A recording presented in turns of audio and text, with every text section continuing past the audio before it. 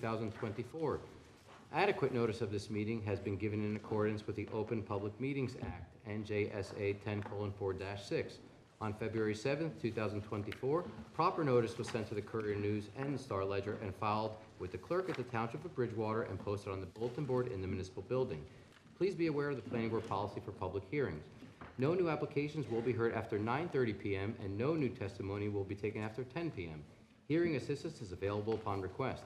Accommodation will be made for individuals with a disability pursuant to the Americans with Disabilities Act, or ADA, provided the individual with the disability provides 48 hours advance notice to the Planning Department Secretary before the public meeting. However, if the individual should require special equipment or services such as a transcriber, 7 days advance notice, excluding weekends and holidays, may be necessary. Would everyone please rise to salute the flag?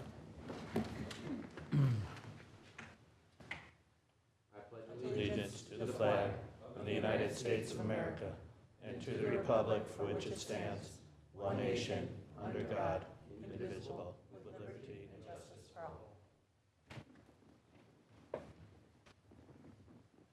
Ms. Pro, can I have a roll call, please? Alessio. Here.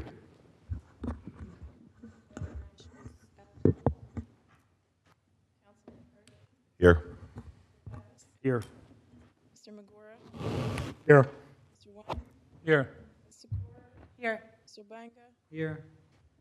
Ms. Chartowich. Here. Mr. Chowdhury will be absent for the record, and Mr. Atkins. Here. For the record, Bill Burr, Mark Peck, Catherine Sarmed, Michael Sullivan, present. Thank you, Ms. Probst. Before moving on, be it resolved by the Bridgewater Township Planning Board that this body will now hold a closed meeting to discuss potential litigation involving the area in need of designation for Block 411, Lot 39, and Block 408, Lot 67. When and if the matters discussed become public record, this will be made known to the public at that time. The open public is excluded from said meeting, and further notice thereof is dispensed with in accordance with Sections 8 and 4A of the Open Public Meetings Act. I'll move that. That's Mr. Pappas. A second, please. I'll second. That's Ms. Sikora. Mr. Chairman, just brief conversation. Is there, for the courtesy of the room, we have a pretty full room, is there an estimate of how long this conversation may take? Mr. 15 minutes. 15 minutes?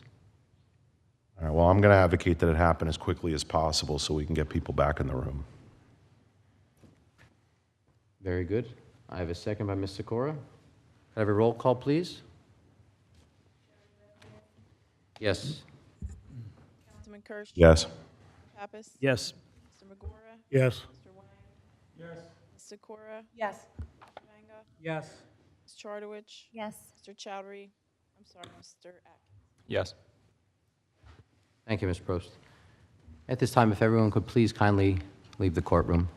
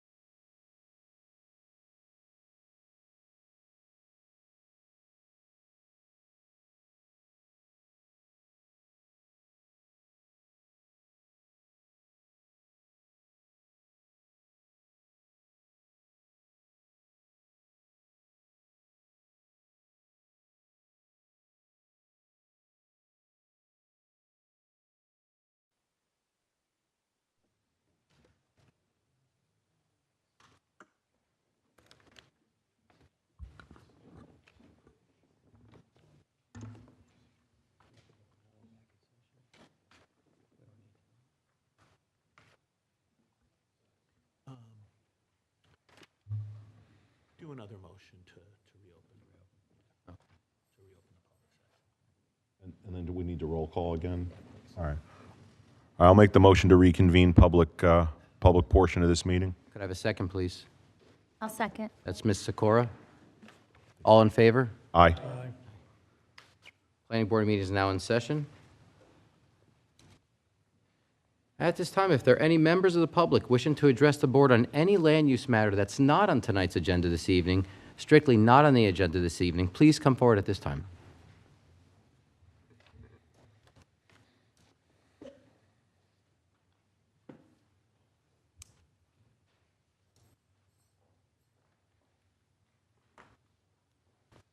Good evening. Please state your name and address for the record.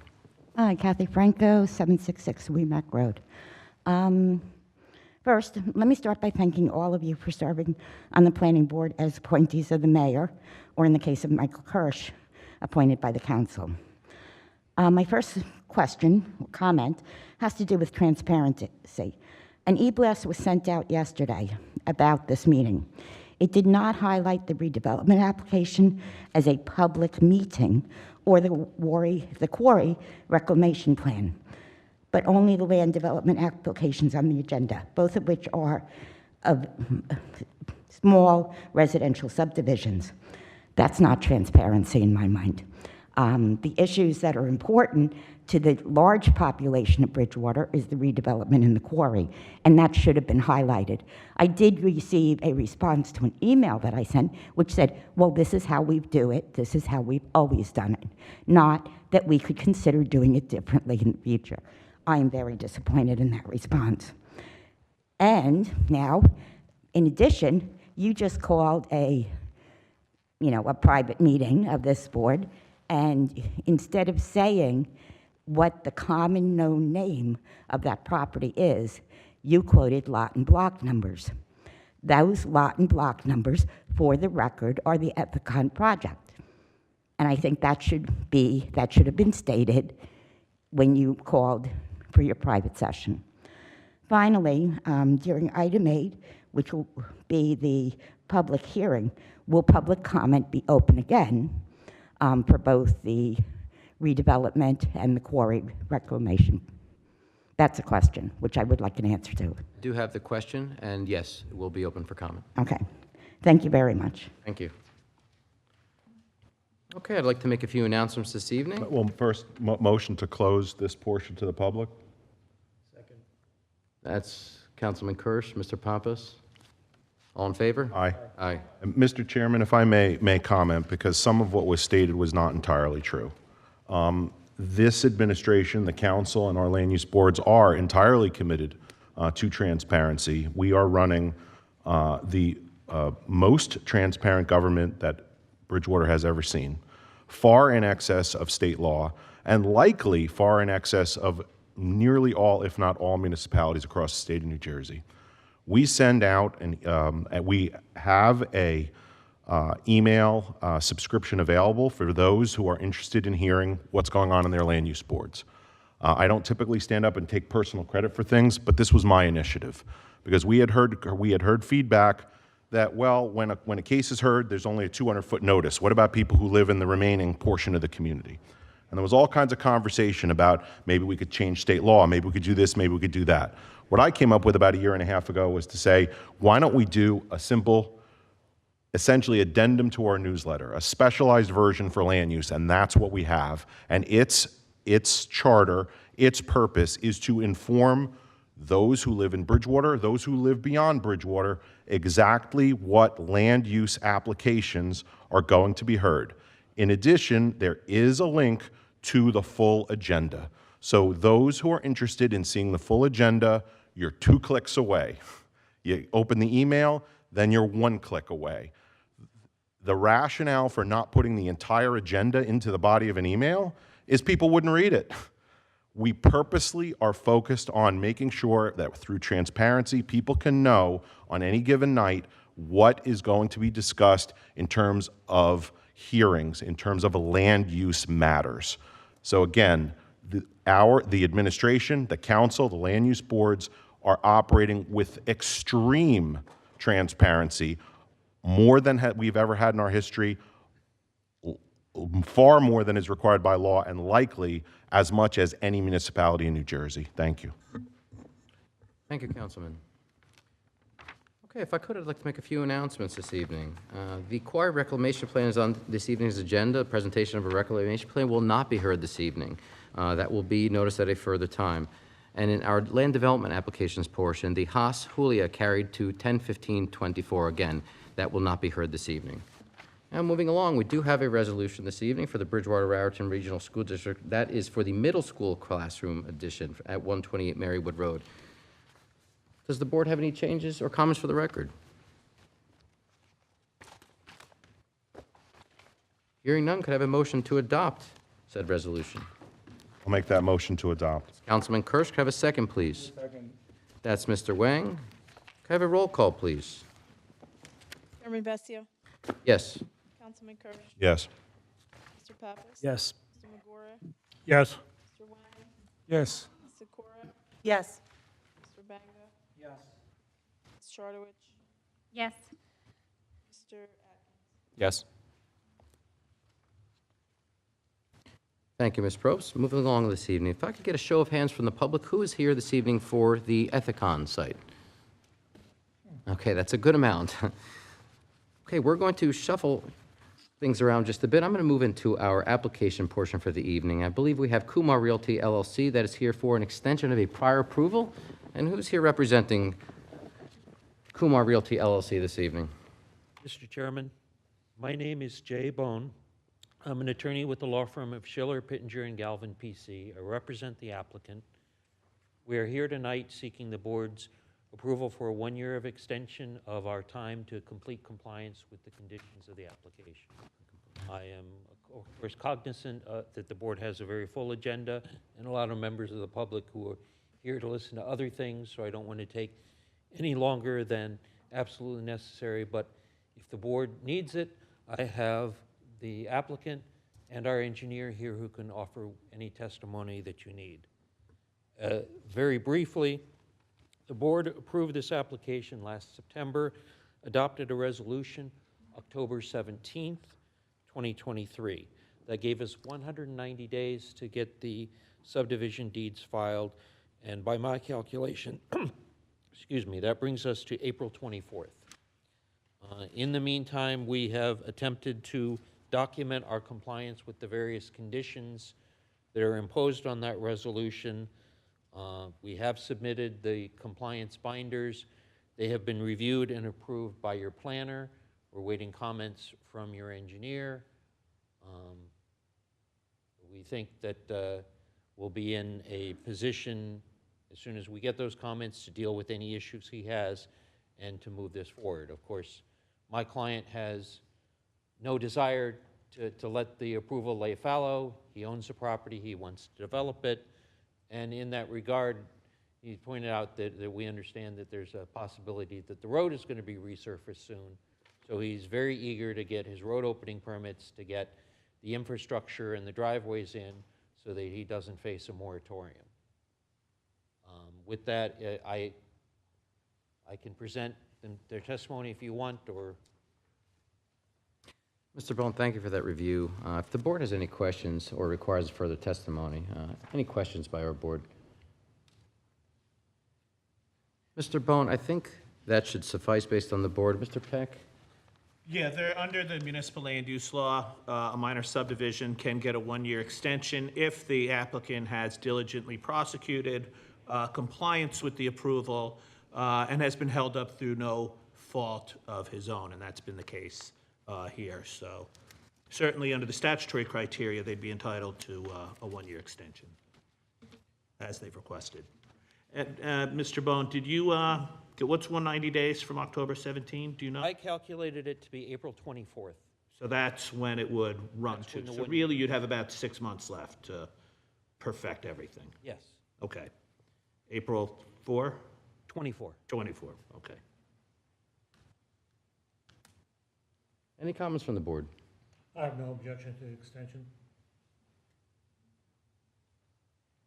With that, I'll take a motion to grant the extension for Kumar Realty LLC. And I just attach that all prior conditions of the approval remain in effect, that they're still obligated to satisfy those. So that would be an extension to April 24 of 2025. I'll make that motion. I'm sorry, I hear a motion? That's Mr. Banga. Could I have a second, please? I'll second. That's Ms. Sikora. Ms. Probst, could I have a roll call, please? Chairman Vessio, Yes. Councilman Kirsch, Yes. Mr. Pappas, Yes. Mr. Magora, Yes. Mr. Wang, Yes. Ms. Sikora, Yes. Mr. Banga, Yes. Ms. Chartowich, Yes. Mr. Akin. Yes. Thank you very much, Mr. Bone, and good luck to you.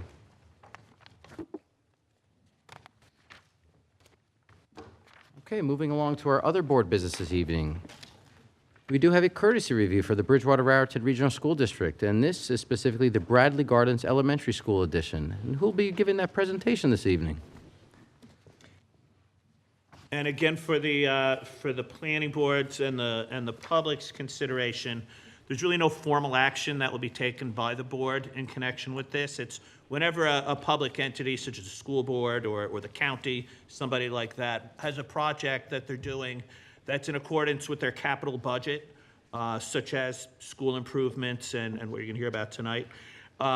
So under the law, they have to make a presentation, and the board can make recommendations, but those aren't binding. It's really almost informational, and to get feedback from the planning board. Thank you, Mr. Peck.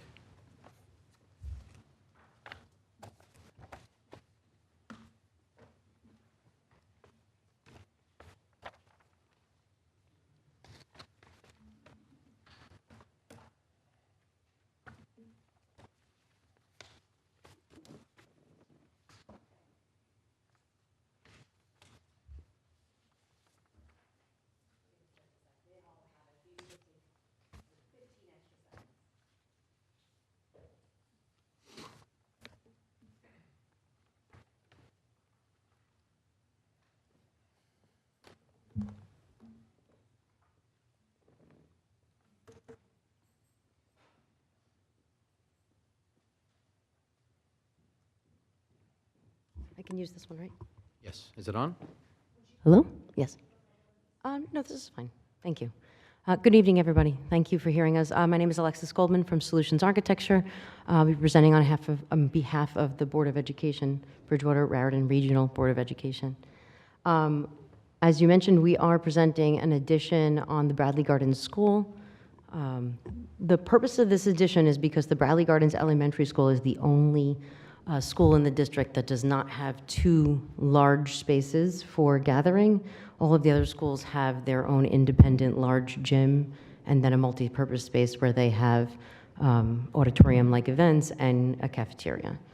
So as part of the referendum, this project was put forth to make sure this school was equal to all the other schools. So we have first the site plan, colored site plan, if you can see. Oh, see the light. So the orange box there is the addition. If you look to the left of that, you can see the circular drive. That's your main approach when you drive up to Bradley Gardens School. We located the addition immediately to the right of the entrance. This was really the only available space, plus it provides a centered location for a cafeteria addition for easy access for the whole school. As you can see, there's a drive that leads up to that addition that is primarily for access for kitchen deliveries and also provides it's a 20-foot drive for fire department access.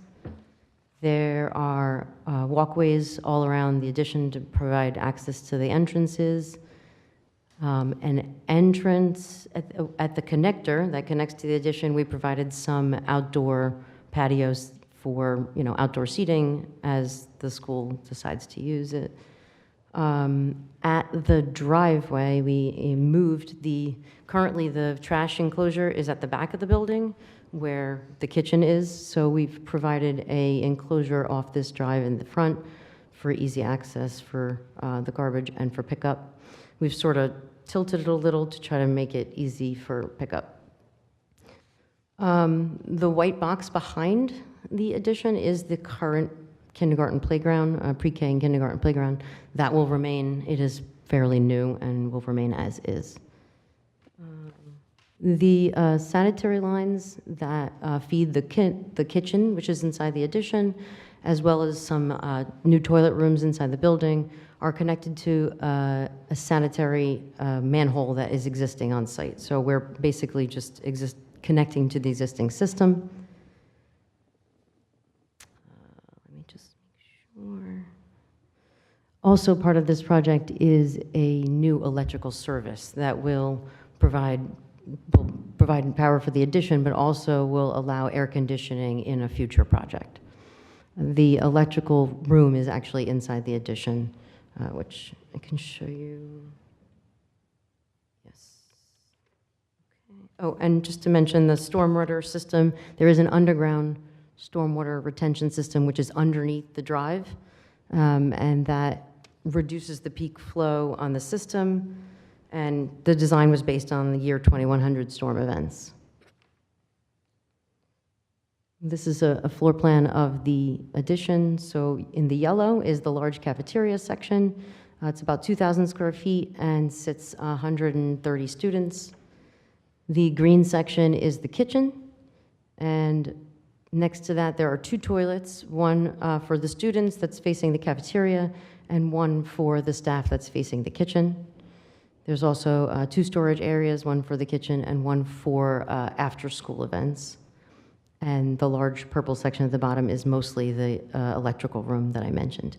And then there's the connection through and back to the existing hallway that's in the pinkish orange color there.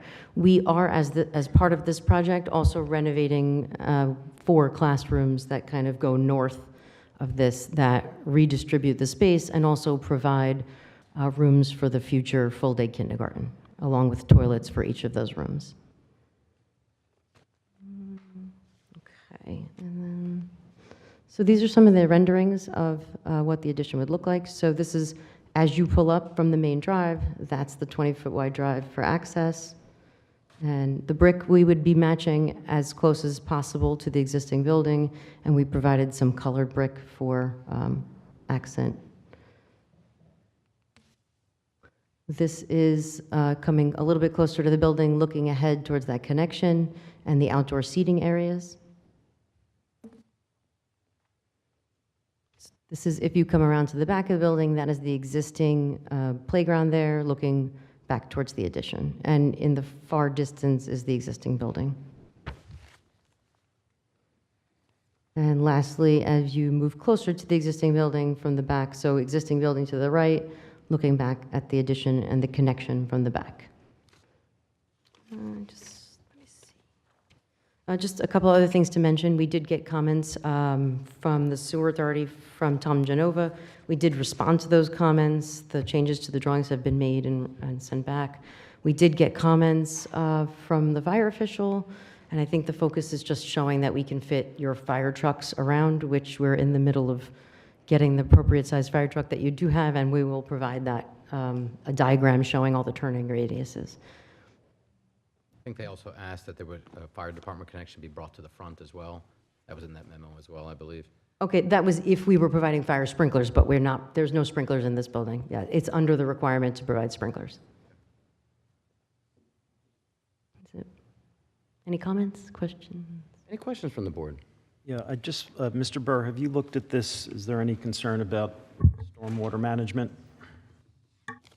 No, actually, I did take a look at it, and stormwater appears to be adequately addressed by way of this plan. There's an underground detention system proposed, and we heard testimony that that was sized to meet the new stormwater requirements, so it looks fine to me.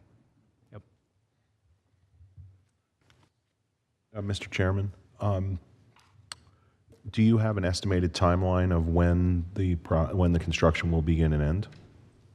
The project's going out to bid in about 3 to 4 weeks. Takes, a month or 2 to start. If the weather is good, they'll start as soon as they receive building permits. If it gets too cold and they can't break ground, then the schedule will be starting in the spring and then would go a full year.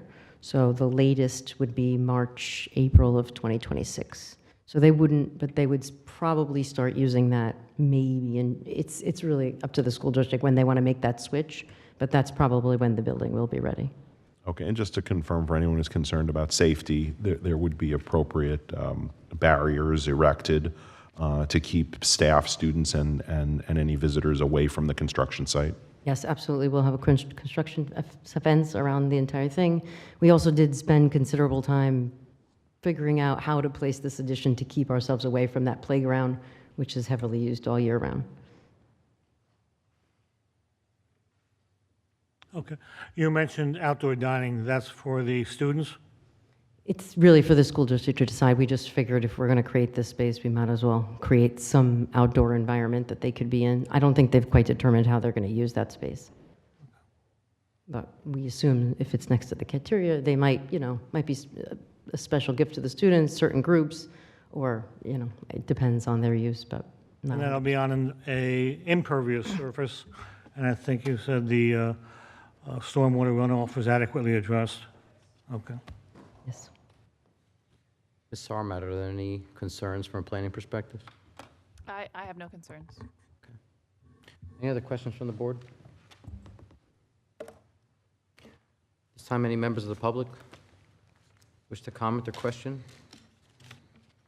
Please feel free to come forward at this time. Okay, seeing none? Any other comments? Mr. Peck, will a simple motion or deliberation by the board, or comments from the board? There's essentially? no deliberation, there's no board action. Okay. I think it's just thank Very good. Ms. Goldman for her time. Ms. Goldman, thank you very much for your time, Thank you for your time. presentation. Thank you. Okay, moving along this evening to our other board business. I'm assuming many are here for the preliminary investigation of an area in need of redevelopment for the Ethicon site, also Block 11, Lot 39, 555 Route 22, and Block 408, Lot 67. And who will be giving that presentation this evening? And Mr. Chairman, before we get the hearing started, I did want to remind the board and the public of the purpose for this evening's hearing. Tonight's hearing is strictly for the board to determine whether or not the property meets one of the statutory criteria that the state has determined would entitle the property to be deemed eligible for redevelopment.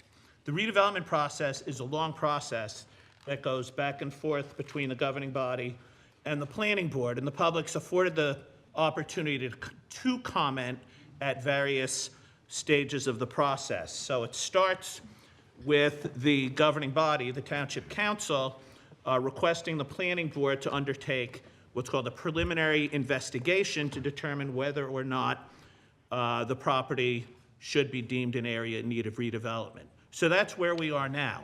The planning board delegated to our planner, our redevelopment planner, Michael Sullivan, to conduct this study. So he's prepared a report, and he's here tonight with his team to prepare, to present his findings as relates to that property. And the 8 statutory criteria are, first is that buildings are substandard, unsafe, unsanitary, dilapidated, obsolescent, basically blighted.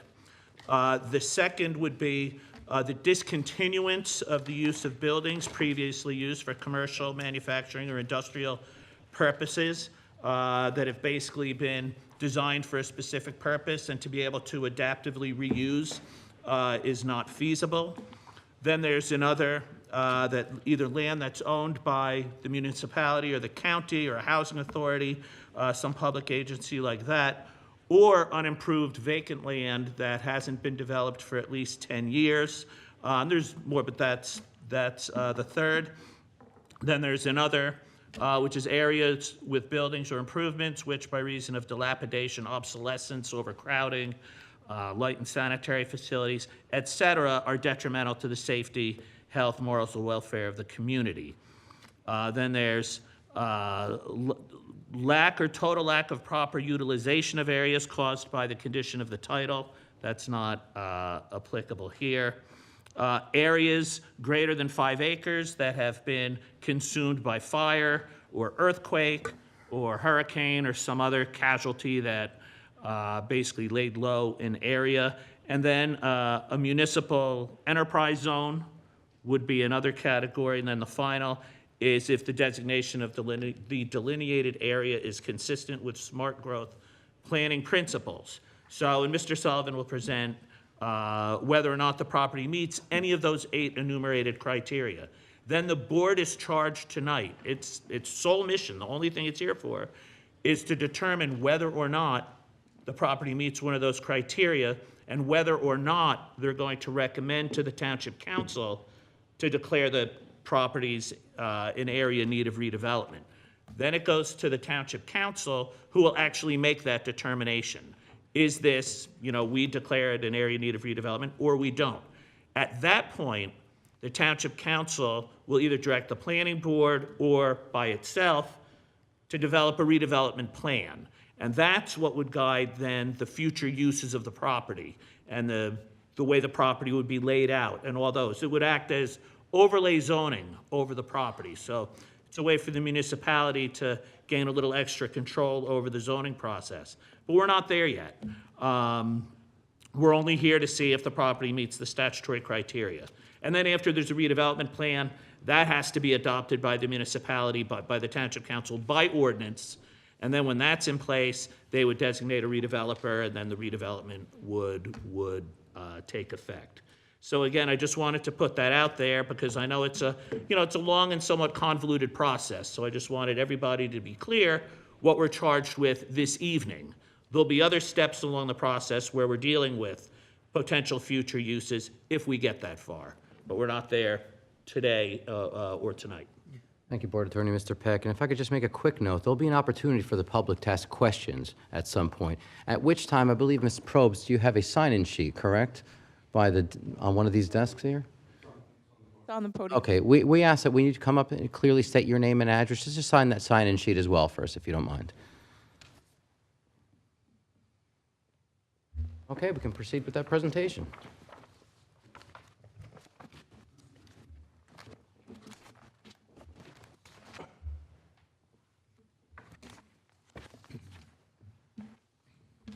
Good evening, and thanks for your attention tonight. Thank you to the public for your attention tonight.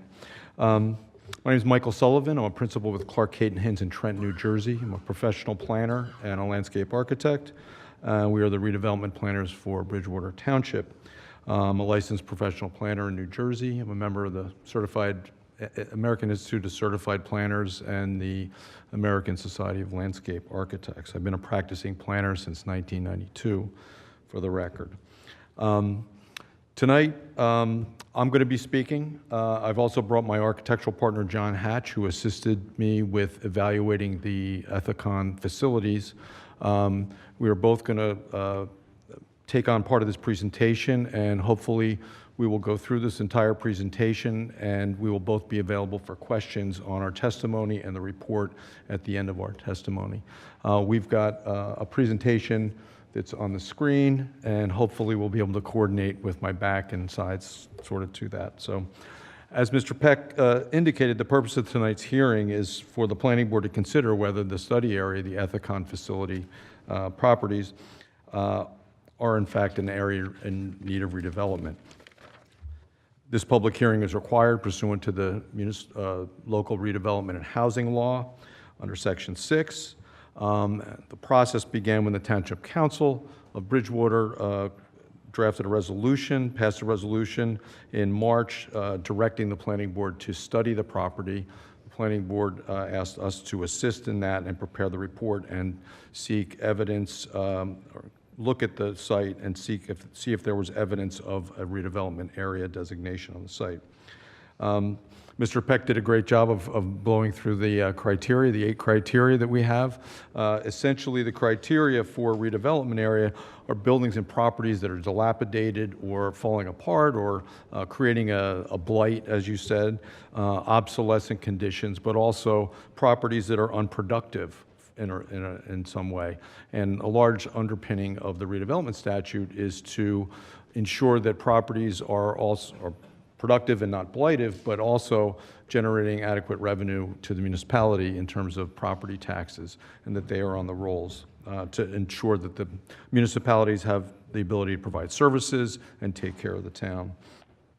The preliminary investigation we're talking about tonight is really a summary of the characteristics of a site, and we compare it to those criteria. So part of that is we look at the conditions of the site, buildings, environmental conditions, natural conditions, whatever's on that site, so that we can compare it to the criteria. Our analysis is contained within the report dated August 30th, 2024, which is our preliminary investigation. And as I said before, I prepared this with the assistance of my architectural partner, John Hatch, who will be speaking, and my associate, Tristan Harrison, who's also a planner. In order to do this, conduct the investigation, we reviewed a whole series of documents that we were able to obtain from the new property owner. That included property surveys, it included environmental reports, it included architectural analyses, it included summaries of floor area, I said the environmental assessments, but we also looked at tax assessment data and other data in doing this report. So the report does contain physical characteristics and all the information that we thought we could find to make a determination as to whether or not we think it meets the criteria. You go to the next slide. So just to orient everybody, the site's located at 555, I'm going to look this way, US Route 22 on the westbound side, near the intersection of Country Club Road and US Route 22.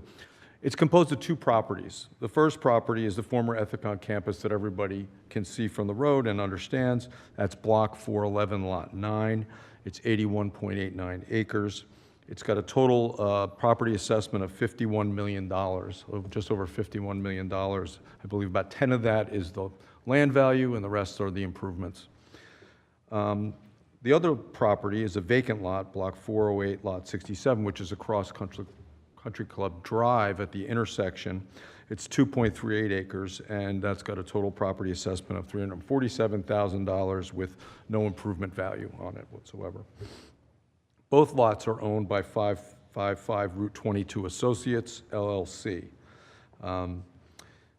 Current uses, well, we've got the existing land use. The existing land use is based on tax assessment data, and that shows that the land classification for the Ethicon campus is still commercial, and that Block 408, Lot 67, the vacant lot, is vacant. Next.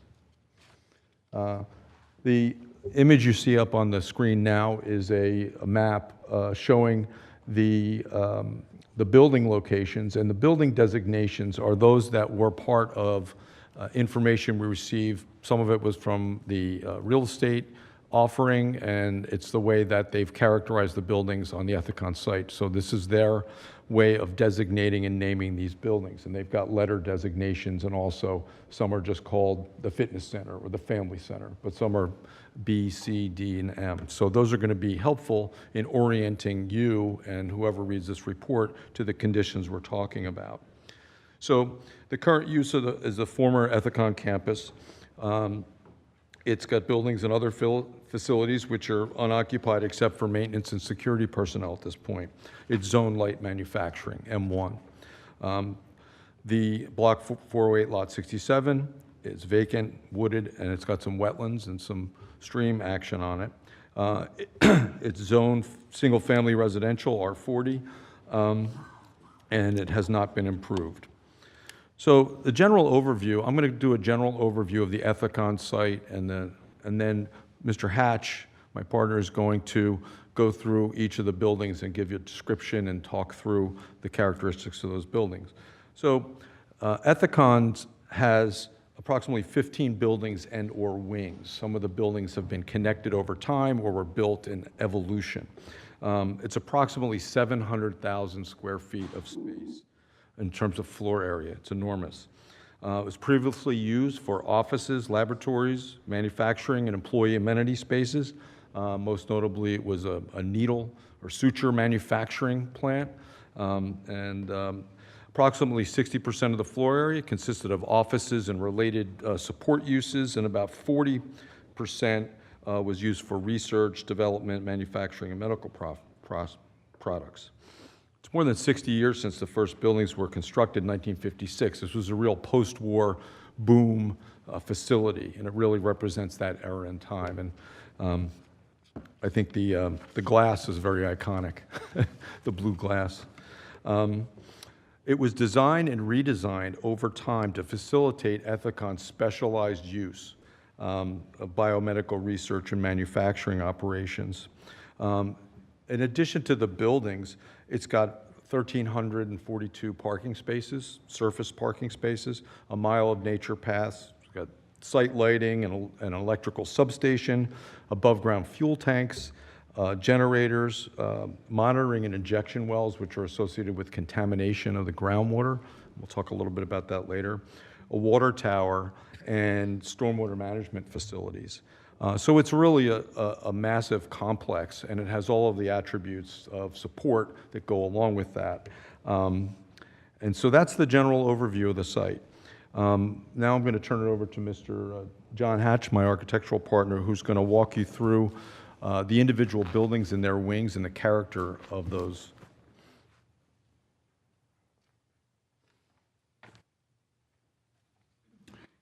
Thank you, Michael. Good evening. My name is John Hatch. I'm a principal with Clark Caden Hintz. I'm an architect. I've been licensed in the state of New Jersey since 1992. Part of my area of practice has to do with, my area of practice has to do with working with existing buildings, redeveloping existing buildings, including larger redevelopment projects, and that has included a number of larger industrial structures. To start with, as Michael said, the site has a wide range of buildings, building sizes, building configurations. In general, the buildings are quite utilitarian and industrial in nature. A lot of them have concrete exterior walls or concrete masonry exterior walls. Many of the buildings are very specific to their functions, to their laboratory, manufacturing functions. And the overall site configuration and the relationship of the buildings to each other, to the parking, to the site, is also very particular to the functions that were located here since 1956. So I'm going to start by just running through and briefly describing each building and its characteristics. So the first building is called Building 5. It's the Family Center or Child Development Center. This is actually one of the newer buildings on the site, built in 1997 for use as an employee child care facility. It's one story. It's almost 22,000 square feet. It contains classrooms, play areas, restrooms, kitchen, offices, mechanical and storage rooms, and other spaces relevant specifically to a daycare center. It's in relatively good condition, given that it's not that old. It's organized as a double-loaded corridor with rooms on each side, and there's adequate light and window access for the for the designed uses, which is daycare center for ages ranging from very young through pre-kindergarten. So each classroom in the building has a very particular configuration, and based on the age group that was being served, the youngest children, those spaces, for example, have diaper changing areas, and all of the rooms have bathrooms that are designed specifically for the age group.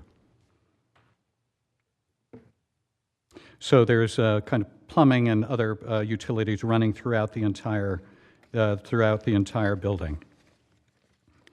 The next group of buildings are actually wings. It's called Building 10, and it's wings C, D, E, F, and M.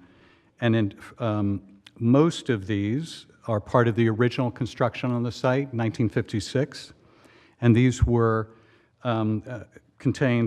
each of these wings contained a variety of uses ranging from specialized laboratory and research space in Wing C, specialized office space in Wing D, executive offices in Wings E and F, and administrative offices in Wing M.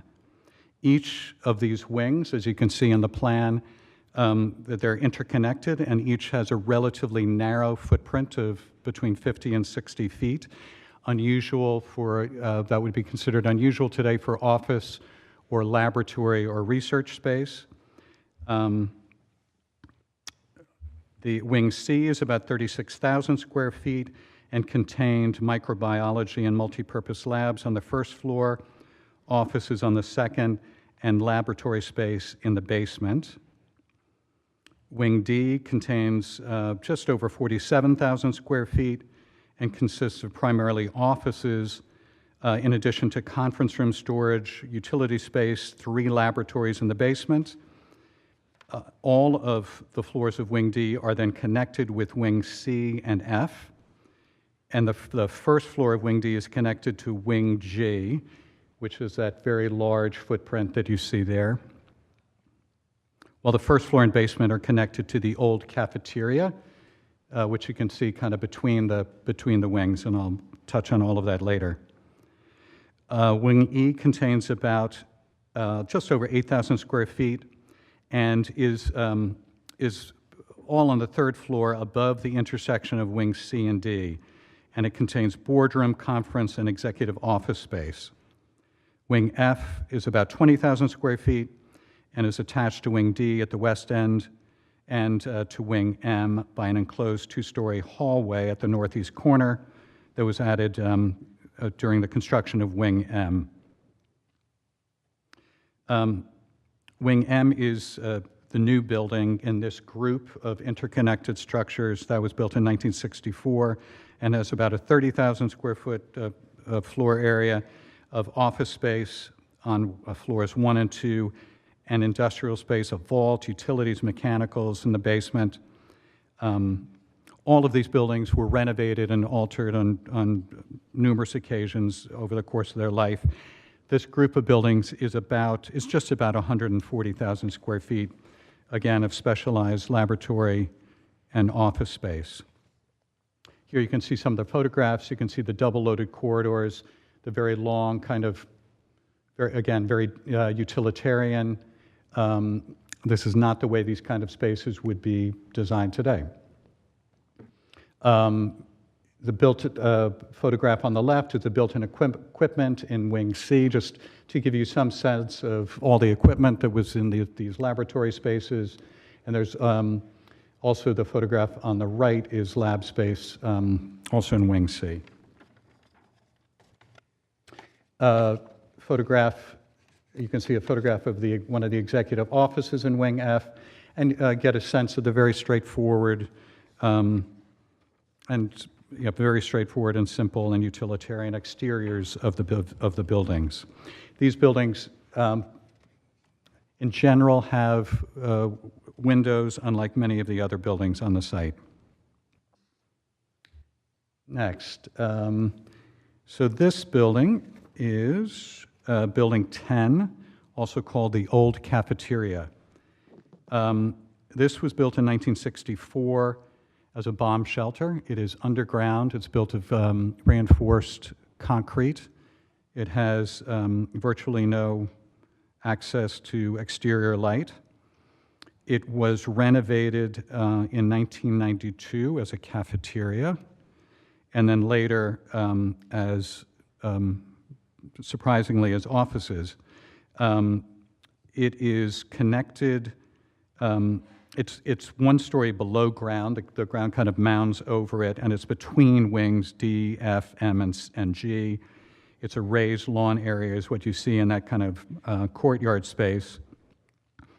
It's accessed through the first floor and basement of Wing D, and it has just about 15,000 square feet. Next building is Building 25. This is called the Clinic or the Beam Building. It was built in 1961. It's a 2-story building, quite small, total of about 8,500 square feet. It contained a medical clinic, doctor's offices, and exam rooms on the first floor, while the basement houses storage and mechanical equipment. The east end of the upper floor was converted at a later in 2011 to an employee health clinic. And the west end of the lower level is actually below grade. That's just because of the way the site slopes. It can be accessed by means of a second-story enclosed pedestrian bridge from Wing G.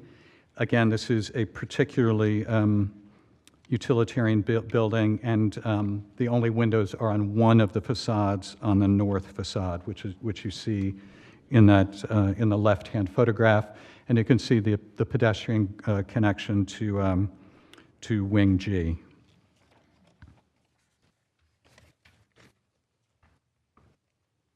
Building 30, or Wing O, was built in 1969 with a series of later renovations. It's a three-story building of almost 99,000 square feet.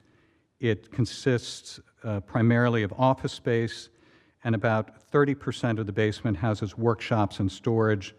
It's connected to Wing G at the west end and to the ATC building at the north end by another connection bridge at the third floor. As you can see, again, this is a very utilitarian building. Concrete exterior, painted concrete, you can see how it's staining, and large portions of it don't have windows or have very few windows. And I think on the next slide you can get a sense of what some of the interior spaces are. This is the workshop and manufacturing space in Wing O, and you can see the height of it, the equipment in it, and just how particular the design is to the function.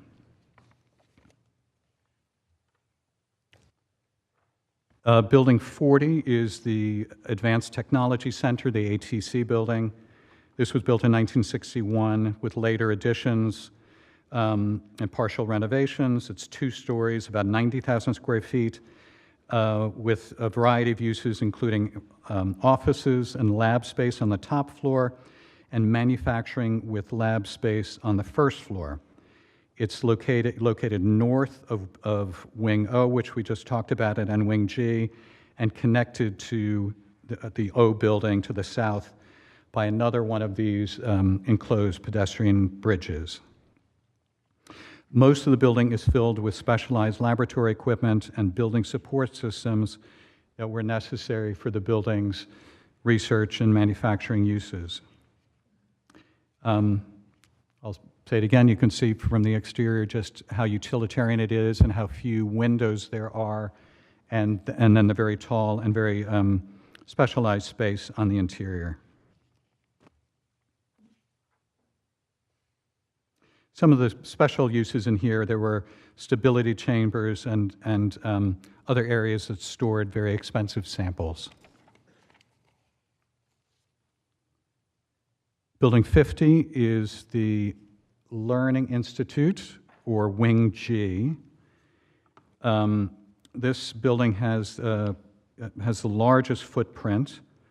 It is part of the original construction in 1956, and this is where most of the manufacturing took place when it was first constructed. It's a little over 184,000 square feet, and now most recently contained offices and other amenities, along with some manufacturing, specialized lab, warehouse, and other facilities that supported the entire campus. As I mentioned, it was originally the manufacturing facility, but went through renovations in the 90s and 2000s to accommodate this variety of kind of amenity uses that didn't have other locations on the campus and that could be put into a building that had such a large footprint, and these spaces didn't necessarily need access to windows. So it's things like the cafeteria, which had been underground before, a credit union, warehouse, and training and conference spaces. It has its own access and is attached to several other buildings as well. And here you can get a sense of just how tall the space is on the interior.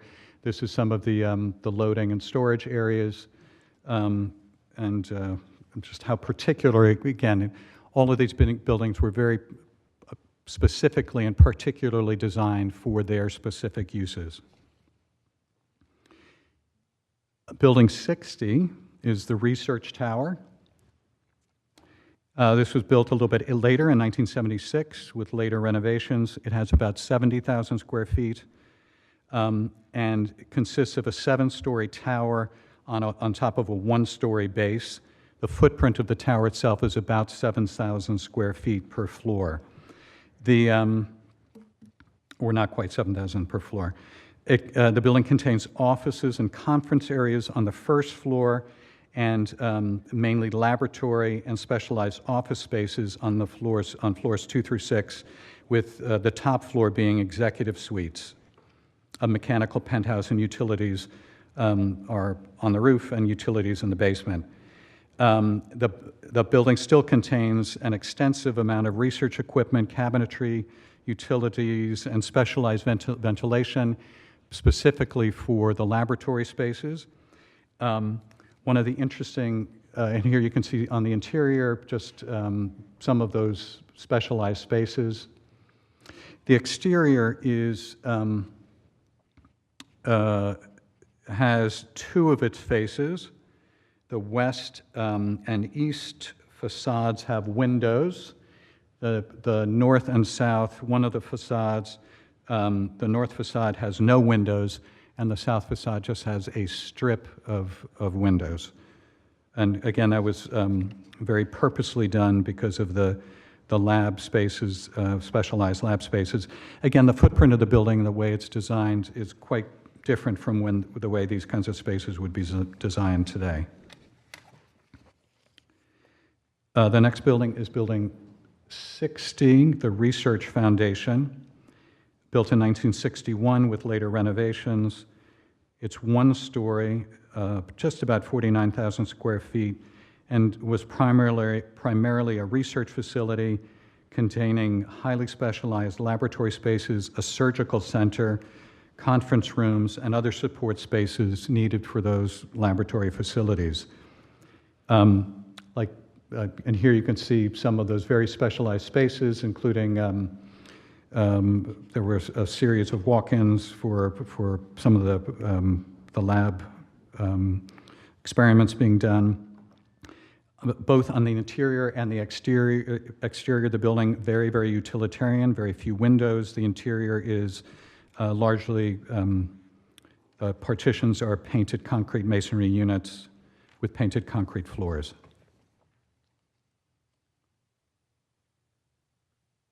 And there you can see one facade with no windows. Building 60 is the Research Complex Connector. This was built later in '76 and renovated in 1997.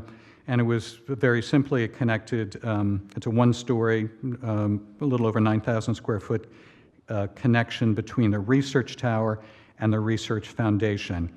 And it's essentially a double-loaded corridor with some offices and restrooms on either side. It does have windows on one face, very straightforward utilitarian double-loaded corridor. Building 70 is the Fitness Center, one of the later buildings on campus. This was built in 1983. It's a 1-story standalone structure of about 10,600 square feet. It contains a gym, exercise spaces, offices, mechanical and storage rooms, restrooms, locker rooms, showers, and although, again, very utilitarian on the exterior and very straightforward spaces, it functioned well as a fitness center. There are a number of other structures on the site associated with the overall functions on the Ethicon site and provided utilities and support. There's the very prominent water tower. There's a tank farm which has large oil tanks and other fuel tanks supporting the facility and supplying generator, fuel for generators, electrical substation, and electrical substation. So these all provided the necessary utilities and support for the rest of the campus. And just in closing, I'll say again, it's, as you saw, the buildings are very particular to their functions, and the overall configuration of the site was also very particular. So it's, anyway, well, Michael.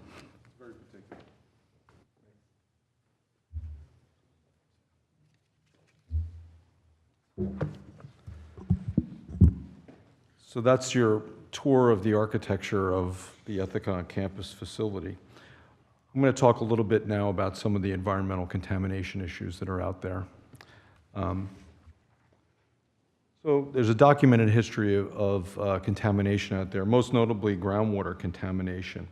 The investigation of groundwater contamination at Ethicon began in 1983 when 9 monitoring wells were installed and sampled for the first time. A groundwater classification exception area, which is shown on the aerial photograph on the right, was established and approved by the DEP in 2014. That was for groundwater. There are chlorinated hydrocarbons, and they are detrimental to humans and other life. And so there's been cleanup and remediation going on out there ever since. An application was made in 2023 to the DEP in order to reduce the extent of the classification exception area. The classification exception area is an area of contamination which restricts the ability to develop the site or have activities. There are also monitoring wells and injection wells out there which have to be protected because they are monitoring groundwater, and they're also using, I believe the injection wells are using, they're ports for injecting fluids, water to dilute contaminants. So there was an application made to the DEP to reduce it so that there would be more ability to utilize the site. As of now, that hasn't been approved to my knowledge, and there's an immense cost with that. There's a real cost to that, and that cost is upwards of $1 million to make those improvements. You couldn't just get the classification exception area reduced. You have to actually mitigate some things and take some actions in order to do that. So that exists. In addition, within the buildings, there is evidence of 3 prominent contaminants. First is lead.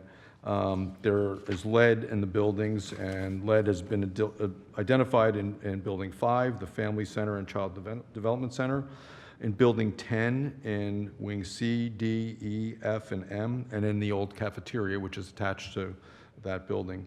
In Building 25, 30, 40, which is the Advanced Technology Center, in Building 50, which is the Learning Institute, the largest footprint, the Research Tower and the Research Foundation have lead, and also the Fitness Center. So that lead, if demolition occurs, must be remediated. Asbestos is also located within the buildings, within Building 10, in all the wings, within Wing O of Building 30, within Building 50, within Building 60, which is Research Tower and the Research Foundation. And also PCBs have been identified in the buildings. The report that we have is not specific to the exact buildings, but there were 8 out of 29 analyzed samples for PCBs and caulking that's been used, and the recommendation is that further study needs to be made for all of these to determine costs. Right now, from the reports we have, the estimated remediation costs for groundwater and asbestos remediation are upwards of $5 million. And what this is telling us is that this is an old, now vacant office research and manufacturing site with 700,000 square feet of floor area, and that the contamination with the buildings on the site presents an obstacle to redevelopment here, and that it will be very costly to remediate these things. Let me describe Block 408, Lot 67, which is the vacant lot. Where's that? Okay. This lot is vacant. It's got woods and it's got wetlands on it. And it's got 587 feet of frontage on US 22 and approximately 194 feet of frontage on Country Club Drive. The wetlands, without transition areas or buffers as we commonly know them, occupy about 30% of the lot. That's 31,000 square feet. And the access is limited due to wetlands. And there has been no development of that property since then. In terms of how we look at this property through the lens of the criteria, the redevelopment statute, I'd like to go through that now. And can we pull up the slide with criterion B? Okay. In my opinion, based on the evidence that we've looked at, the former Ethicon campus meets criterion B. Criterion B in the local redevelopment and housing law indicates that you satisfy the criteria if the property exhibits the discontinuance of the use of a building or buildings previously used for commercial, retail, shopping malls, or plazas, office parks, manufacturing, or industrial purposes. This, as we've talked about, the Ethicon campus began in 1956 as an office park and surgical product manufacturing facility, and it was expanded over several decades, and John went through the evolution of some of these buildings with additions, renovations, and they shifted uses around as they moved things through their property and the uses shifted. They moved the cafeteria from the bomb shelter, et cetera, et cetera. The site continued to be used for its intended purpose and its evolved purpose for over 60 years. In September 2015, it ceased its manufacturing operations on site, which occupied approximately 280,000 square feet. Approximately 40% of the total floor area was discontinued in terms of use in 2015. 60% of the campus continued to be used for offices and the ancillary facilities, the family center and the child care center, until August 2022. In August 2022, Ethicon relocated 1,200 of its employees to a new facility, but retained 50 employees in the core facility use for security and basic maintenance operations. The campus was temporarily reoccupied between September 2022 and April 2023 with approximately 1,300 employees during the construction of a new facility in Raritan. And since the completion of the Raritan facility, those employees moved over to Raritan, and it's now unoccupied except for the core maintenance and security folks who are out there. It's unoccupied other than those folks. In my opinion, this facility is obsolete for its purposes. As John testified to and described through all these buildings, they were all built specifically to function for this use. As he said, the office facilities don't represent contemporary office development. There are extraordinarily high ceilings and structural elements and built-in lab space and sample storage space and secure areas. And I look at these buildings as a whole, as each one being analogous to components of an extraordinarily large machine that was custom built to function as Ethicon functioned, to do the research and have the office administration and manufacture and test and store. When we got the tour, we learned that they had animals they were testing on out there. They had samples. They had all these refrigerated units, and these were in. When you walk through there, it's very unusual because it's very dark. There's not a lot of windows, and there's extremely large floor plates in some cases. And I couldn't imagine this place being readily adapted to any use where people would want natural light.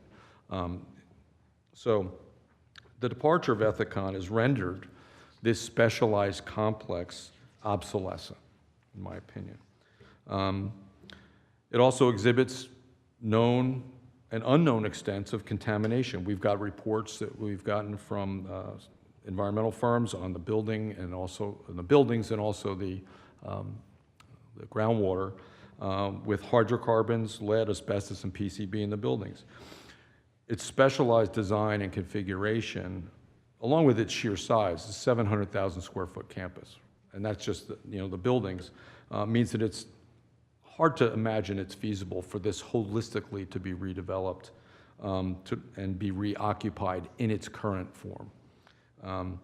It is a quintessential stranded asset, and maybe you've heard that term. A stranded asset is characterized by the legislature and is what has become a common term of art in the planning and development and redevelopment world. A stranded asset is essentially a large facility, like a MRC, which was a stranded asset that was reoccupied, or this facility, which has outlived its use, was specialized, and now the user has moved on, and it's very unlikely that someone's going to come in and just take it over and reoccupy it and reuse it. When the legislature passed the redevelopment statute to include this provision, they made some commentary, and I'm going to read this straight from what they said. Because large corporate office parks and large shopping malls have become obsolete, vacant, and difficult to market, today they are characterized in development circles as stranded assets. In order to encourage private entities to work together with municipal governments to redevelop stranded assets, it may be necessary to resort to more potent development tools than traditional land use planning and zoning. By specifying that vacant shopping mall or an office park is an area in need of redevelopment, a municipality can offer potential private sector partners redevelopment tools such as tax exemptions, abatements, to encourage them to repurpose these stranded assets. Why that's important to you or to the township. The assessment, as I said before, for the Ethicon campus is $51 million plus. The annual tax bill is almost $1 million. It's $929,000. The annual cost to maintain this, and we got these numbers from the representative who's in charge of the facility, including property taxes, is $3.388 million per year to maintain this site. That includes security, power, all the things that make it go, plus the $900,000 in property taxes. Absent redevelopment, property tax appeal could result in a significant drop in that revenue to the township. Additionally, if this were redevelopment and you brought employees of some ilk back here, that would have spin-off in terms of economic development and economic activity for the township. So the redevelopment statute and the redevelopment law, by providing tools, not just the fiscal tools, but also the tools for enhanced zoning and the ability to sift through what is necessary and determine whether or not there are also public improvements that are necessary in order to facilitate this, and to utilize the tools of the redevelopment to get a more productive, get back a productive use, get it back in the tax rolls in a meaningful way, make it active again, and have a public benefit is what the statute is intended to do. The former Ethicon campus is a classic stranded asset in this sense. It is exactly what the legislature was trying to address with the housing law. Its obsolescence means it could sit there for a long time if it's not helped. Its specialized design, coupled with the sheer size of the campus of 700,000 square feet, makes it a prime candidate for utilizing the planning, regulatory, and fiscal tools afforded by the New Jersey local redevelopment housing law. And I firmly believe that it meets criterion B of the statute. Let me talk about the other property now, Block 408, Lot 67. I believe this property meets criterion C, and that is land that is unimproved, that has remained so for a period of 10 years prior to adoption of the resolution. I'm quoting from the statute now. And that resolution is the resolution that the governing body made to study it, to direct the planning board to study it. and that by reason of its topography or nature of the soil, is not likely to be developed through the instrumentality of private capital, meaning no one's going to develop it because it's got conditions related to the soil. Property has been unimproved for 10 years, and we've got an aerial from 2012, I believe this is. So it's an aerial image from the DEP. Is that DEP or near map, Tristan? DEP. And when we look this year, we have a 2024, that's 2023 DEP imagery? Oh, that's near map, okay. There's been no activity on there, no development activity. And in fact, when we look at the tax assessment records, there is 0 improvement value for the site. So it's unimproved vacant land. That's the first prong. No improvements. It's been vacant for 10 years. And this is due, in my opinion, largely due to its location and its relative soils. It's got freshwater wetlands on it.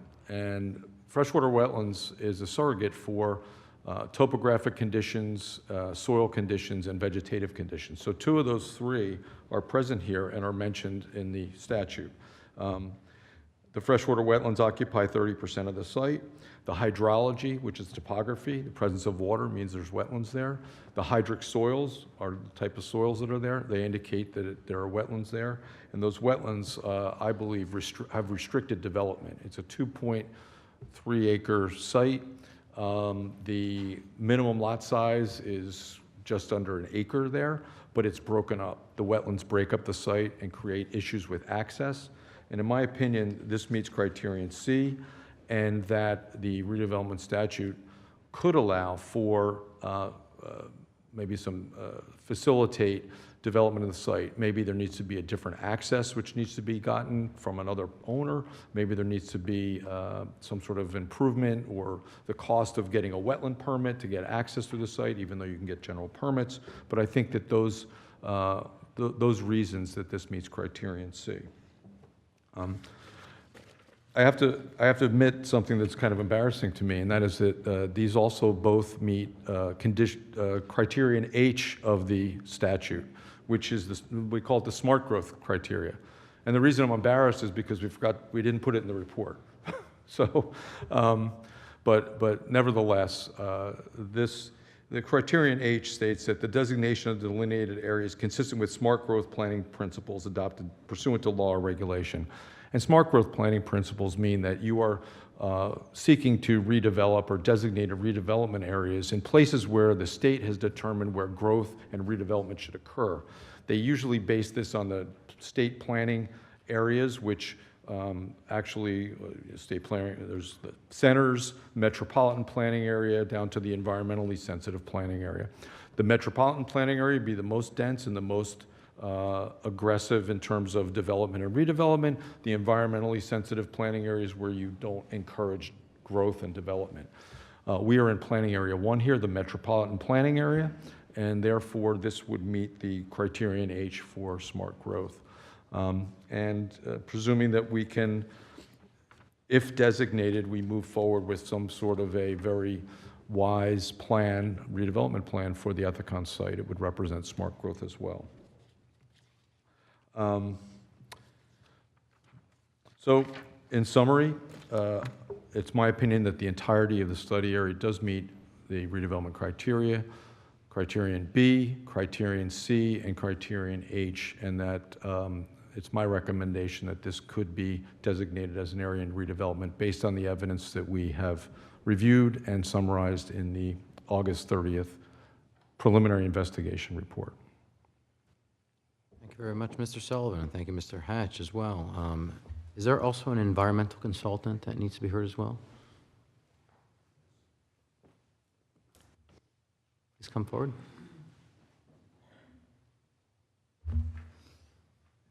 Yes, good evening. My name is Jim Llewellyn, and I'm a principal of Appalachia Hydrogeologic and Environmental Consulting. And our company provides services, environmental services for the public and private sector and land use. What do? Basically the same things that have been and are ongoing at the Ethicon facility. We do site assessments, we do investigations, and we do remediations from the beginning to the end. We've been in Bridgewater since 2006, excuse me, and our key staff have about 35 years of experience. Our role here is to essentially use our specialized knowledge to get a better understanding of the environmental conditions at the Ethicon site, and then share those findings with the township administration and the community. Now, our purpose for this decision-making process that we're in is to be the third party that reviews all of these environmental documents, summarize and report to the administration and the community, and then participate in question and comment discussions as a subject matter expert. Thank you for asking us to do this, and we look forward to working with everybody. And by the way, I'm your resident. I live in that neighborhood near Ethicon. Thank you. Thank you, Mr. Llewellyn. Again, thank you, Mr. Sullivan, for that very thorough and detailed report. Does the board have any questions for the testimony just heard? Please. Sorry, I have a couple of questions, and Mr. Sullivan will probably be the one that can confirm or clarify. In no particular order, can you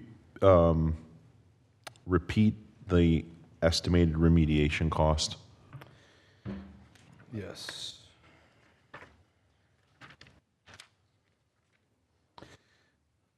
The information that we have gotten is that the groundwater remediation cost is about 1.6 million, and the asbestos remediation costs are approximately $4 million. So the total would be like in the fives? Yeah, 5.5 million roughly. I did not get any costs for PCB remediation or lead remediation. Okay, so could be higher? Yes. Okay. And in the intervening time, before any construction occurs, before any land disturbance occurs, is that land currently safe? I presume that it's safe. Okay. What would create a situation where it is potentially unsafe and needs to be remediated would be if there's construction, if there's demolition, if there's disturbance of the ground, correct? Well, I think in terms of the groundwater, if you were exposed to the contaminated groundwater, that would be unsafe. In terms of the buildings, it's not clear to me how much of the contamination is currently exposed in a way that would actually harm somebody, or if it's just that as you do the demolition, you would have to remediate. I believe it's more related to when demolition would happen. Okay. And again, this may be outside of your scope, but if Ethicon had people on that, well, they still have people on that property, right? And basic maintenance and security until I think sometime in 2023 they reoccupied the site. I guess before putting people onto that site, they must have been sufficiently satisfied that it was safe for people to be there, correct? I don't know for a fact. I'm presuming that since they reoccupied it, they did it in a way that was safe. Okay. The buildings that are there were basically constructed beginning in the 1950s with a large number of add-ons. You use the phrase obsolete, not readily adaptable. Is it just generally the case that buildings have useful life? Something built in the 1950s was not necessarily intended to last forever. Well, I'm not an architectural expert, but I think in general buildings do have useful lives, and they can outlive their useful lives. And is that essentially what's happened here? The buildings, by and large, have had a useful life, and are now beyond that useful life. Yes, that's what I understand from John, and that's what I understand based on my understanding of the specific functions here, that those functions no longer exist, and that they were special and specific to the Ethicon operation. Okay, and the final thing I want to just mention, the phrase that was used that I really keyed in on was smart growth planning principles. And I think that's going to be really a key phrase as we look at this site, as we look at others in Bridgewater. Bridgewater is largely developed. There isn't a lot of land left, but there are still some places. And I think that phrase and its underlying meaning, smart growth planning principles, are going to be ones that our residents will hear regularly because we have a responsibility to ourselves and to future generations to make sure that we make decisions that are going to benefit this community in the long range. So I think that's a very important phrase that we use as our anchor as we think about this and potentially other properties across town. All right, thank you. Thanks. Kirsch. Any other questions? Okay, let me try. Has the present owner given any indication as to a schedule for developing this property? Or is that very premature right now? I have no idea. Okay. Secondly, we talked about groundwater contamination. I suspect DEP has information as to the depth of contamination in the soils. Is there any, again, it's very premature, is there any possibility that there is a plume that could get off-site? Or is the contamination localized in the center of the site? Can you pull up the DEP map, the exhibit? So if you look at this, the yellow line indicates the boundary of the Ethicon facility. Mm-hmm. The purple area is the classification exception area, and it spans the property line, Mm-hmm. crosses the property line. I cannot speak to the depth, and I cannot speak to whether or not there's a likelihood of spreading. I can only look at what the DEP has posted and what I've read in the reports, and we're really focusing on what it means in terms of there are these wells out there that restrict development and have to be taken care of, and that there's this exception area which limits the ability horizontally to develop the site. Certainly, my questions are very premature. We'll probably be looking at this again in a Good year. questions. They're good questions. Thank you, Mr. McGraw. So a classification exception area is an institutional control that basically tells the public that you cannot put any more wells in this area or there's contamination above the state standards. So in order to get a CEA, you have to define, or what we call delineate, the plume horizontally and vertically to get the CEA. So those numbers you're asking for are in a fact sheet. It's called a CEA fact sheet that tells you exactly the depth, the width, the length, the contaminants of concern, and then they post that map, just giving a visual so people have a better understanding of where that plume resides. As far as off-site, it is off-site. It is? It is, yes. That's what that map shows. So that's really all I know, is that I did look into a little bit, and I think that answers your question.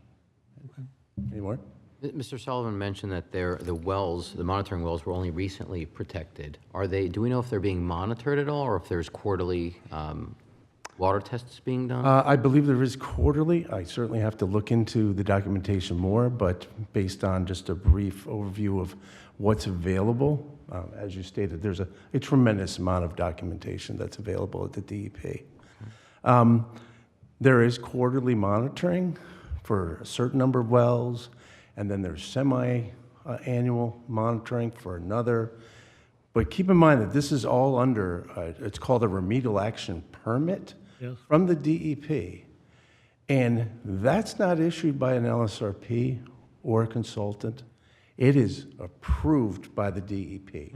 There's a few things that the DEP maintained when this SARA and LSRP program came into effect, and that is they're the ones approving RAOs, okay, in the end, and they're the ones that are approving remedial action permits, which they received for the groundwater.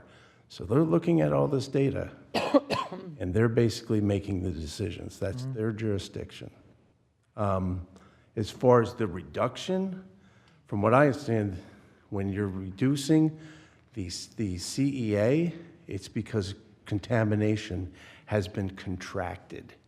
So the remediation apparently is working because they're able to go back and revise that classification exception area.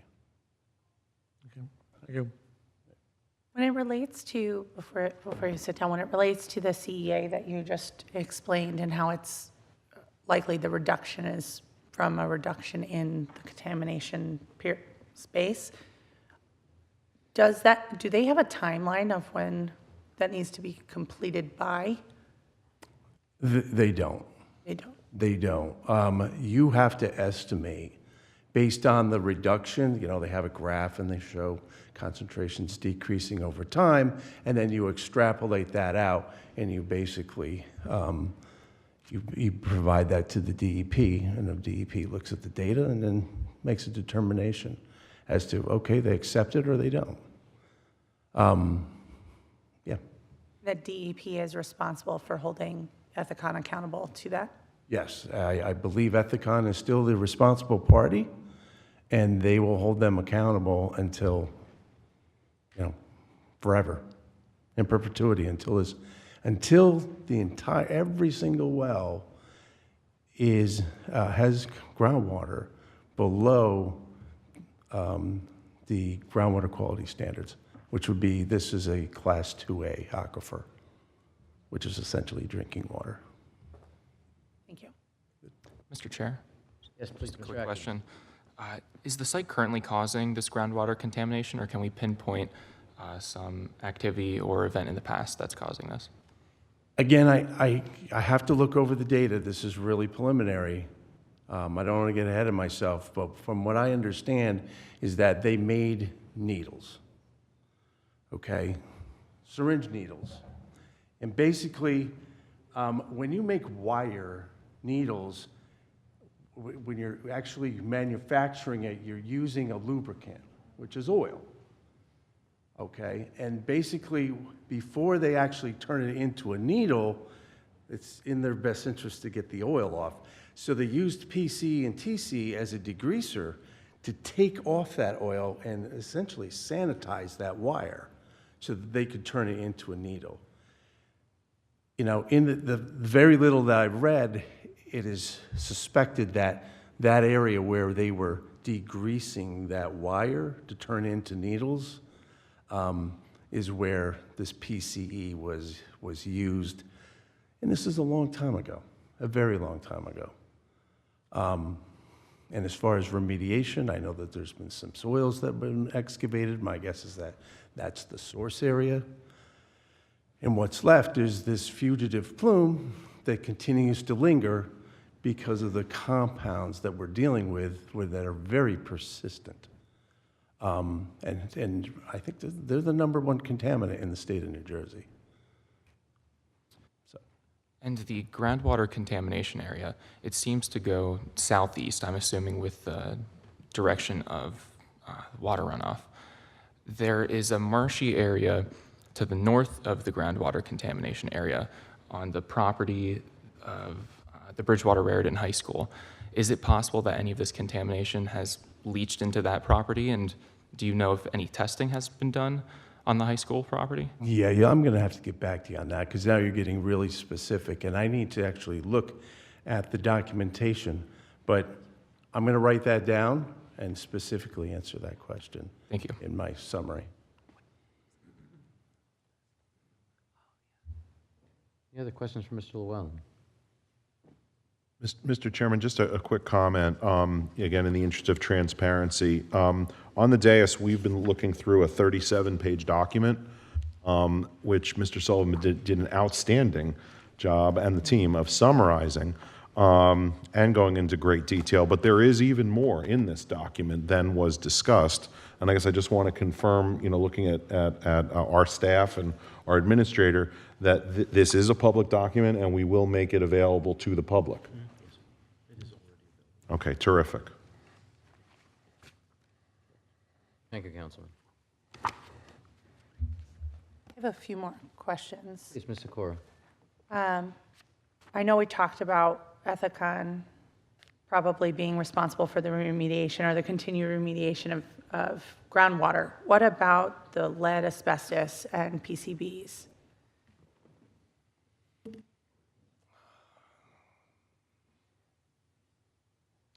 My guess is, this is just a guess, that it's contractual between the new owner and Ethicon of who deals with that.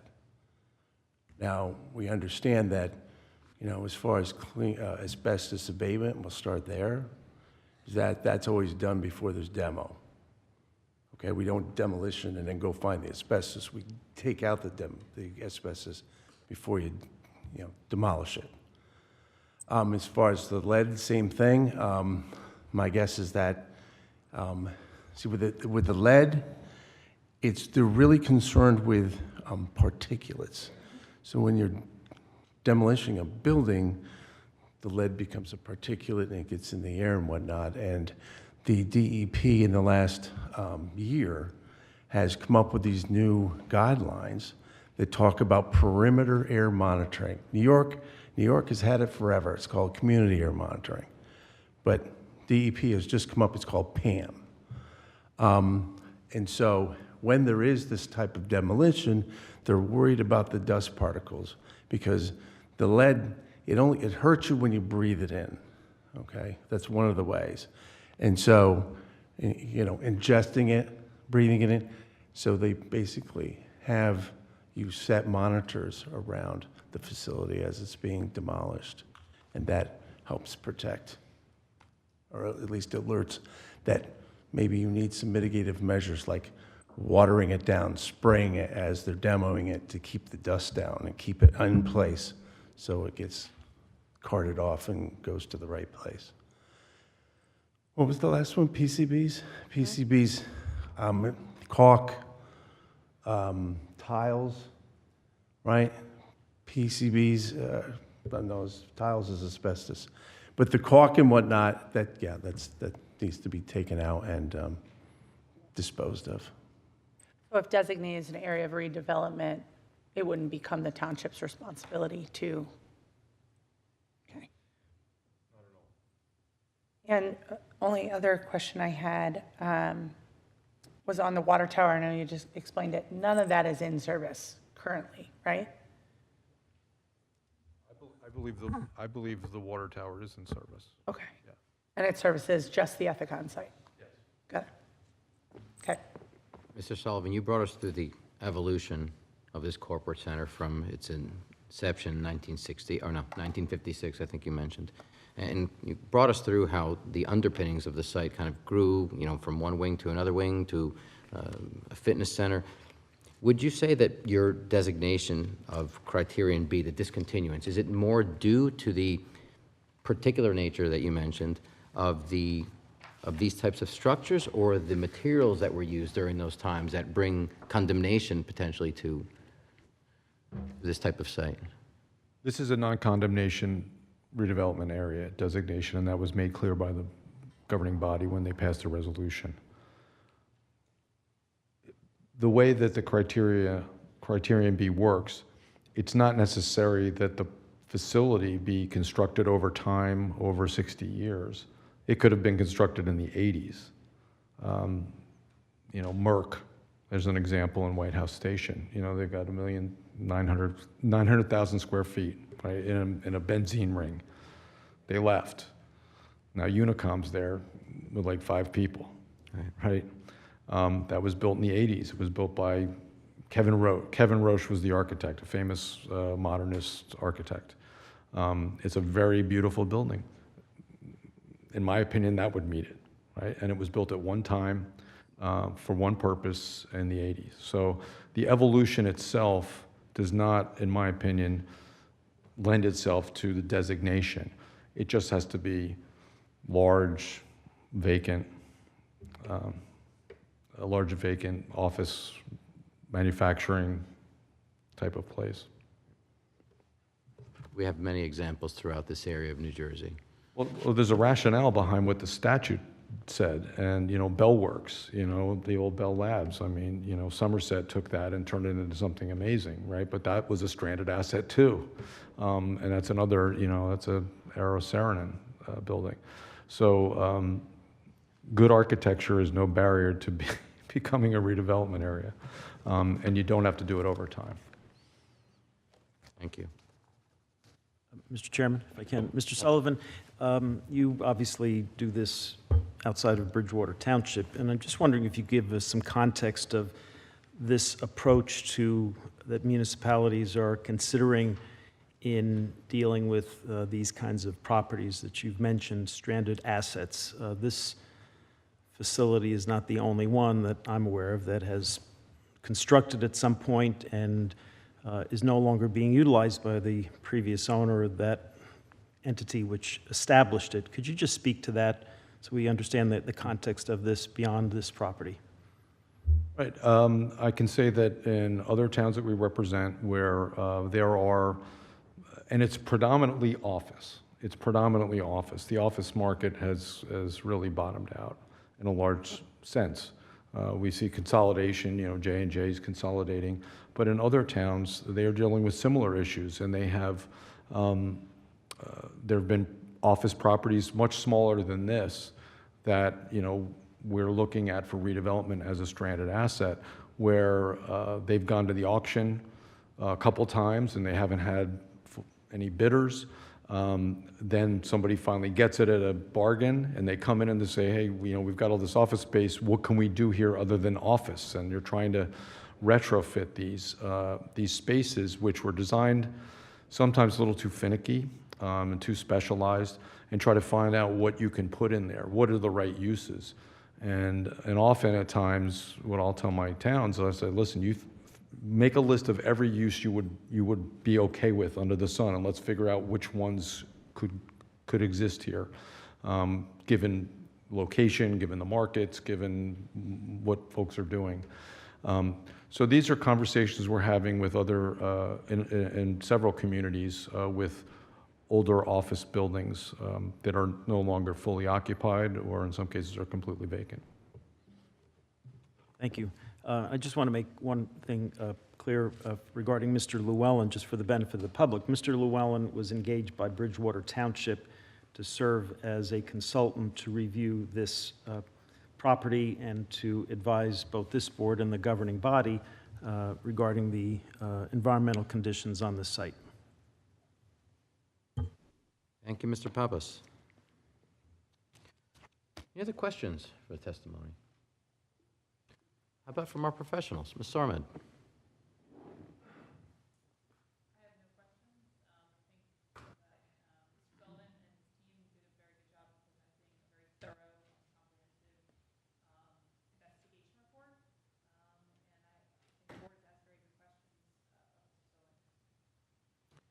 Thank you, Ms. Sarmed. Mr. Burr. No questions. Thank you. Thank you. Okay, at this time, I'd like to open it to any member of the public that wish to ask any questions to the testimony just heard. Please feel free to come forward at this time.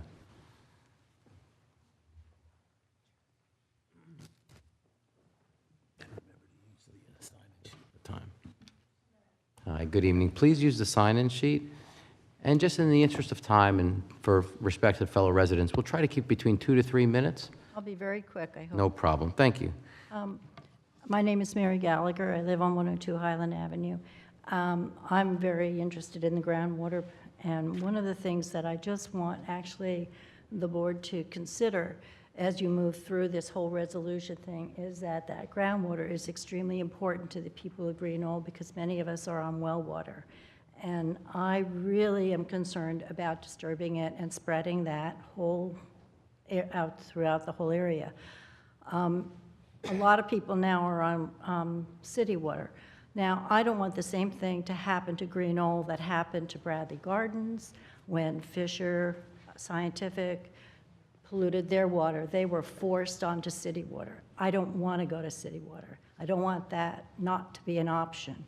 So I would like you, as you move forward with all this, please consider the residents and the quality of life we want here in Green Knoll. That's all I want to say, okay? Thank you, Ms. Gallagher. Thank you.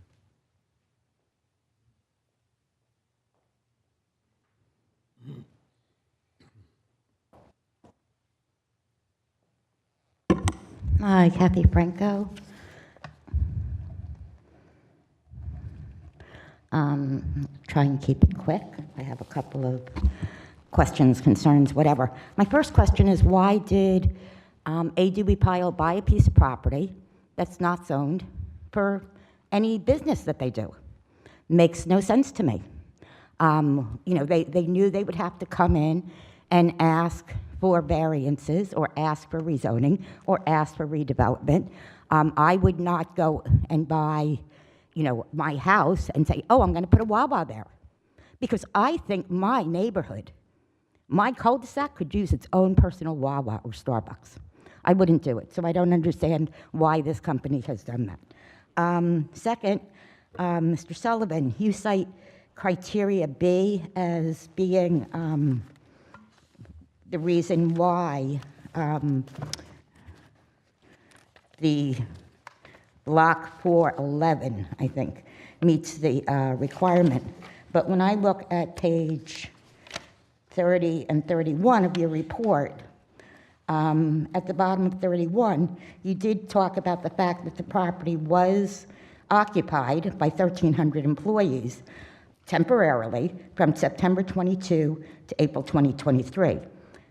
That's not 2 consecutive years from today.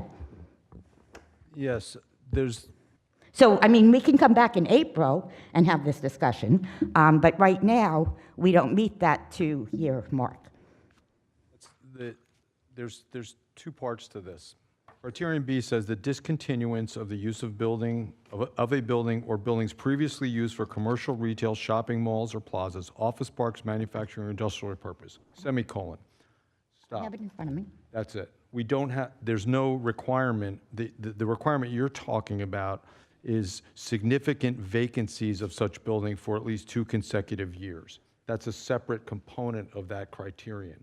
We're not applying that, and I don't think that would apply here because... But yet, where you cite at page 29, or page 30 at the bottom, you say criterion B, and then at the very bottom, you say the discontinuation, blah, blah, blah, blah, and then in italic, the abandonment of such building, significant vacancies, or buildings for at least 2 consecutive years, or the same being allowed to fall into. So I'm just pointing out what you have highlighted or put into italics. Or If you look on page 30, the boldface, which we have added to that criterion, is what we are applying. There are several components within that criterion, all of which, each of which constitutes part of that criterion. You do not need to meet all of those. Okay, thank you. And then, you know, we have talked a lot about the contamination of the property, and that's going to be a big headache, and I'm sure that A. Dewey Pyle knew about that before they bought it. We're at 3 minutes. I'd like to give you an opportunity to Okay, ask and your other then my questions. final question is because, you know, I feel very confident that you're going to move this through. So, but I do question, why aren't we looking to redevelopment under some of the uses that are already there? You know, right now, it has manufacturing, lab, nursing home, medical offices, research, essential services, et cetera. If you want a historical way of looking at this, in the late 90s, early 2000s, Montgomery Township took an Ingersoll Rand property, which had been a lab, okay? It was on 200 plus acres, and they redeveloped it. It is now Stonebridge at Montgomery. It is a continuing care retirement community with 200 residential units. We're not here to discuss potential uses of the property or anything. Again, the purpose. It's my opportunity to public speak, and I feel I should be able to give some recommendations as to alternatives that can be looked at. Thank you very much, Mr. Peck.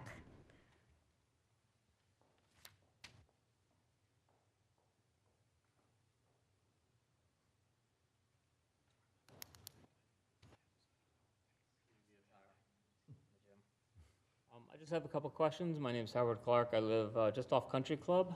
Can you just raise the microphone so that it can be heard? My name is Howard Clark. I live just off of Country Club Road. I actually worked at Ethicon once upon a time, so I know a lot about the business over there. So quick question. The property right now, is it owned by A. Dual Pile? Right now? Perhaps somebody. Owned by 555 Route 22 Associates LLC. Or is that a subsidiary or related entity of A. Dual Pile, the trucking company? There's no records to indicate who's behind that. Okay. Second question, who paid for the study that was just, that we're here listening to? I can answer that question, and it's a public expense, so it's part of the government operation. Oh, so Bridgewater paid for it? Bridgewater Township, yes. Okay, so the owner of the property right now didn't buy this study? Okay. No. There was, just to clarify this, there was an escrow paid similar to any development application. An escrow amount was posted, and the township utilizes that to pay Mr. Sullivan. Okay. So Mr. Sullivan was hired by Bridgewater? Bridgewater Township, yes. Okay. There are, so there could be a medium land usage if you use some of the buildings and say you demolished other buildings, the things built in the 50s or something that, or the, as he put it, very specific usage style buildings. You can somehow take them down.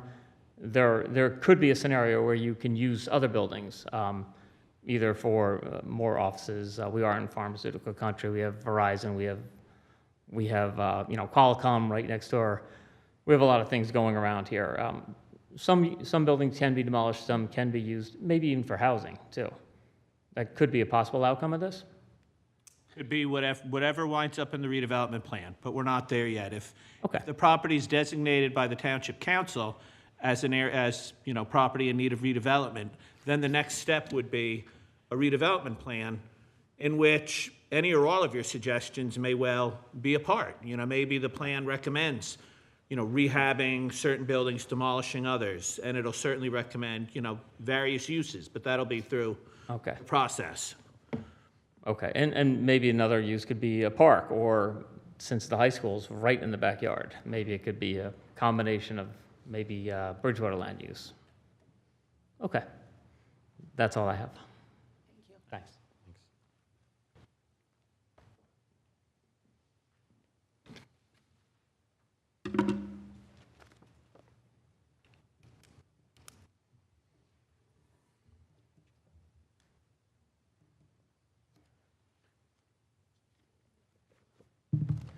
Good evening, Mr. Chairman, members of the board, Mr. Peck, nice to see you again. My name is Richard DeAngelis. I'm an attorney for Somerset Corporate Center.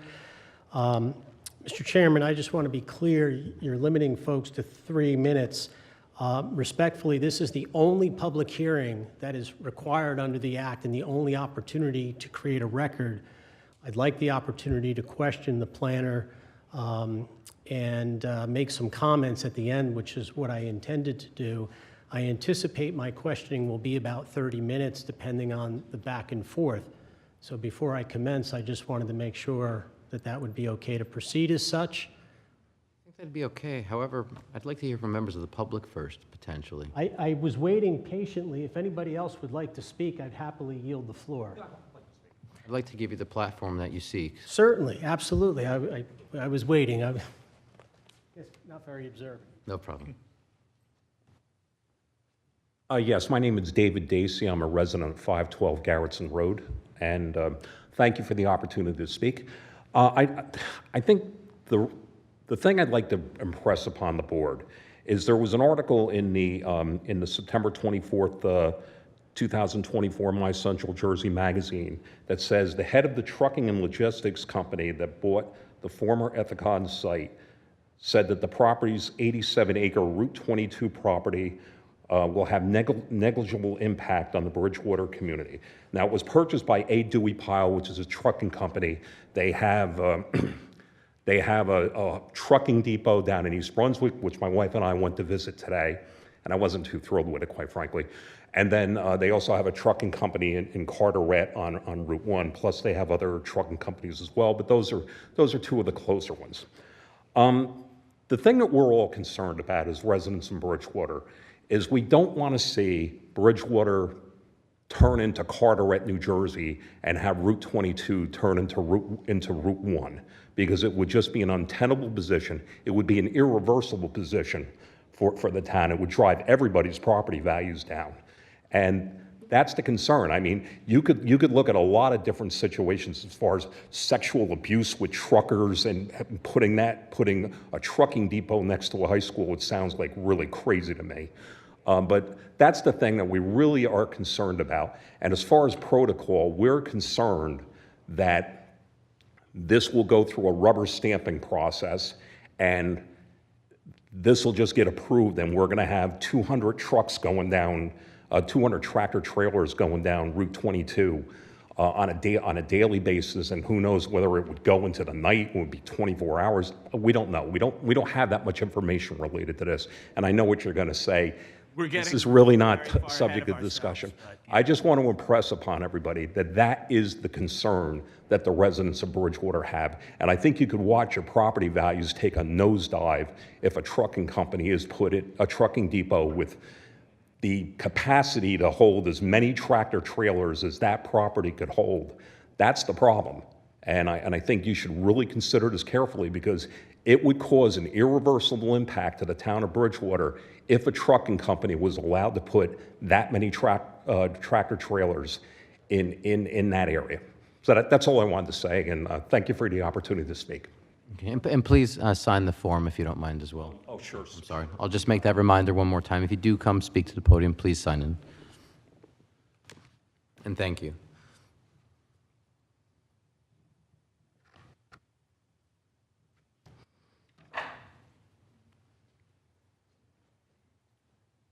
Hello, Kevin Brocklehurst, 406 Country Club Road. I live directly, probably the closest person to this site. I'm just, what this gentleman was saying about when they take the buildings down and they set up the air monitoring equipment, just say that the monitor goes off and there's contaminants in the air.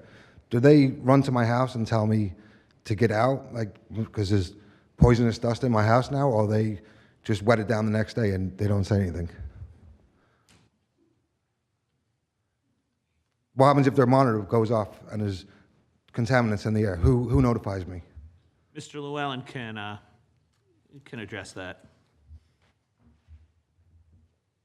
So, it's a great question. It's asked by many people. Because I live like maybe 100 yards from the building. I get it. I really do. Because we have a landfill that we're dealing with, and we have residents all around it. And we have dust and whatnot that's being created with all the heavy equipment that's going in and capping it. Same situation. If they're going to demo the place, they're going to put these monitors up. First, they have a weather station that tells you which direction the wind is blowing. So every day they won't work if the wind's blowing my direction? No, they'll work. Okay. They'll work all the time. Okay. But what happens is that those will actually go off in real time. They'll actually warn you. They'll send it to your phone.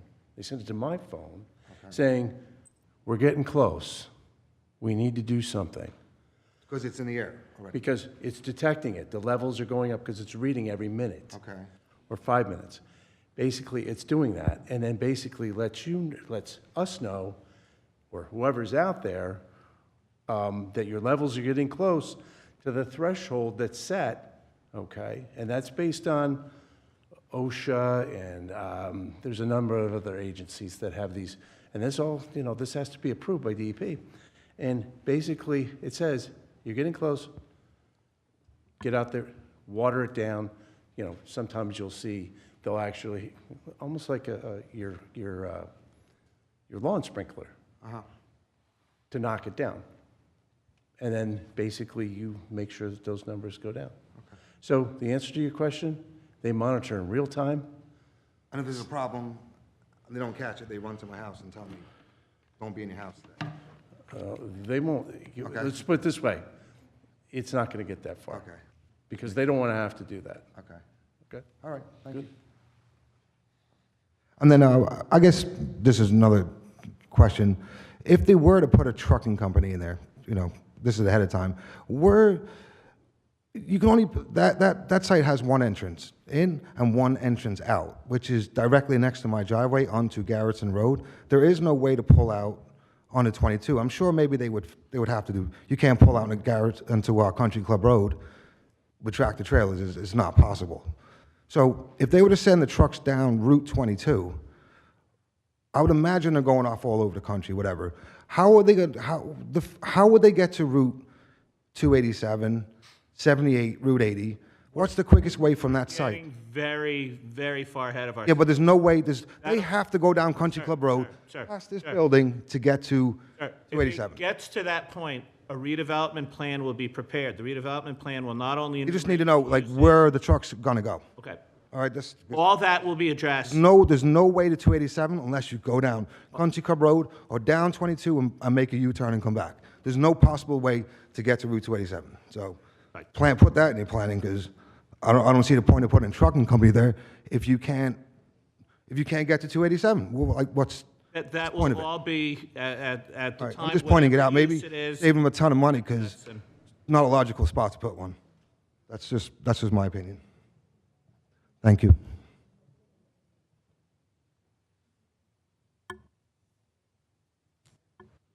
Thank you very much. Thank you, Mr. Bronkhorst.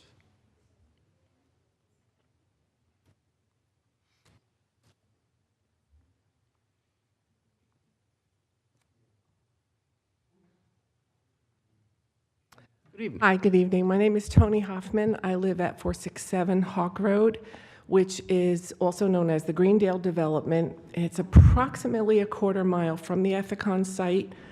I just want to say that I appreciate your diligence and your concern and your attention to this groundwater issue. Our entire development is on a well. My well is already contaminated, coliform, and I have a UV bulb since the past at least 10 years. So it is a very, very intense concern for all of us, especially as I'm hearing more about this and the possibility that it may spread as the ground is disrupted. So I just want to say I would appreciate your attention to that matter on our behalf. Thanks. Thank you, Ms. Thank Hoffman. you.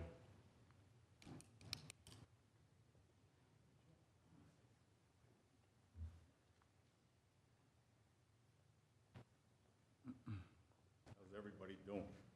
Good, good. Listen, my name's Glenn Regal. I live on Houck Road, right down the street from Tony. And my concern is I worked at Ethicon the last 5 years. Matter of fact, I was the last employee out of that place before they turned it over to whomever has it. These gentlemen did a pretty good job of telling you what that place is all about. For the people that think they can we had people come in there, Bristol Myers came through, and nobody wanted that site. That site is a mess. That's all because Johnson & Johnson knew they were moving out of there a long time ago. So they really didn't put a lot of money into that. So just pay attention to what's going on there, okay? Because I'm not going to say anything bad about that because I don't want to lose my benefits, so or anything like that. But you know, I mean, they did what they could, but they knew they were shutting it down, and it was built a long time ago. That's all I wanted to say. Just pay attention, please, because I live close, and that's it. Thank you. Thank you, Mr. Regal. Thank you.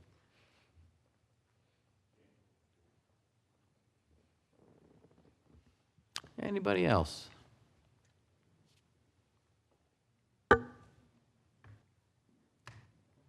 Seeing none, I'll take Mr. Rich DeAngelis.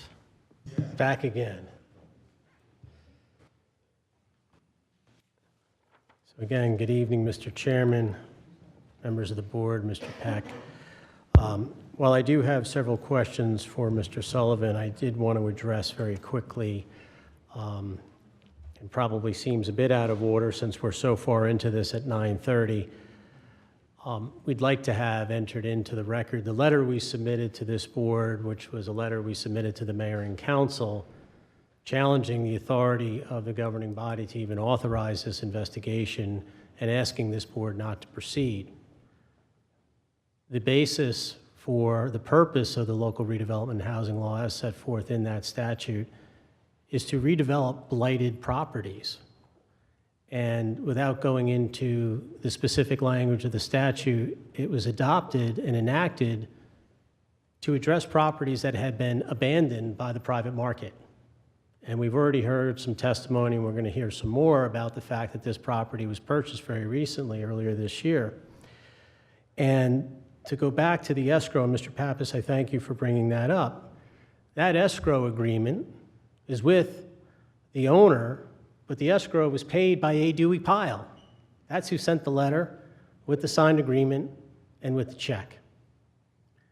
So, Mr. Peck, most respectfully, we can't ignore that fact. It is critical front and center here. Now, I know the board's going to proceed, and I respect that. But I will ask you when you deliberate on this, and I do not think we're going to conclude this evening. As a matter of fact, I'm going to ask that you adjourn because your planner came up with a new criterion upon which to base his decision, his opinion that wasn't in his report, and we're going to have to go back and look at that. I'll question him a little on it tonight to try to move it along, but I respectfully will request that we adjourn and come back to address that. Also, the testimony, I think it was testimony, I don't believe the gentleman was sworn, the environmental consultant. I've never been involved in a redevelopment hearing where the municipality had a witness to appear before this board. I've never seen it. Maybe somebody else has. I have not. I think it's entirely inappropriate. There is no report provided, but we're going to get into the whole contamination issue, and I say this with the utmost respect to everybody here because I can imagine how important that is. It has nothing to do with what you're looking at this evening. There is nothing in the local redevelopment and housing law that directs you to look at the contamination of the property. This property, as already been testified to, is subject to the jurisdiction of the New Jersey DEP. So respectfully, you can ignore all that. Okay. Mr. Sullivan, nice to meet you. I don't think we've had the pleasure. Your reputation precedes you. On page 1 of your report, you talk about the, quote, enhanced fiscal tools to overcome financial challenges as being a purpose of the statute. Does that accurately reflect what you wrote in your report and testified to earlier? Yes, the statute does allow fiscal tools. Okay. And that's after the designation has been made, an area in need of redevelopment designation, correct? It would be after the designation and the adoption of a redevelopment plan. But would you agree that the purpose of the act as set forth in Section 2 is to help provide government to address blighted property that is not likely to be corrected or ameliorated by private effort? Yes. You testified that you were provided a number of documents by the current owner. Is that correct? That's correct. Okay, and were representatives of the current owner present with you during your inspection on April 17, 2024? Yes, it was, I believe it was an Ethicon employee, not the current owner. And for purposes of a clean record, when we say current owner, we can refer to the LLC. We'll call it the LLC. So nobody from the LLC was with you? Yes, there were. But the tour was directed by a member of an employee of Ethicon. And do you recall who from the LLC was with you? Peter Latta, I believe. And that's the chairman of, if I recall, A. Dewey Pyle, correct? I don't know his exact title. Does he work for A. Dewey Pyle? Yes. Okay, thank you. You state at page 8 of your report,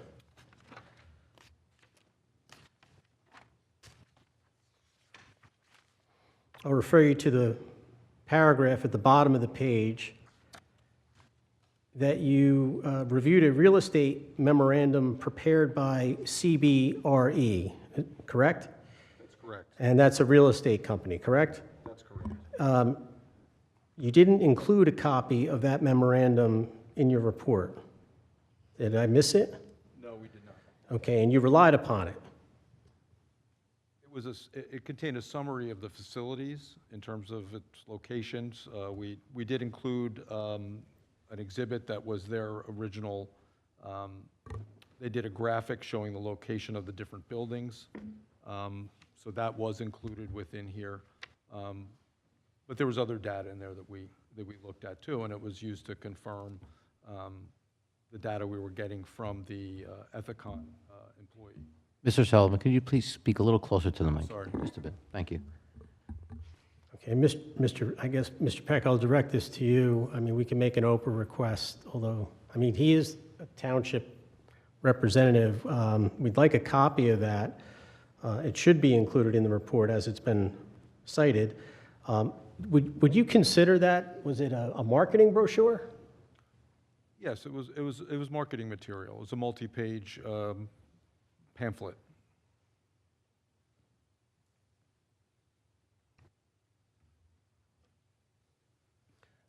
Again, I submit the board should have that. It should be part of the record that you and myself and the public certainly can review.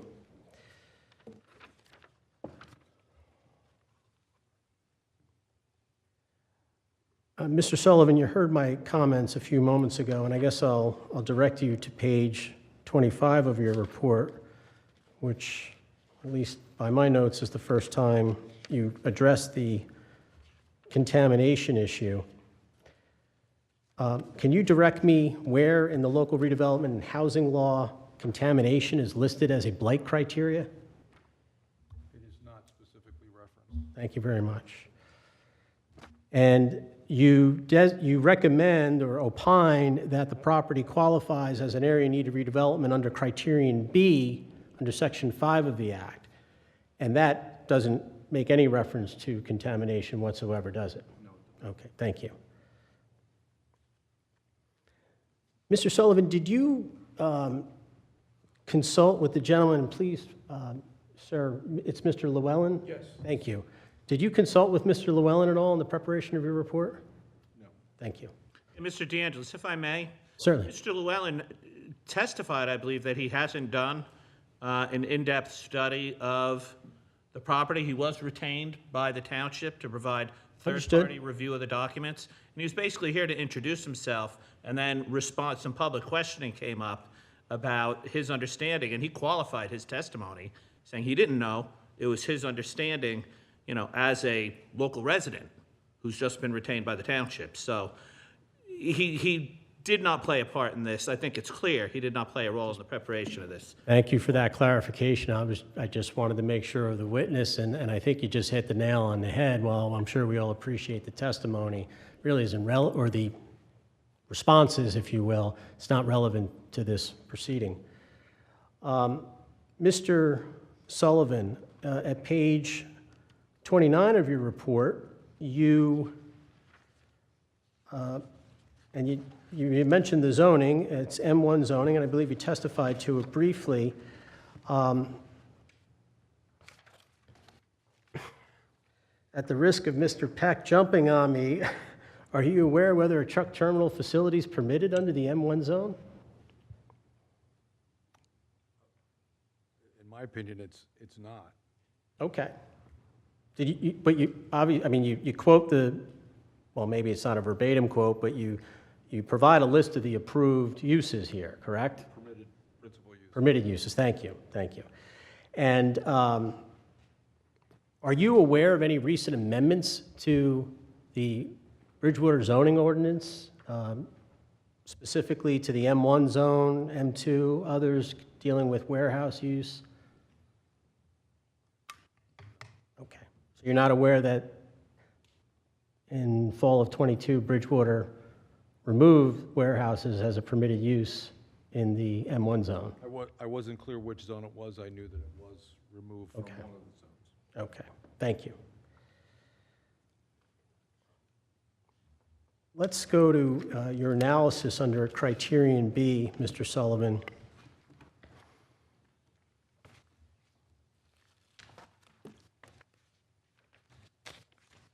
You quote the statute, you highlight and underline certain language of the statute related to the discontinuance. Perhaps it's me, because I heard talk of vacancy. Could you please state what the specific bases for your conclusion is under criterion B, why the property meets it? Because you talk a lot about contamination in the report and in your testimony, but you just testified earlier, that really doesn't have anything to do with it. So, That's not what I said. oh, I said that the statute doesn't specifically mention contamination. okay. All right, then we can go back to contamination. What is the basis for your conclusion that the property satisfies the criterion B?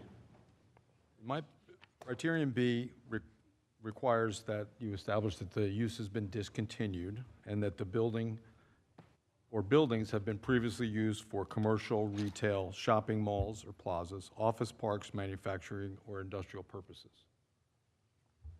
So it's just that the former use has been discontinued. That's the basis for Former your- use has been discontinued. Got it. Thank you. So it's not about the vacancy, it's the discontinuance.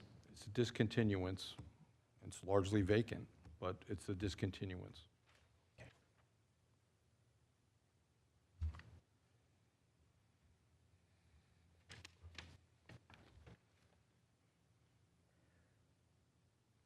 At page 32, you state that the departure of Ethicon has rendered the buildings obsolete.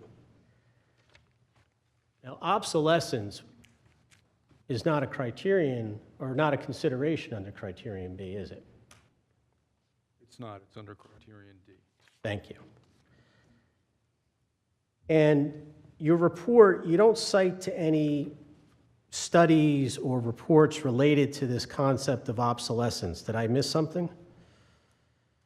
My opinion's based on the analysis that my office did of the buildings and their specialized nature for the most part.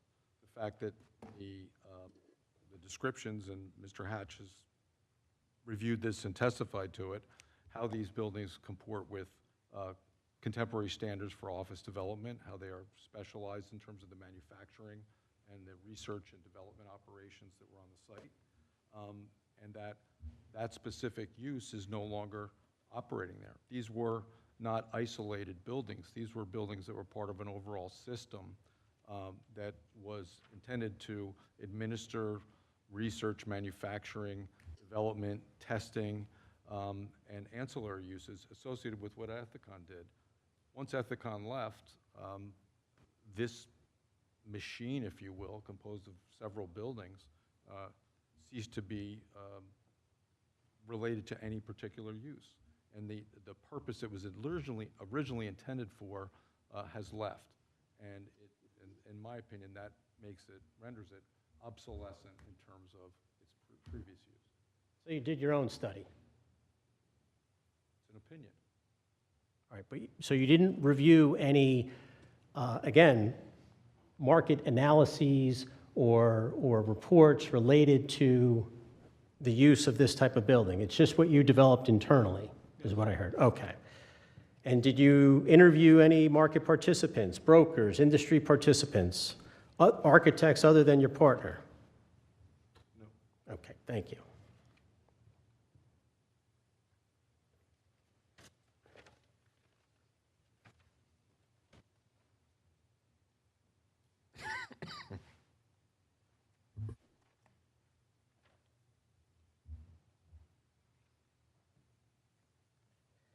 With respect to your conclusion stated at page 32 that the obsolescence is compounded by extensive environmental contamination, here again, I don't see anything in the report citing to any independent third-party evidence that would support that conclusion. Can you tell me where it is? Can you explain exactly what? Well, let's look at page 32 of your report. right? You state, why don't we, that the obsolescence is, quote, compounded by the extensive contamination at the property. But just bear with me. That's your conclusion? Yep. Okay. Upon which evidence in this report or elsewhere in the record is that conclusion based? So we have reviewed reports regarding environmental conditions in this facility. There's an assumption that because of the obsolescence of these buildings, that they may need to be largely remediated in order to be either reused or demolished. That costs money. And I testified to approximately $5.5 million worth of costs that have been projected for some of that environmental remediation, groundwater and asbestos remediation. So you've got remediation that you will need to undertake. You also have a series of buildings that are obsolescent, so you're going to be either trying to adaptively reuse them, which costs money. Respectfully, we're talking about specifically your conclusion related to the environmental contamination, right?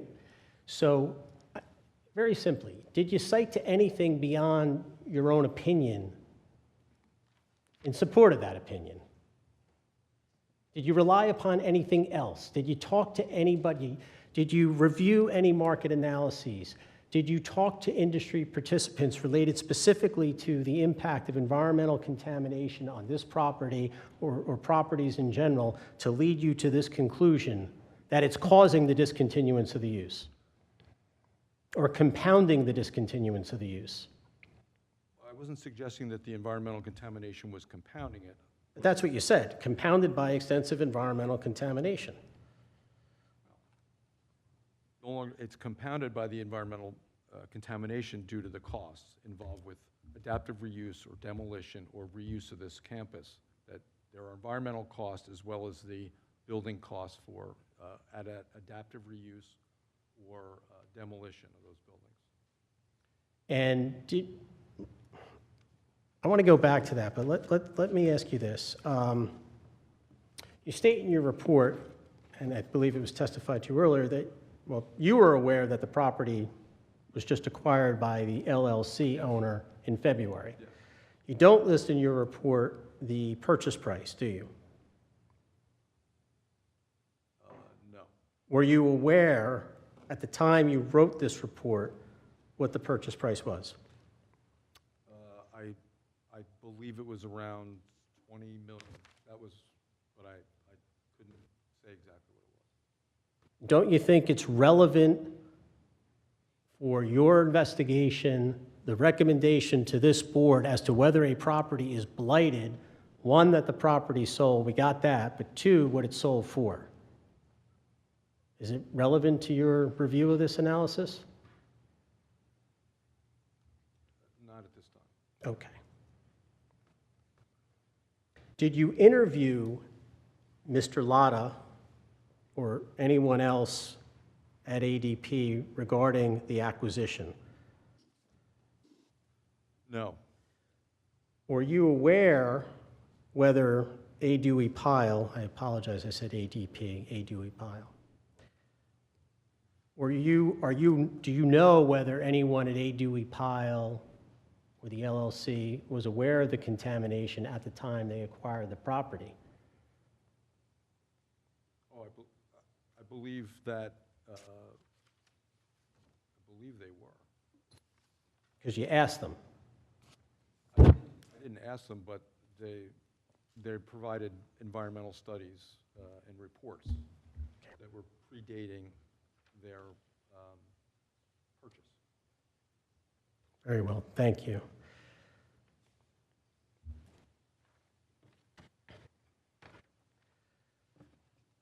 Mr. Sullivan, you were appointed in January as the township's, quote, redevelopment planner. Is that accurate? Yes, it is. So you have a contract with the township of Bridgewater. Yes. And who contacted you to prepare this study? The township administrator, Okay. Mr. Pappas.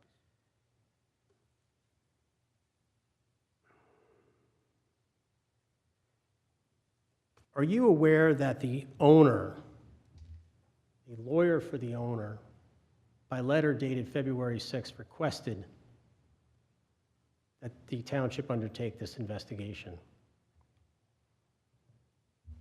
I'm not aware of the exact communications prior to me being engaged to do this. And you submitted an RF, or a proposal for redevelopment planning studies to Mr. Pappas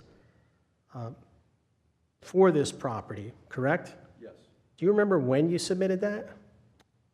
I believe it was in the spring. I have a copy of it here. If you want to take a look, may I?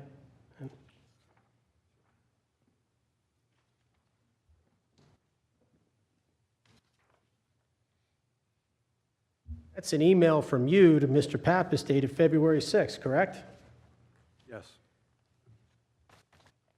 So Mr. Pappas, the township administrator, contacted you to do this report.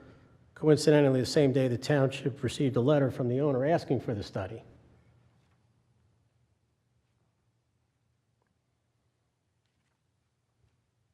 Just a coincidence? I don't know. Okay. Had you had any communications with the then contract purchaser, LLC, A. Dewey Pyle, prior to your communications with Mr. Pappas? No. Okay. After you were engaged to prepare this report, did you exchange any emails with township representatives regarding your report or your draft report? Yes. Okay. And in fact, you provided copies of your draft report to the township officials, Mr. Pappas and others, prior to the August 30th draft that we are now looking at, correct? I'm pretty sure I did,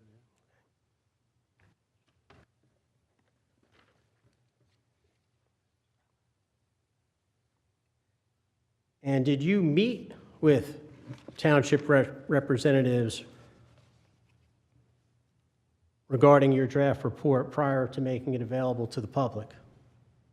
Prior to, I strike that, prior to the township making it available to the public? We meet regularly on redevelopment matters, so I'm sure this was discussed at one of our redevelopment meetings.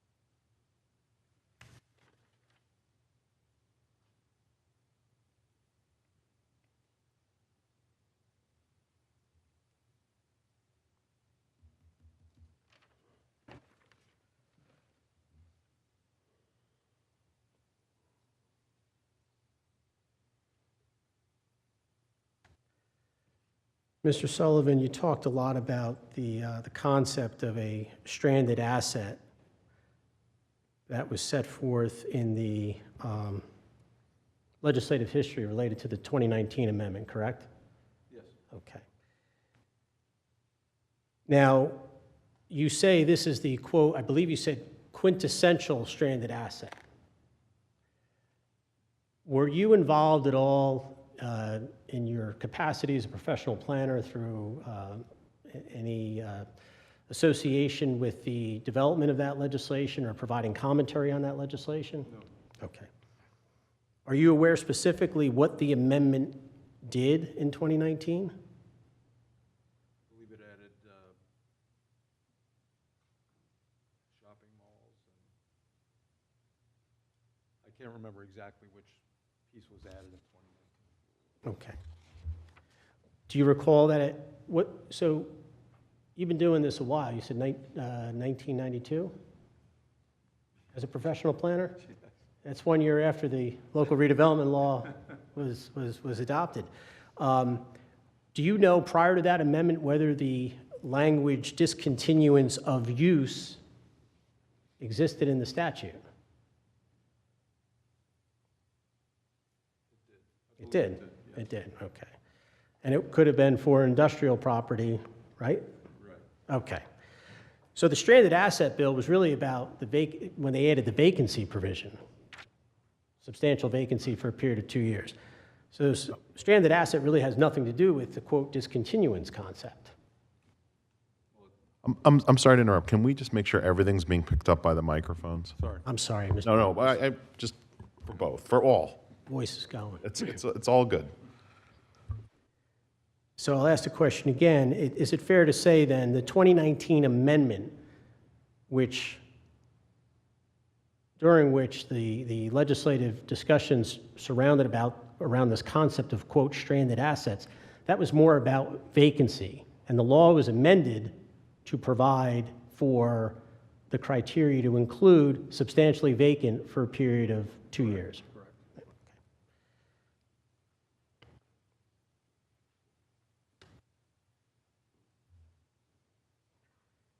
You mentioned the assessment on the property in this context of the stranded asset discussion and cited to the assessed value of the property. And one of the purposes of the act is to avoid diminishing rateables, correct? Yes. Okay. And this rateable this year is assessed for $51.48 million. That's correct. Do you know what it was assessed for last year in 2023? I believe I think it was the same. I'll submit. I have 2023 assessment data. I don't have 2024. Well, subject to confirmation, it was 46.8 million. It went up. So, at least according to Mr. I think it's Dorada, is that your assessor these days? Or that's the new value. One man's opinion.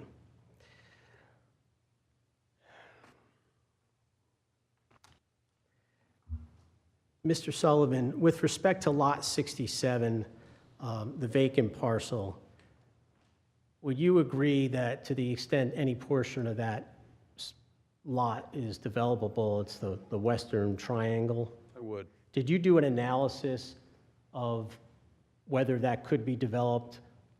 You said you didn't take into account any buffers, but what about the building, the bulk requirements under the zoning code? That's a residential zone, correct? It's an R40 zone. Okay, so did you look at the regulations to see what could be built there? Very small house. So it could be developed, based on that?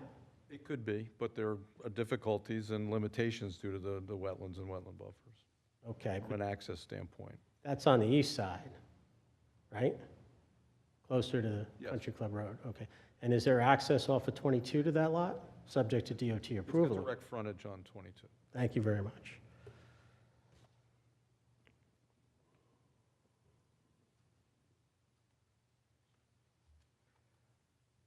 Mr. Sullivan, you write at the very end of your report on page 37, I'm going to get Mr. Peck to yell at you. A redevelopment plan should be either substantially consistent with the municipal master plan or designed to affect the master plan. You see that? Yes. Would you agree then that it would be inappropriate to adopt a redevelopment plan that would be inconsistent with the master plan?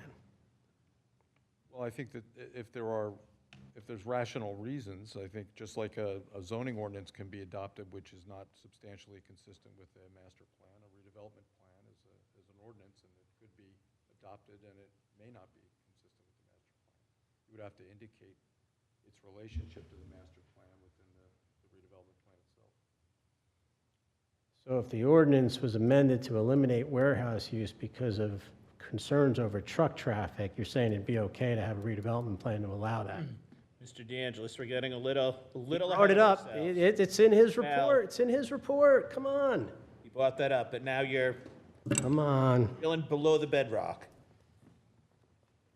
So it's your testimony then it's okay to be inconsistent with the master plan? So typical planning practices that you would want to be consistent with the master plan, but there are circumstances where a land use ordinance or a redevelopment plan, which is a land use ordinance essentially, could be inconsistent with the master plan. And you can represent to these nice folks when you're drafting the redevelopment plan, you're going to take into account the the planning history, very recent planning history here in Bridgewater, right? You don't have to answer that. Let's talk about criterion H, my favorite criterion, even though I have requested that we adjourn so we can get a little more meat on the bones here. Can you cite one statute or regulation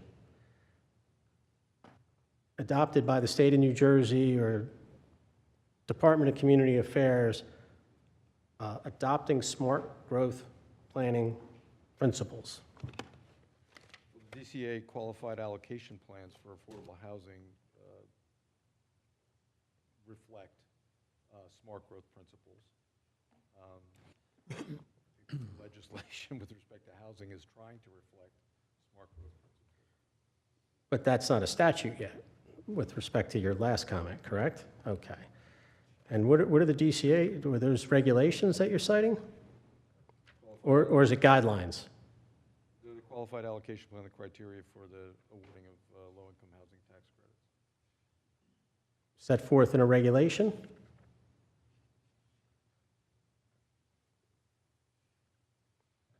I don't know whether it's a regulation. Okay.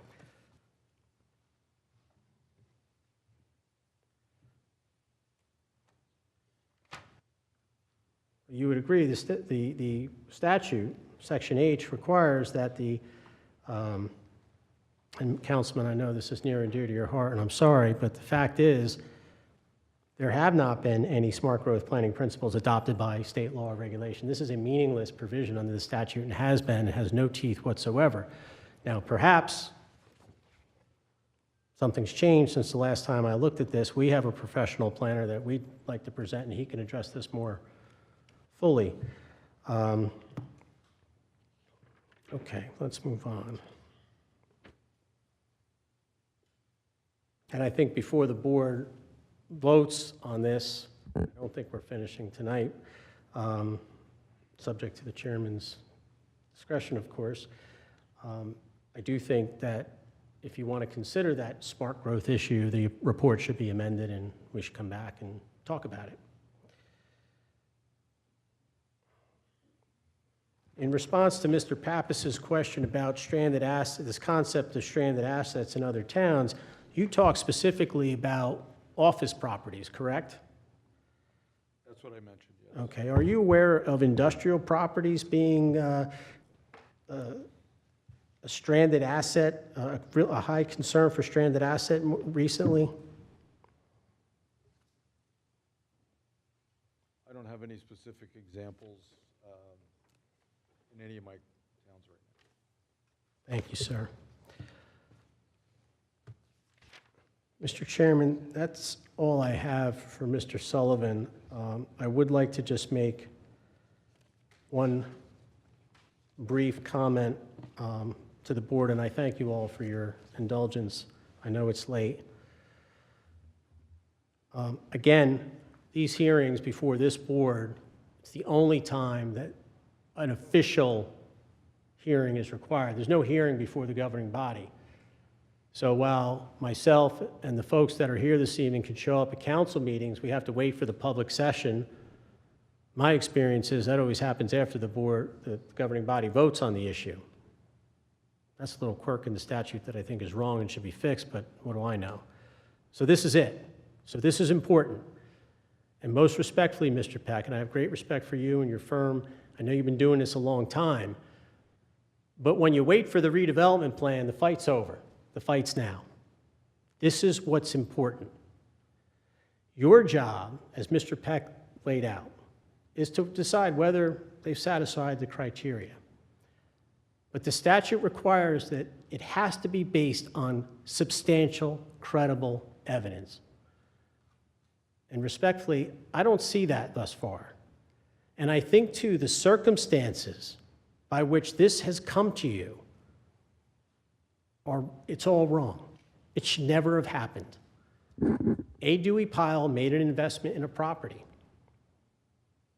They came to the township, and I don't mean, sometimes mistakes are made with the best of intentions. This is not what the law was designed to do. The law was not designed to make deals with developers who bought the property and said, oh, we want to do X. The law provides benefits, as was testified to, not under cross-examination, but by direct examination. Contract zoning, favorable zoning, tax exemptions, pilots, payment in lieu of taxes. It's designed to clear blighted properties. This is not a blighted property. There's been no evidence of that, certainly not substantial evidence. So again, we're going to ask you to come back. I'm not going to make any more statements. We do have a planner, a professional planner here, Mr. Chairman, we would like to present for testimony. So the board has additional testimony to consider. I will reiterate my request, Mr. Chairman, at this time as to whether your intention is to have Mr. Sullivan amend his report to address this criteria H if he so desires, and then we can come back and address that. Thank you very much, Mr. DeAngelis. I'm not so sure that that's necessary. Mr. Peck, I'd like to hear some commentary from the board after what we've just heard. Yeah, I can say that with regard to Mr. DeAngelis' argument about criterion H, I agree that a redevelopment agency shouldn't exclusively rely on redevelopment H, because that's a more future-oriented criteria as opposed to the existing conditions. But it is affirmed that it's a useful tool to supplement other criteria. And again, Mr. Sullivan did testify that criteria B and C, and he threw an H as an afterthought. And I think that that's appropriate, as a supplement.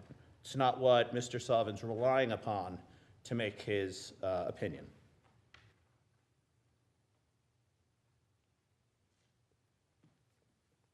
Any other commentary?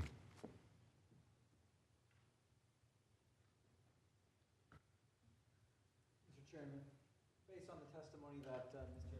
DeAngelis has provided us, I would like to hear from their planner as well. Okay, thank you all for your time. We have Peter Steck. I will let him introduce himself and his qualifications. And I'd like to do some housekeeping that I overlooked before. I neglected to swear our witnesses, and since we're getting into this, I'd like our witness to be sworn, then I'll swear Mr. Steck as well. So, gentlemen, if you could, I'll ask you to stand and raise your right hands. And then once I go through my quick little spiel, affirm and state your name for the record. So do you swear or affirm that the testimony you have given and will give in the course of this hearing is the truth and nothing but the truth? Yes. Okay, just state your names for the record. Michael Sullivan. John Hatch. Yes, Jim Llewellyn. Thank you. And also, Mr. DeAngelis, we'll call this email that you distributed, we'll call that 01. Great. And again, to the extent, it's in the public record, our letters of May 16th. You received a response to that letter, did you not? I did, a very thoughtful, well-written response that I completely and entirely disagree with, but a response nonetheless. So we can put both letters into the record. That's fine. Thank you, Mr. Peck. Thank you all. Thank you.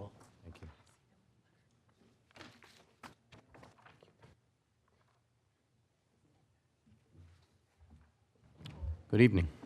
Good evening. Let me put my name down, if I may. Sure.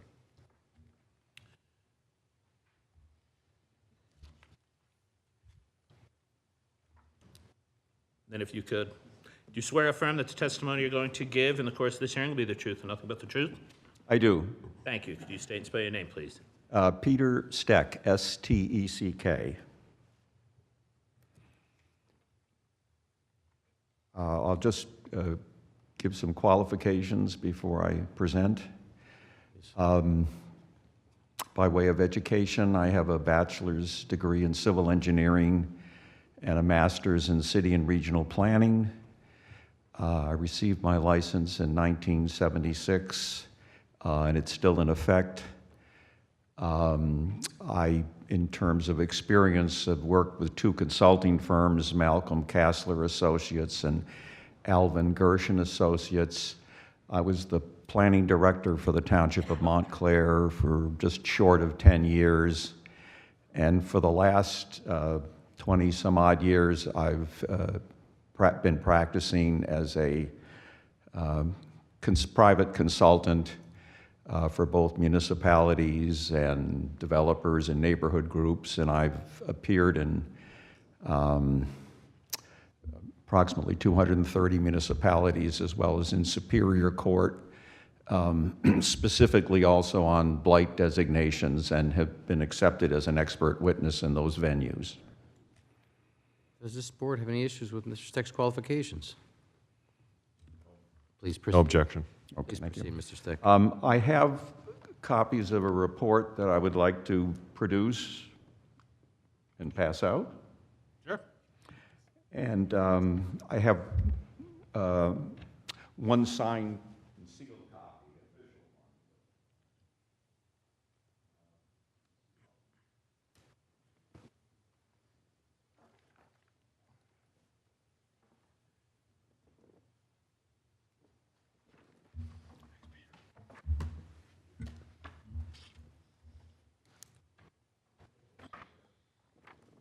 Oh, I should probably keep one of them. Yeah, well, why don't you keep the signed and sealed one, and then you can give it to Ms. Probst when you're done, and she'll retain a copy. Sorry about that. Over. So, did you want to have this marked? No, but you can testify using it as a guideline and Okay. follow along. Well, in front of you is a report dated today from me. It's entitled Planning Evaluation of the Ethicon Campus Redevelopment Study. And in preparation, I reviewed the report that was just presented by your consultant. I toured the surrounding area, looked at your zoning ordinance and master plan, and reviewed the local redevelopment and housing law. Up until this evening, the report concludes that both properties are in need of redevelopment or qualify based on B or C, and then we heard at the last minute H tonight. On the page number 2 at the top, I recite the procedures that I'm guessing the board is familiar with, but I want to emphasize the purpose of the statute, which is reproduced toward the bottom of page 2. And I'll read this. There exists, have existed, and persist in various communities of this state conditions of deterioration in housing, commercial, and industrial installations, public services and facilities, and other physical components and supports of community life, and improper or lack of proper development, and this is now becomes important, which result from forces which are amenable to correction and amelioration by concerted effort of responsible public bodies, and without this effort are not likely to be corrected or ameliorated by private effort. I'm just going to grab some water.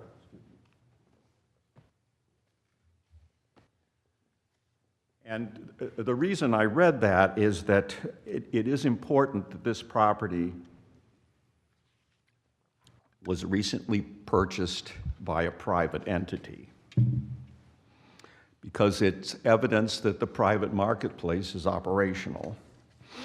Now, on page 3, I reproduce the state statute, and as indicated by Mr. Sullivan, he basically used the first part of provision B that says the discontinuance of the use of building or buildings previously used for commercial, retail, shopping malls, or plazas, office parks, manufacturing, or industrial purposes. End. So he's not talking about abandonment, and this property clearly has not been abandoned. It's well maintained, the taxes are being paid, not abandoned. In fact, there's a staff there maintaining the property and keeping it secure. And we're not talking about being vacant for 2 years, because on its face, 2 years have not passed. Starting on page 4, I look at the report in various pieces and then make comments on it. And I'll kind of run down, I'll summarize this, even though maybe it should be identified for the record. If you don't want it as an exhibit, I'll leave it up to you. But you all have copies of the report. Cover of the report says that it's to be endorsed by the Township Council. And I just want to clarify that that's not in the state statute. This is the evidentiary hearing tonight. There's a recommendation to the governing body, and they don't have to listen to the public. There's no requirement of a public hearing. And it's not adopted by ordinance, not advertised in the newspaper. It's simply a resolution at that time.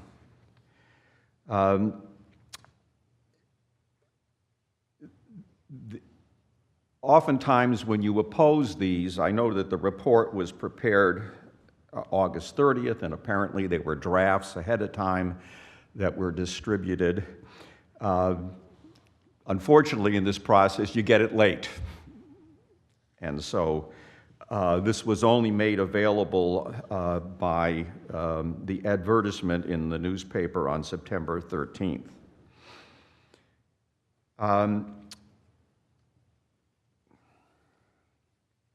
The focus on page 1 in the introduction of the report is on the financial tools to encourage redevelopment.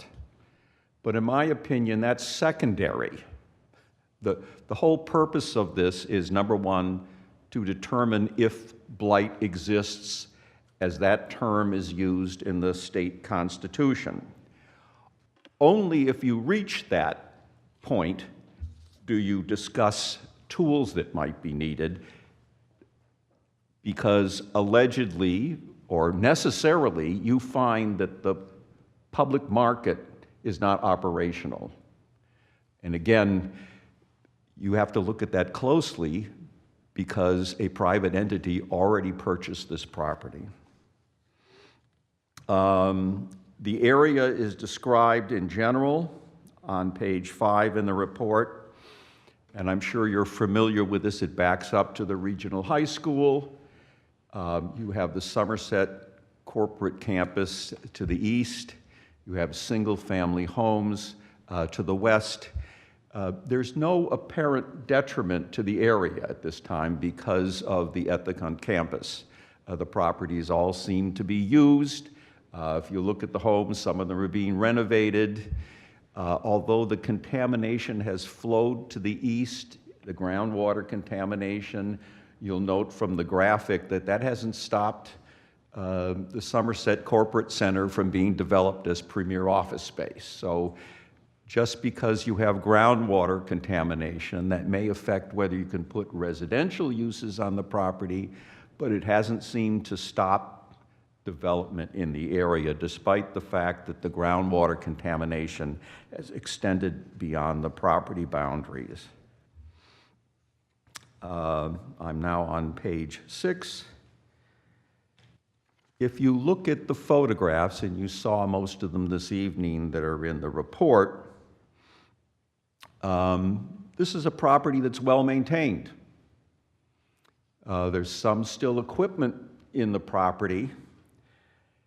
And when the buildings were examined, I think there was, in my opinion, a false pretense. It says, no one is going to walk into and buy this whole property and use the buildings exactly as they are, because it's specialized.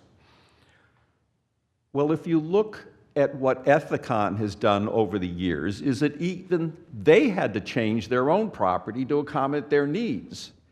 There was a reference that the buildings were utilitarian.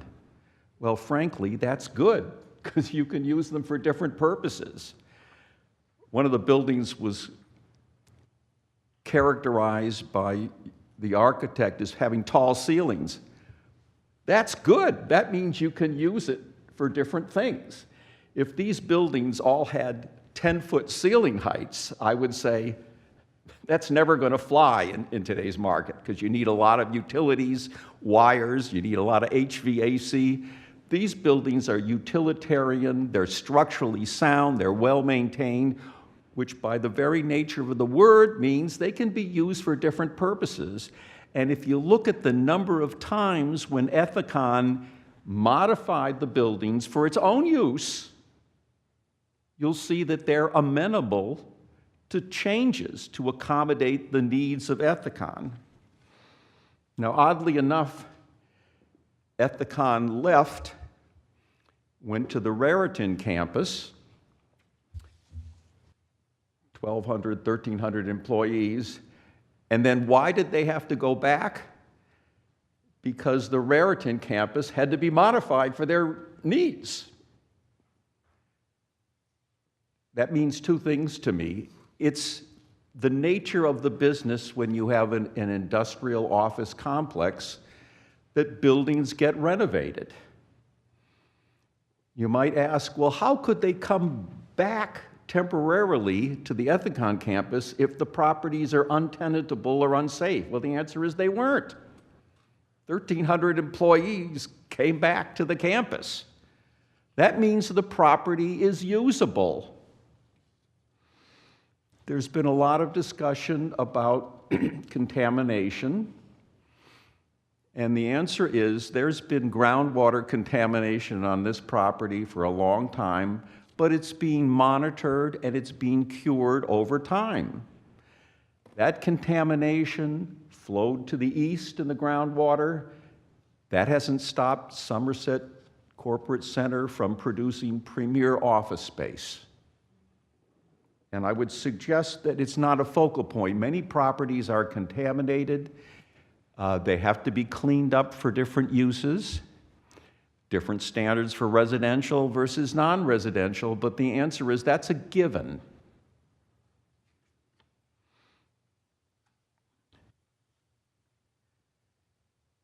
The report talks a lot about discontinuance of use. And you have to read that, in my opinion, with what the purpose of the statute is. If I have a single-family house and I decide I'm going to move to Florida for a while and leave my house on the market, leave my house vacant for a while, that's not a blighted condition. Just because it's not in use at the current time is not the criteria. The criteria is colored by the purpose of the standard. Why is it being vacant? Is it because the private marketplace is not stepping in? Well, here you have a developer that already purchased the property. The private marketplace is operational.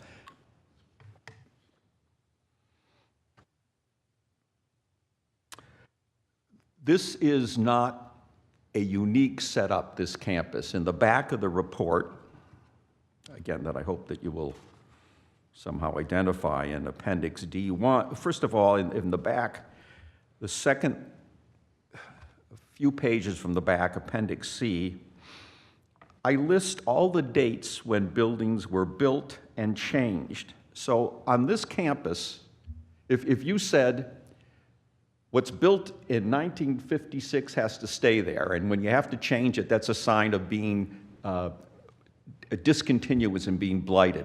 That's crazy. Ethicon changed these buildings over time. They renovated it, they improved it multiple times. That's the nature of industrial properties. You change your production process, you change your products, you change what's inside the building. On Appendix D, I give you examples of other industrial or office campuses. And one of the criticisms here, oh, this is so large, no one's going to be interested in it. Well, the answer is there are other campuses, and many of them already in Bridgewater, that are larger in square footage, are larger in acreage, and New Jersey is the premier state for the pharmaceutical industry or other industries. The point is that the specifics of this property in terms of its size, the age of some of the buildings, in my opinion, is not a basis for discontinuance. It's a business decision of Ethicon. I'm going to move to our other campus that I have 280 acres. I have to renovate those buildings, so they're not suited. They have to renovate those buildings, but that was a business decision that Ethicon made. That doesn't mean that this property is blighted, in my opinion. Lot 67, corner lot, R40 zone, 40,000 square feet, 45,000 square feet when you have a corner lot. The western end can be built, in my opinion, with a single-family house. They may not choose to do that, but it's a buildable property. If you declare this in need of redevelopment, does that mean that the wetlands disappear? No, they're there. There's probably a deed restriction that references them. So whether this is redeveloped or not, you're not going to redevelop the eastern part of that. But the western part, in my opinion, is suitable for a dwelling. There's a dwelling right next door that has a similar situation. Driveway to Route 22. If DOT says we don't want a driveway on Route 22, well then DOT has bought the property indirectly. They've confiscated. But the answer is it's, in my opinion, developable for at least a single-family dwelling, which is the permitted use in the zone. The fact that it's restricted is not what the statute says. The statute says it's vacant for the following reasons, and this is not vacant because of its remoteness. It's on Route 22. It's not vacant because of a lack of means of access to developed sections or portions of the municipality. This is a developed municipality. This is not behind 500 acres of farmland.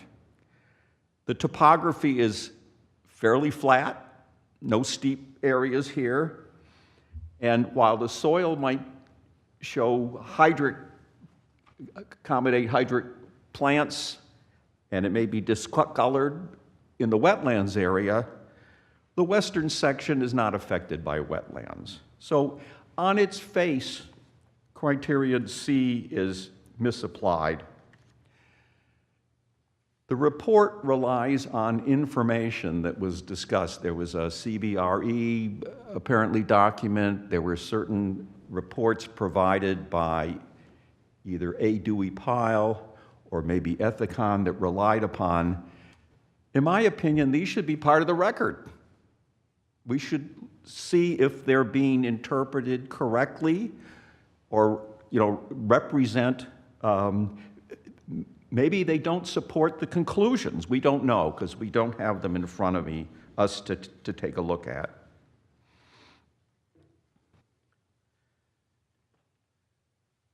At the last minute, the issue of criterion H came up. And again, as you know, these reports ought to be, you're supposed to be 2 advertisements in the newspaper. Someone should have a chance to look at it rather than the evening of the hearing.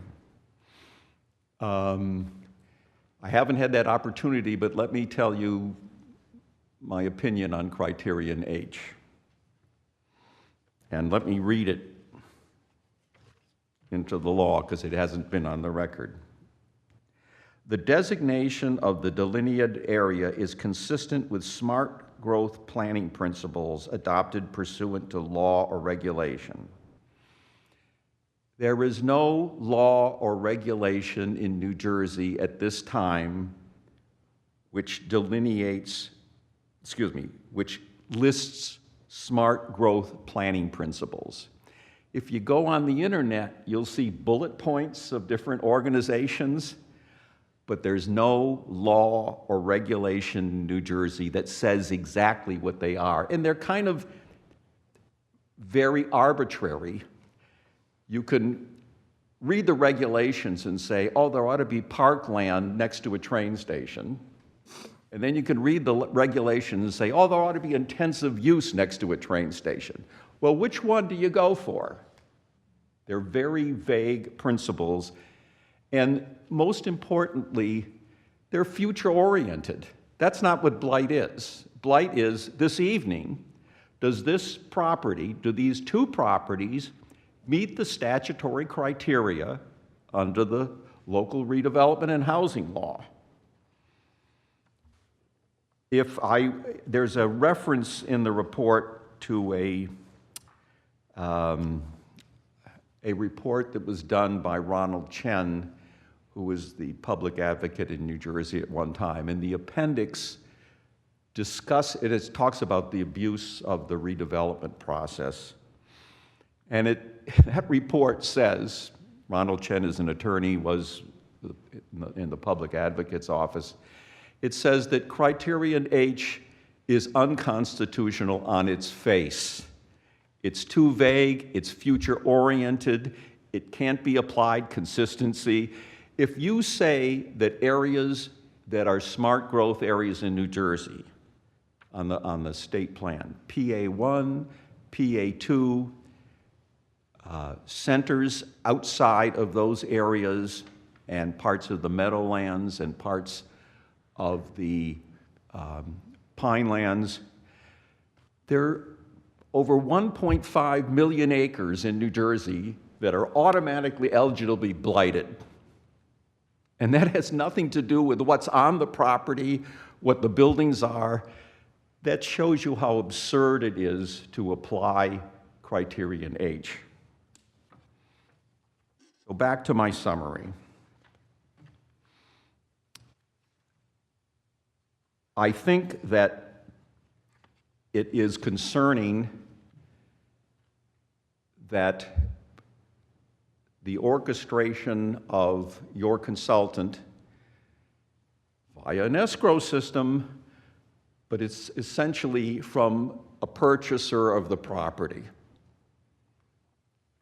telling the town, I'm going to buy this property, but I want you to blight it so you can give me financial incentives.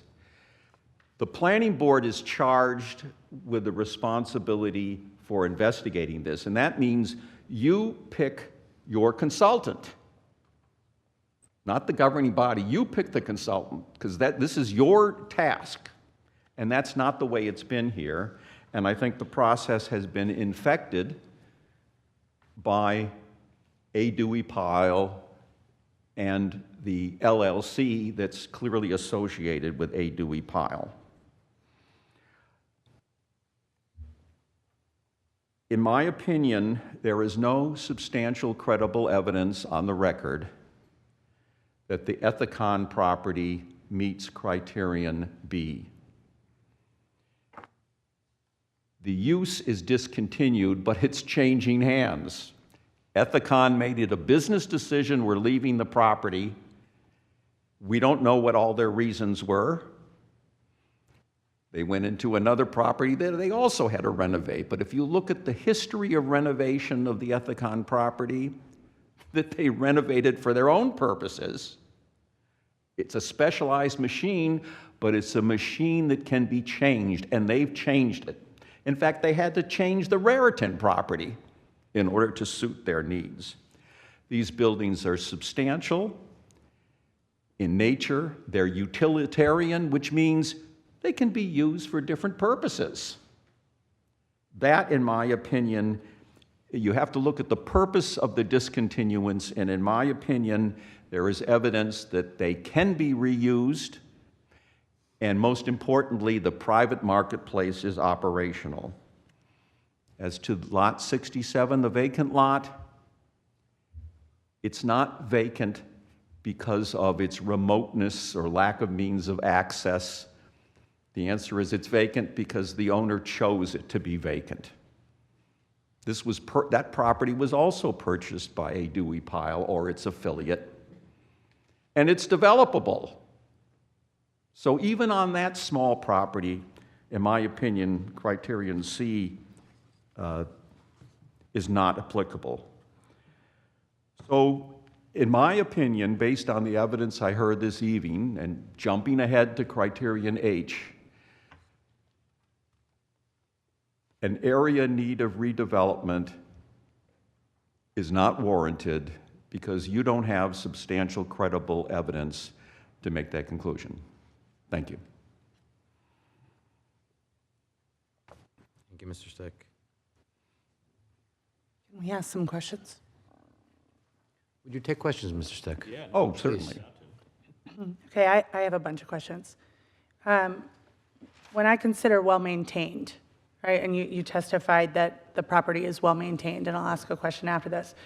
I don't consider well-maintained a vacant property that has multiple contaminants that could impact the surrounding communities, including groundwater, right, which apparently that size has shrunk, but it's still extended way past that area. I think there should be a deadline of when that water needs to be remediated by, but apparently there isn't. But there's also lead, PCBs, and asbestos. I don't consider an area that is currently vacant minus the 50 employees that currently keep it secure and running, keeping those things on site. What do you consider well-maintained? It's different from contamination. There is known contamination in the groundwater, and it's being handled. It's being remediated. Over time, it's going to be solved. DEP knows that. DEP controls it. It's being maintained. First of all, the groundwater is being maintained. They probably inject biologicals into it. They monitor it. It's being maintained. The buildings, if you look at the pictures, is there any picture there that shows you that buildings are falling apart? This is a pretty pristine... Falling apart means many different things. Well, in my opinion, if you look at the report, all those buildings are well maintained. And in fact, they have a staff there that's maintaining them. Okay, I disagree with you. I know you said it hasn't stopped SCC from building and from expanding in the area, right? The contaminants of the groundwater hasn't. Correct. We heard from a resident of the area, Ms. Gallagher, that is very passionate about keeping well water. SEC is maintained on township water or city water or well water? I don't know for sure. I would assume, I don't know, but the answer is it's built, it's operating, it's largely occupied. It's one of the premier office parks in New Jersey. I work on the side of it. It's township water. Despite, it seems to be doing fine despite the groundwater contamination that's known. Why do you think Ethicon stopped renovations in 2011? I have no idea. It may have been a building, it may be a business decision on there. They had 280 acres in Raritan. They say, you know, why am I paying over $1 million in taxes here when I'll go there? I don't know. It's a business decision, but in my opinion, it's not evidence, two things. It's not evidence of criterion B, but equally important, the private marketplace is operational. Someone bought the property. They walked through it, so they knew what they were buying, presumably, and they bought it for $21 million. So what about the laws that were changed? Do you know when laws were changed on contaminants and when you could do renovations in? It depends on what you're going to use. I have some lead paint in my house. The answer is I don't have to remove all of it. I one time had asbestos in my house. Oops, I got that removed, but the answer is if you're going to, I would grant you that if you're going to demolish it, there are extra protections you have to take, but if you're going to reuse utilitarian buildings, there are ways to do it, to protect the occupants. Or if you disturb it, not just demolish it. If you just have to do it in a proper fashion. So I know that, and this could be for either one of you, you spoke about the buildings being utilitarian in nature and can be used for different purposes, right, currently, at its current state. I know SJP, right, from the letter that was sent out somewhere around here, stated they were interested in purchasing the property, right? Excuse me? SJP, SEC. I don't know the details of that. Maybe he does. Right, so was their intent to use the current buildings if purchased? Well, I don't know the interest, I don't know the details of interest that may have been expressed in the past. The issue is there is clear evidence that the property is marketable. Can I ask Mr. DeAngelis this? I understand it was made, it was one of many. That's what you should consider. Well, it was in the letter that was sent, so that's what I'm using I don't from. have the details, I wasn't involved in that, but the point is, the property was marketed, there were multiple bidders, and the guys who won want you to light the property so they can get a tax break. That's the issue that's before you tonight. But you're here from SJP. Does SJP or SEC do anything that could fit in these buildings? The issue before you is whether this property is blighted or not. I'm still able to ask that question. Yeah, but it's irrelevant to your finding, in my opinion. This evening, is the property blighted? Is the private marketplace not operational? You brought up a Dewey pile, so I could bring up the same It's thing. on the record already. They indirectly, they paid for the study. We put on the record the letter that states that SJP was interested. Again, I don't know. That's also on the I record. don't know those details. All I know is that an affiliate of A. Dewey Pile purchased the property, gave the money to the town to do the study. And there seems to be some... I need to jump in here because, you know, you reference the escrow system as if it is unique.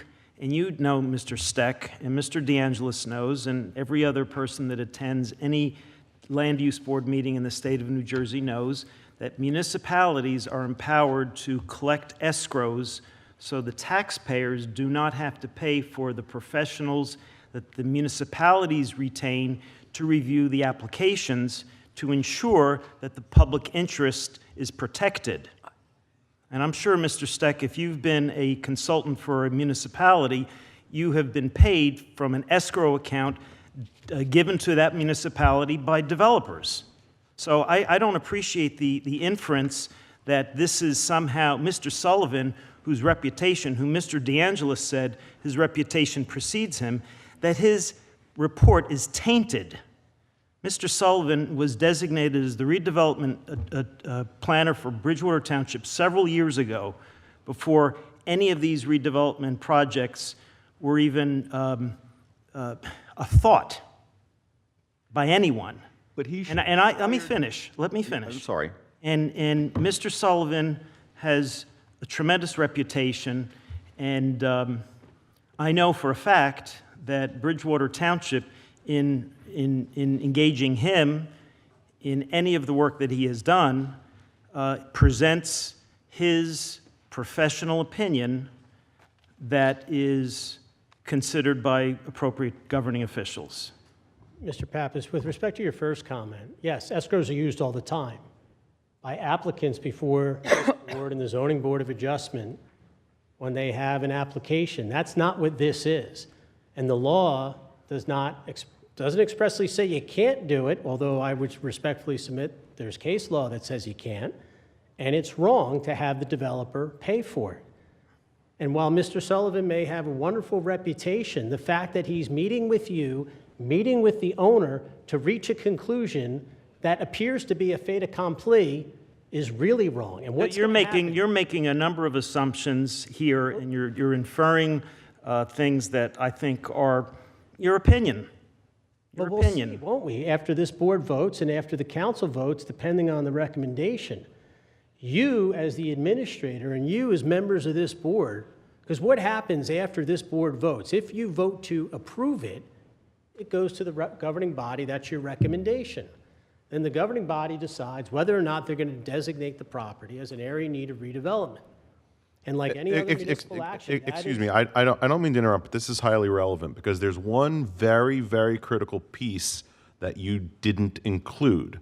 It is that we run a transparent, representative government here in Bridgewater. I don't know what happens in other towns that you work in or for, but when we, assuming that this process continues and assuming that this is heard before the council, we have sufficient public comment, whether it's on a resolution, whether it's on an ordinance, or whether it's just on something that matters to the public.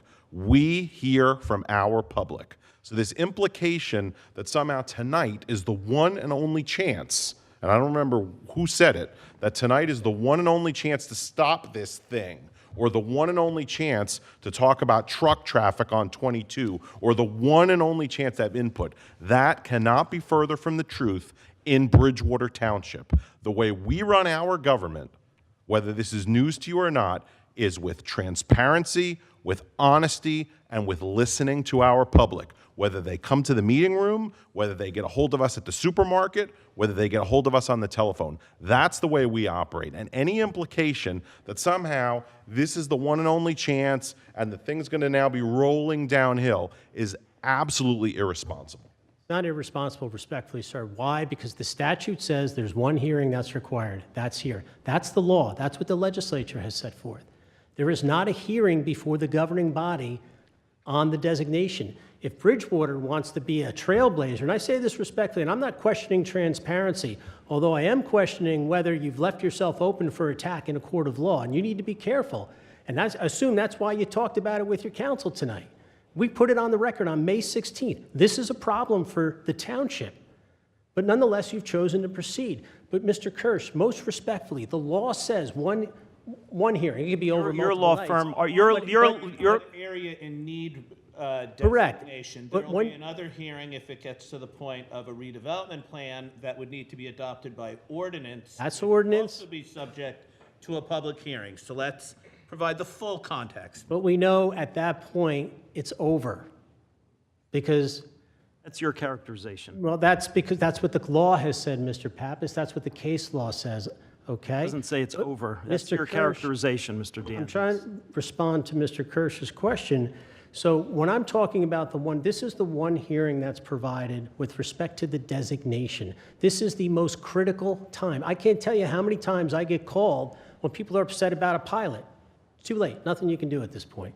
Horse is out of the barn, out of the corral, down the trail. It's over. Because this is the critical time. The designation, it's like a house of cards. If the designation falls, everything else falls. But once the designation is in place, a municipality has, under Section 8 of the Local Redevelopment and Housing Law, tremendous authority to do almost anything it wants to see to the redevelopment of the property. It is sweeping authority. So now is a critical time. And I'm sorry if you're taking offense, Mr. Pappas, but the reality is the developer came to you the township, on February 6th and said, the owner, we'd like you to blight this property. Mr. Sullivan, on that same day, submitted his RFP, his proposal for his study. He's participated in meetings with representatives of the township and the owner. I've been doing this 20 years. I've seen a lot of stuff. Look, it was a mistake, okay? I think the process should stop. You should vote this down. And if the owner wants to figure out a new way to approach this, have at it. This is the wrong way to use the local redevelopment and housing law. Chairman, on March the 21st, the township issued a statement about this process when the governing body first adopted a resolution asking this board to investigate. Just like to read a couple of sentences from it. Subsequent to Ethicon's closure, the township administration has been approached by several potential developers regarding the site.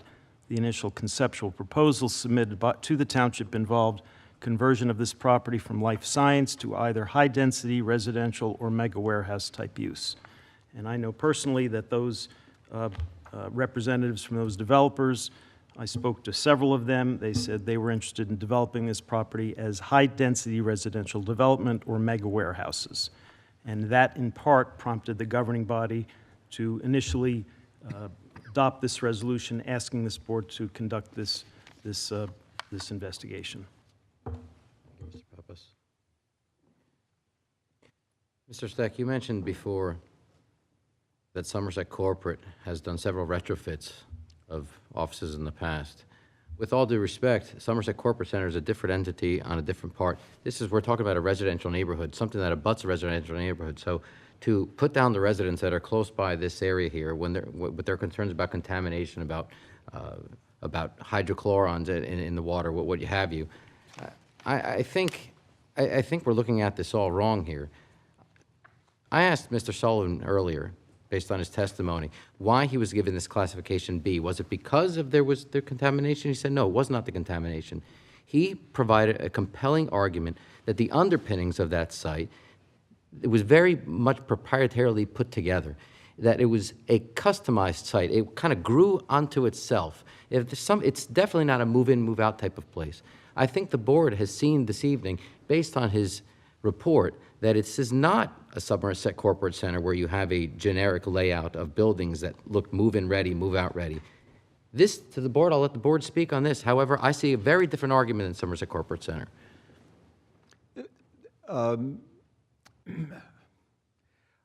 First of all, I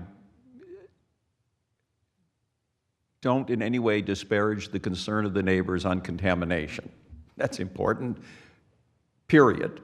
But the answer is, Ethicon apparently was handling it in a way that DEP said, you're okay.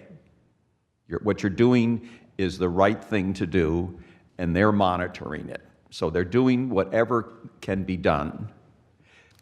I've just heard that there were multiple interests in the property, not just by Dewey Pyle. Well, that's the fundamental purpose, back to the beginning, is the private marketplace operational? I think the answer is yes. That ends, at least from the purpose of the municipal land use law, that should end your inquiry, because the whole purpose of this process is to address situations where the private marketplace is not operational. There's no one interested in the property. There has been interest. Whether it's residential, high-density residential, or a state prison, or whatever it is, that's a different question. The question is the private marketplace operational? And there's evidence that it is. Evidence that it is in the current state?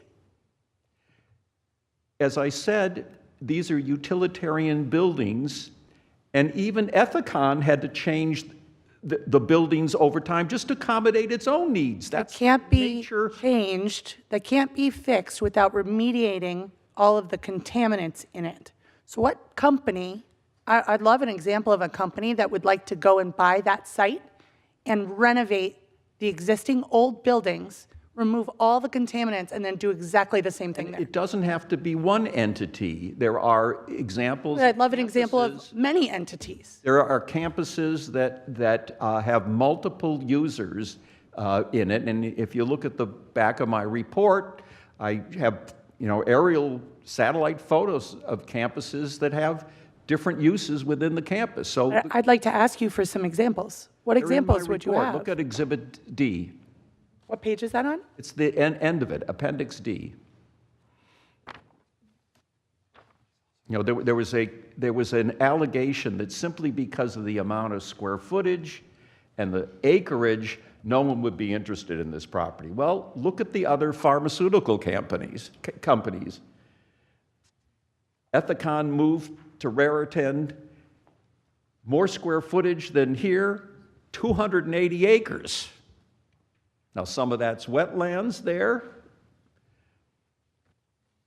but the answer is this campus is not unusual in terms of its size, square footage of buildings. But it's contaminated. And my house is contaminated. I got lead paint in my house. Does that mean I can't live in it? Well, it's your house. But the answer is that somebody wants to buy it, you have to disclose it, and then they have to make a decision. There's an entire tract. But it doesn't stop the private marketplace, is the point. There's an entire tract of residential, there's a residential neighborhood directly to the west of this site. Yes. There's a high school where children get their education from every single day, just to the north. Now, we've heard tonight about contaminants, but we've also heard about a site that's not planned as you would expect for 2024. We're looking at this site today and we're telling ourselves, this board's asking themselves, Is this the ideal plan? Is this what this planning board, the board that decides what the master plan is going to be for this township, is this part of what our vision is for our master plan? A campus from 1968 that appears as though it was, I'm sorry, 1956. I'm sorry, I keep thinking 68 years old. Just because it's 68 years old, we're supposed to say, oh, that's okay, let's deal with it for another 68 years. That's, the planning board's sole responsibility here this evening is to determine whether or not the site qualifies. We're getting ahead of ourselves. We have been threatened with legal action this evening because we're deliberating whether or not we want to designate the area in need of redevelopment. We're not approving any site plans tonight. We're not talking about traffic this evening. There's no traffic to be discussed this evening whatsoever. It's hypotheticals. We're here simply to decide whether or not Mr. Sullivan's report, the report that he supplied this evening, whether or not that report provides factual evidence, apparent evidence of outdated buildings that consequentially need remediation. I invite you to read the Spruce Run case that says if something doesn't comply with modern state standards, that's not dispositive of a blight. You know, Mr. Steck, you're a very accomplished planner, and you touch on the things that advance your position. But it seems like you're pivoting a lot. And you mentioned, I read the statement from back in March, but none of those entities wanted to take the existing structures and renovate them. But the and how is that, you touch on that as being evidence that the property is marketable, but you don't go to the next level of discussion that then is not helpful to your argument that they were not interested in the existing structures. Well, other than the fact there's been... Now, how is that? Give me a response Other than about the that. fact that you have indicated that there's been multiple uses, multiple interest in the property, none of that information is on the record. We don't know what the offers were. And that's why I think the report is... You're referencing it as being validating your argument. It's because How is that? It's your task to demonstrate that the private market is not operational, and that's evidence to the contrary. Mr. Pappas, can I just ask a clarifying question? Of course. And I've been meaning to ask this because you mentioned something before about having to find the purpose behind the discontinuance for criteria B. And I'm not, is that something that's required by the statute, to find the purpose behind the discontinuance? I think what you're suggesting to me is that the day after Ethicon sent their 1,200 employees to Raritan, that you could come in the next day and say, oh, this is blighted. No, that's a You have to know the reasons why, and are the reasons linked with the fact that there are conditions that are so terrible the private market isn't interested. Is that what the criteria states? In my opinion, you have to look at the purpose of the statute in order to interpret that phrase. Otherwise, the day that they leave the property, you're suggesting that it's blighted. No, what I am saying is you do have to make a compelling argument about why the site fits the criteria, which is the whole purpose of doing a preliminary investigation. But I do just want to clarify, because you keep saying that private market, if you have to show that the private market has interest or is viable, that it matters. And I just want to clarify for the board that the other criteria do make a connection. They talk about having a connection to unwholesome living conditions. They make connections to not being developed by private capital. They make connections to having detrimental impacts to the safety, health, morals, welfare of the community. But criteria B doesn't. And it's not without reason, probably. And criteria B was one of the criteria that was expanded in the local housing and redevelopment law. And I do want the board to recognize that Mr. Steck keeps saying that the private, you have to show this, you have to show this. That could be one of your reasons. That could be one of your compelling arguments about why the site fits criteria B. But I think the other thing you have to look at is there's an openness to the criteria. I mean, it's been argued before. There is openness to how sites can fit into these criteria because the local housing and redevelopment law is supposed to be helpful to the state and to economic welfare of the state. And so I just want to be careful when Mr. Steck keeps saying there has to be a connection, there has to be a connection. There could be a connection. It could be part of your argument, but in no way does the statute say that. And I want to clarify that because Mr. DeAngelis asked that of Mr. Sullivan multiple times. Does the statute say this? Does the redevelopment law say this? And in this case, Mr. Steck is saying things that the redevelopment housing law doesn't say. So I want to be careful that the board is considering the criteria and the arguments that Mr. Sullivan made in the appropriate context of what's being objected to. Thank you. Thank you, Ms. Sermon. Mr. Chairman, I know the hour is getting exceptionally late, but I do have just two items to cover here. The first is, this report, which, we see, but, our audience members don't. I guess this will now become part of the public record and the public will access it. And I'm not asking this to trip you up, but, there's been a lot of conversation about the relationship between this person and the other person. Our report, which says Peter G. Steck, community planning consultant, a planning evaluation of this site, prepared for Richard DeAngelis Esquire and SJP Properties. So you've been contracted by them to produce this report, right? Yes. Okay. I just want to, again, I'm not asking that to trip you up. It's right on the cover, yes. I know, but again, people in the audience, anyone online, they don't have this document. I do. The question I have, though, you talk about the condition of the site, the condition of the buildings, and point to the relatively positive condition of the buildings. They're well maintained. There aren't broken windows. There isn't an infestation of any kind. I feel like you're almost pointing to that as evidence that it's viable to continue. Not that you have a concerned property owner. See, I see a well-maintained property as a sign of a concerned property owner, whether it's residential or commercial. And your argument almost seems to now want to hold that against the owner, that they're not letting this thing fall apart at the seams. Is that your contention? I'm just looking at the facts and what the intention of Ethicon is. I understand that in other situations I've seen developers intentionally not fix up properties because they want to kind of grease the wheels for redevelopment. That's not the case here. This property is well maintained, it's guarded, it's secure, the roadways to it are fenced off, and it was sold. Right, but your part of your argument seems to be, it's in wonderful shape. What's wrong with it? I see that potentially as the owner of the property cares to keep it in good condition until and unless either, because some plan is going to happen, right? Either those buildings will be rehabilitated, different buildings will be built. I see that as a representation of the previous owners who kept it in outstanding condition, and the current owners that seem to want to maintain that.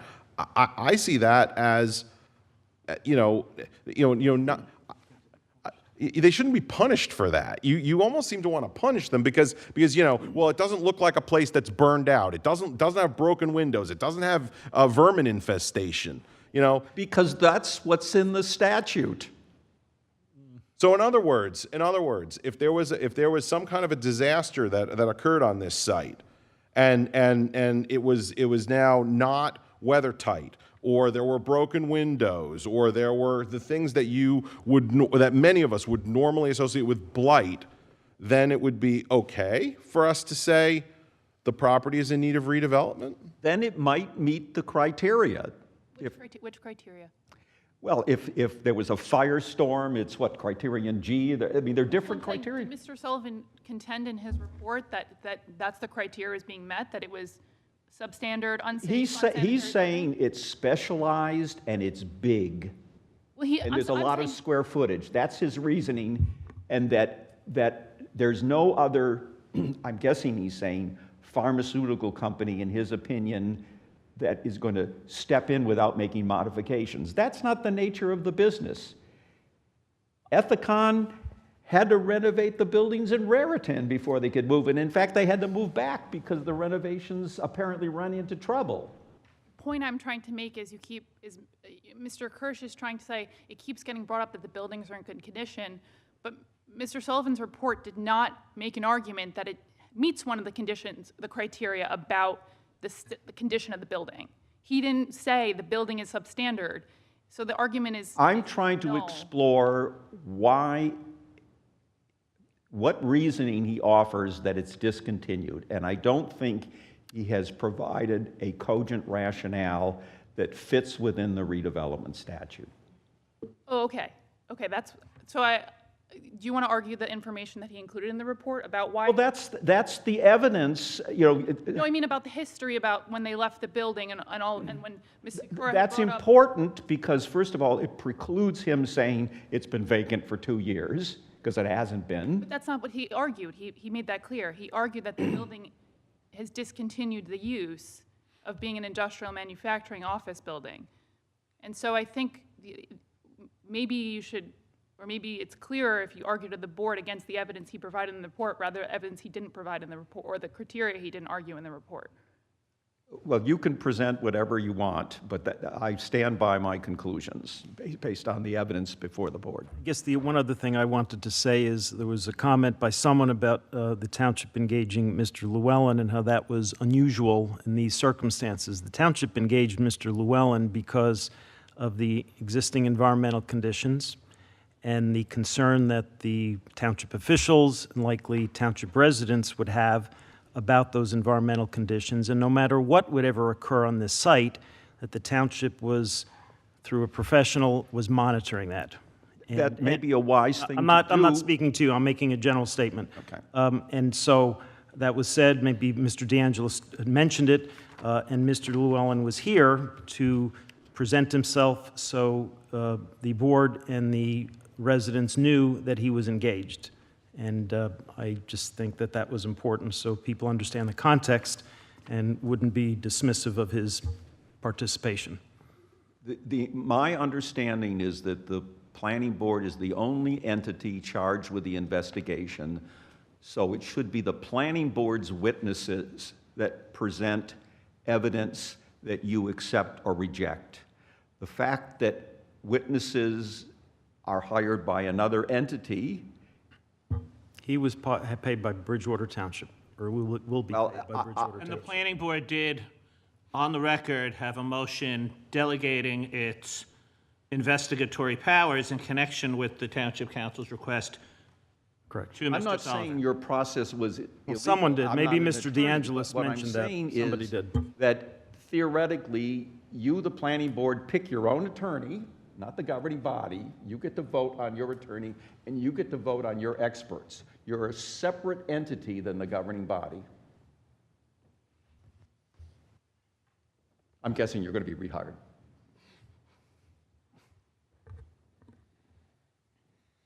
Well, Mr. Chairman, you said that there are a lot multiple offers. Can you give us evidence that the pharmaceutical company are doing the same thing can utilize this one? I don't know, but the answer is there was a purchaser. Mr. Pappas said there were multiple offers. It's not in the record. I didn't say there were multiple offers. I said that there were several entities that contacted the township indicating they were interested in putting high-density residential development or mega warehouses. That's what I said. Well, I don't have that access to that information. Okay, I would like to hear if you have a chance to present us with, computable buyers. That evidence is in the files, apparently, of the municipality, not in my files. Well, there are a lot of scenarios, right? So right now, the company has sold this one. For what reason? I don't know if you have evidence that this is fully operational to manufacture whatever it has been doing. Do you have that kind of evidence? The burden of proof is on your experts. And in my opinion, If there's information that's missing, that's not a problem for me, that's a problem for you, because you have the burden of proof. Well, that's what I heard from you. You said it's fully marketable and fully functional. I didn't say, Or what it's I said is updated. that this property was sold to a private developer without contingencies. That's sign of an operational market. Yeah, my question to you is, I would like to know, do you have evidence that Ethicon has updated this one to the current technology? The improvements I took from your expert's report, and they're on page Appendix C of my report, and I'll repeat, the fact that it doesn't meet modern standards is not dispositive of whether a property is blighted, and there's case law on that.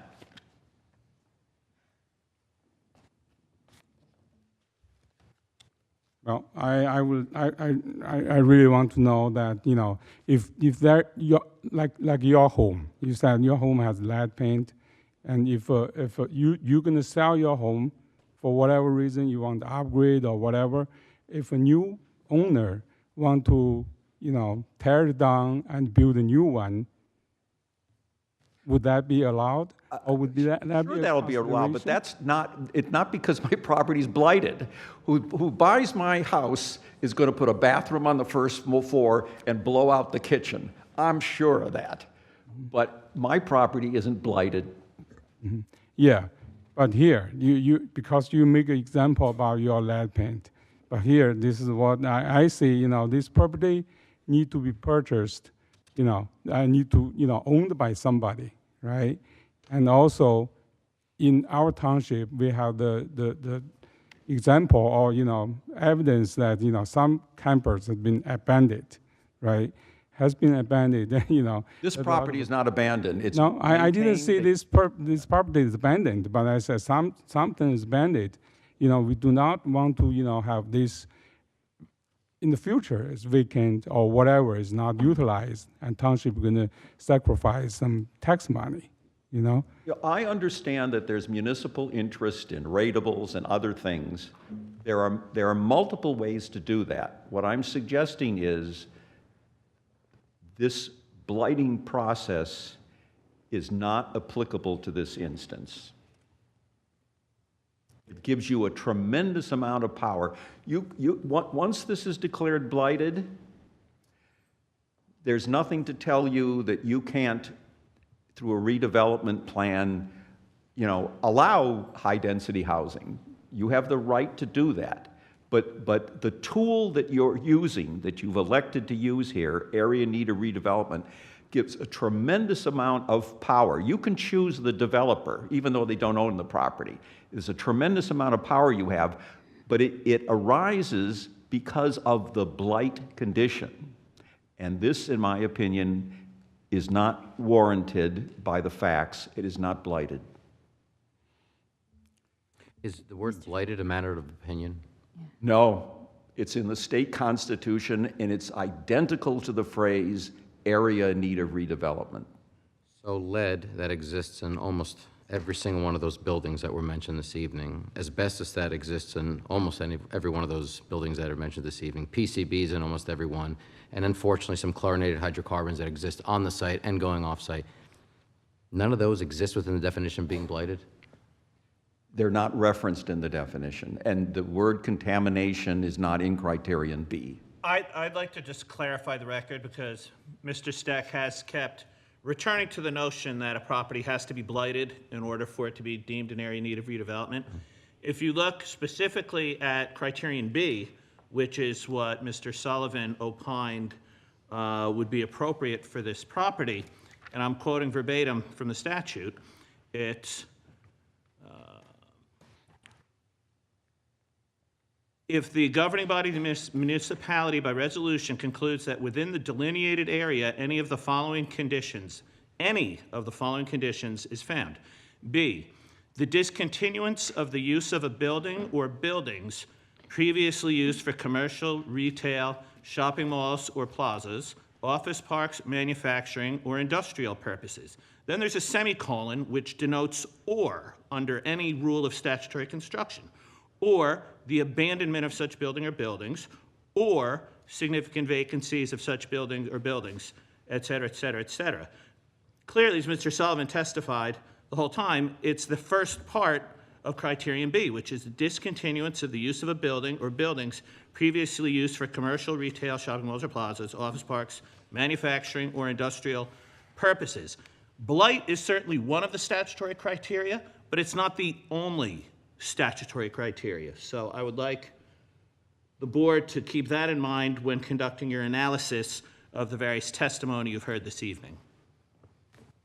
I just wanted to make a comment as well. Ms. Charterwitz, yes? Just when looking at the property from a valuation perspective, it is from 2005 to about 2019, it had an average assessment of about 35 million. Of course, the market went crazy starting in 2020. Then the valuation went up to 51 million. The property was purchased for 21 million, and assuming that the purchaser's bid that was accepted was probably the highest, and there were multiple bids, it was probably lower bids for the other offers. So going off of that valuation, $30,000 under the or $30 million under the assessment would make me think that there's a functional obsolescence there.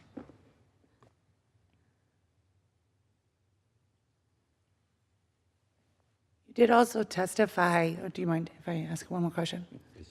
You testified that the market could show that another company could come in here and do this similar things.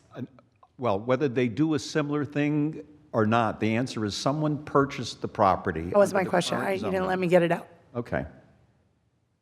If you were a resident of Bridgewater, and you very well may be, and a neighbor of that property, would you like somebody else to come in and do similar things where groundwater could get more contaminated and more things could happen, right? Or certainly a neighbor would not want that, and frankly, the law would not allow that. This is historic contamination that is being cleaned up according to DEP regulations.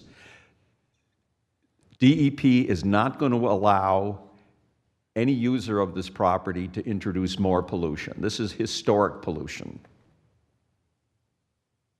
And I would be just as concerned as the neighbors. But the answer is, this was done in the past. It can't be done again. But it's being cleaned up according to state regulations. so no other company that does this contaminates property. So if another company comes in and does the same thing, even though the law states it. They can't do that. Everyone needs a permit, especially if property's changing hands. You know, there have to be remedies. But the answer is, at least in terms of groundwater, this is being monitored, and apparently it's being improved, but the answer is DEP hasn't given their final blessing to the progress. But this is historic. They're not putting contaminants anymore in the groundwater. I'm pretty confident of that. This happened years ago. Well, that they're not in operation right now there. So you didn't listen to my question, but that's okay. One other comment, I think will be my last one. It was mentioned that there was a letter from SJP Properties attorney to the township back a number of months ago. And just want for the benefit of the public and the board, our attorney did reach out to the gentleman who wrote the letter, and you know, as a property owner in Bridgewater Township, a good corporate citizen, the township wanted to engage in a discussion to try to address any concerns that SJP Properties had, and they declined to meet with the township.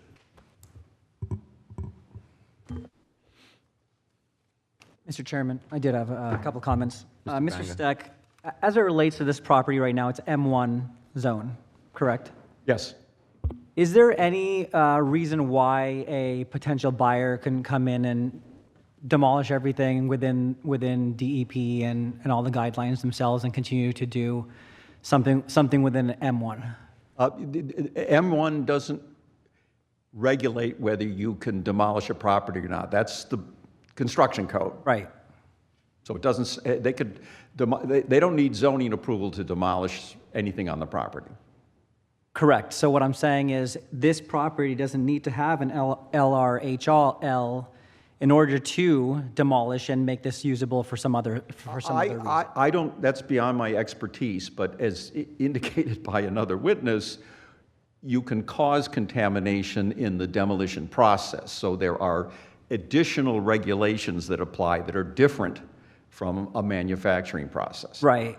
Okay, I understand. I think there's maybe some assumptions or that some of the board members potentially are making with regards to if a potential buyer comes into this location and potentially is looking to have some other sort of use, that they're going to clean up things to some extent within the reason of the DEP. But nothing precedes or nothing restricts a potential buyer for the zoning, the current zoned use, which is M1, which is allowed for this property. And if a potential buyer, as long as they stay within the rights of the zoning, whether it's declared an LRHL or otherwise, right? So what I'm saying is, I think, I don't know if there's assumptions being made or whatever the case is. I think there's maybe some confusion that this needs to be designated an LRHL in order for people to proceed with potential for certain cleanups. But I think my question to you is, a potential buyer, or in this case, a Dewey Pile, whoever it is, could utilize the site within the AM1 restriction and clean up the site as it stands, or if they decide to do whatever they felt like, as long as it's constituted within the zoning, correct? That's correct. Okay. One other item, and in the essence of transparency, I would like to see the exact timing for those emails on February 6th. One, I think that was directed to the township, and then one that was constituted from Mike Sullivan. So in the issue and transparency, I'd like to see that, and I think the public would as well. And then the other question that I had here was, with regards to criteria B, and as Mr. Peck just demonstrated for us, in your opinion, constituting an abandonment of buildings, right? I think one of the statute. It's on its face, I can say these buildings have not been abandoned. Abandoned means the owner walks away, doesn't do anything. Taxes are being paid, it's secure, it's being maintained, it's not abandoned. That's not on the table legitimately this evening. You can't say that these properties. In your expertise, when you look at other LRHL conversations, does it constitute what you just mentioned in terms of taxes not being paid, that there's significant issues with that? Would be an potential evidence of blight. If someone walked away from a property, never boarded it up, didn't pay the taxes, that's an abandoned property. I think I'm not talking about blight, but just talking about the definition of abandonment in this case. That's my understanding of the definition of abandonment. Okay, thank you.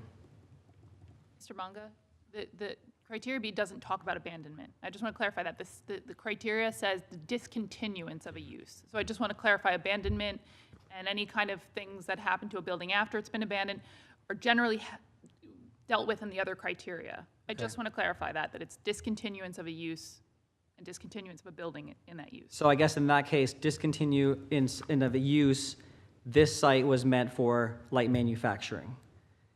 They came back between 2022 and 2023, housing these workers. Do we know what they were doing? Does that count as continuous of use? And if so, then I think that it's premature for this board to be deliberating on this, and we should wait until April 2025. I think it is significant that 1,200 approximately employees went back into these same buildings without any further renovations and occupied them for a number of months. I think that's significant. Thank you. No further questions. Thank you, Mr. Bunga.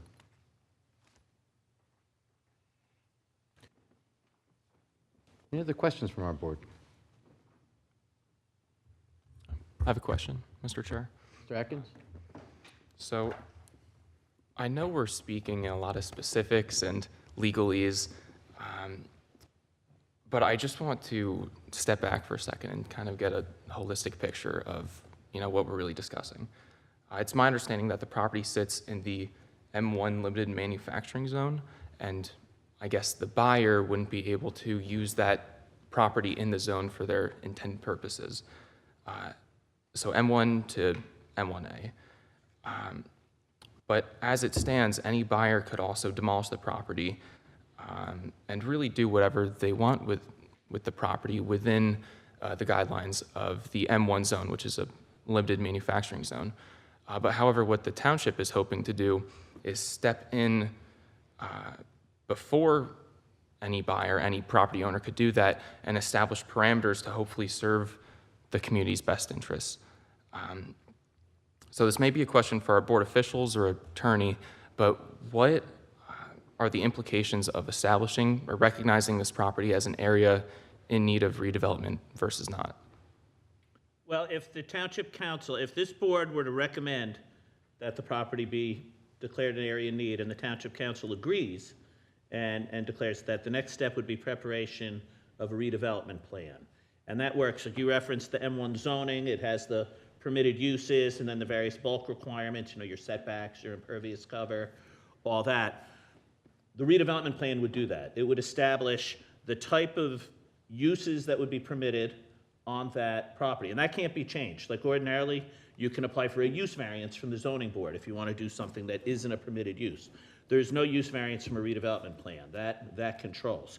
And it would also set out the bulk parameters and the layout of the site, although that could be tweaked. You can get variances from that. But basically, the bottom line is to have a redevelopment plan in place, you can put the municipality can really drill down on what it will permit, what it won't permit, on that particular property. And it also then gives the municipality the right to appoint a redeveloper, to select somebody to say, okay, we want this entity to redevelop the property, as opposed to, under a regular zoning scheme, whoever owns the property can come in and do it. And Mr. Peck, would it not also allow the residents of the town, on behalf of the township, a little bit more oversight as to what happens during the cleanup process, let's say, of contamination? Well, it can, but the redevelopment plan, within the parameters that are allowed for a redevelopment plan, can cover all that stuff.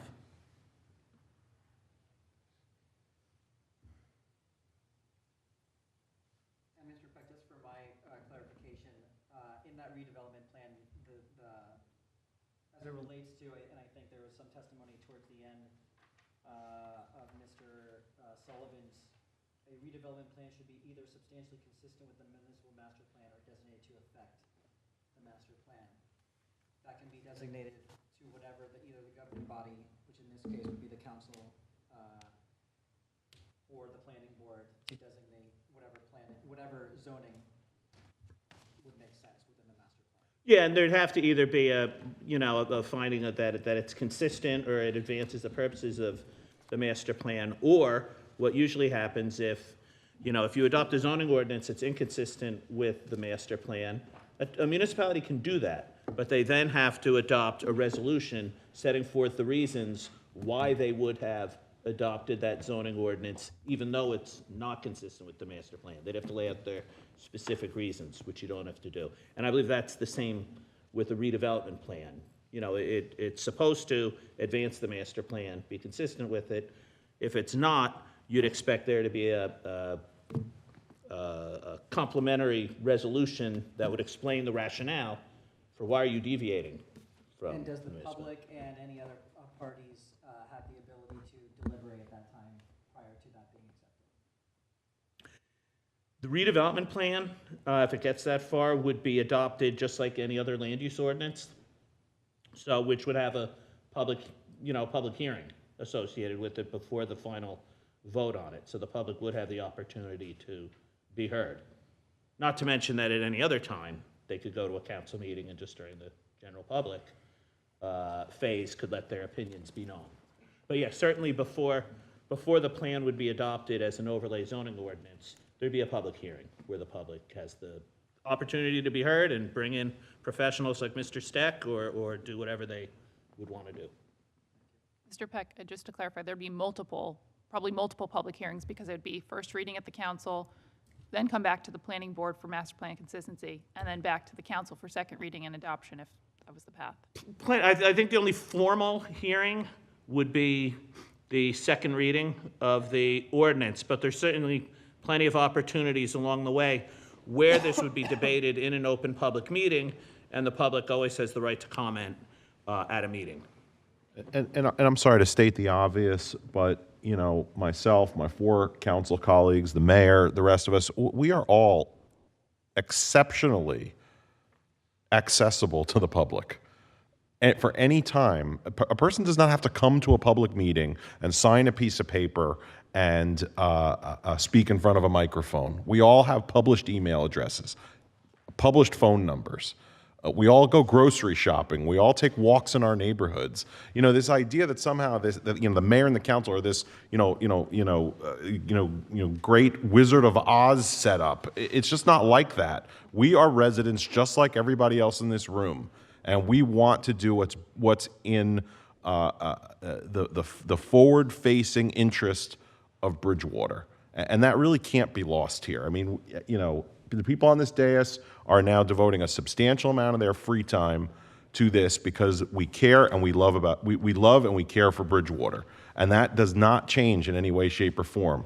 And I can absolutely guarantee that anyone who wants to have input on this will have more than sufficient opportunity.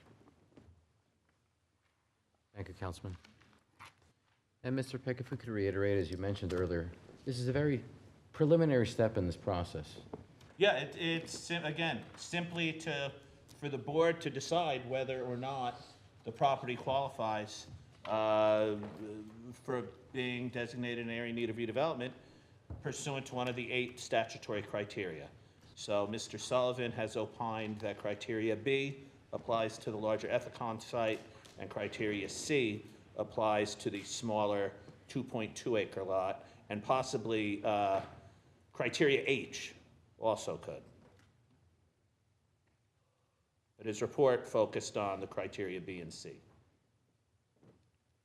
And that's really it, if, you know.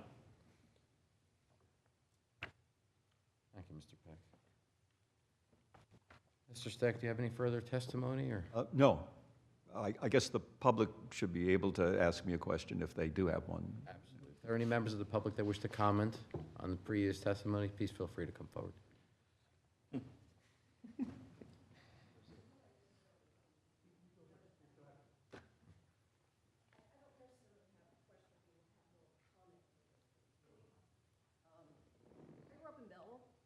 I'm sorry. Just state your name and address. Name and address, and please record it on the record, please. My name is Mary Ann Dacey. I live on Garrettson Road.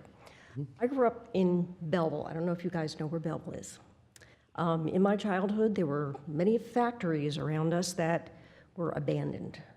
I wouldn't say abandoned, but they not operational, half staffs, people leaving. Taxes were paid on them. I don't see this Ethicon situation anywhere near what I saw growing up in Belleville.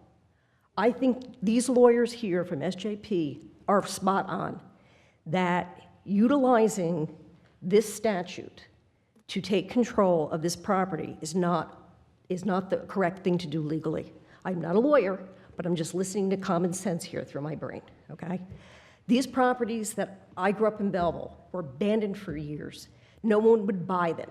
You have someone who bought this property.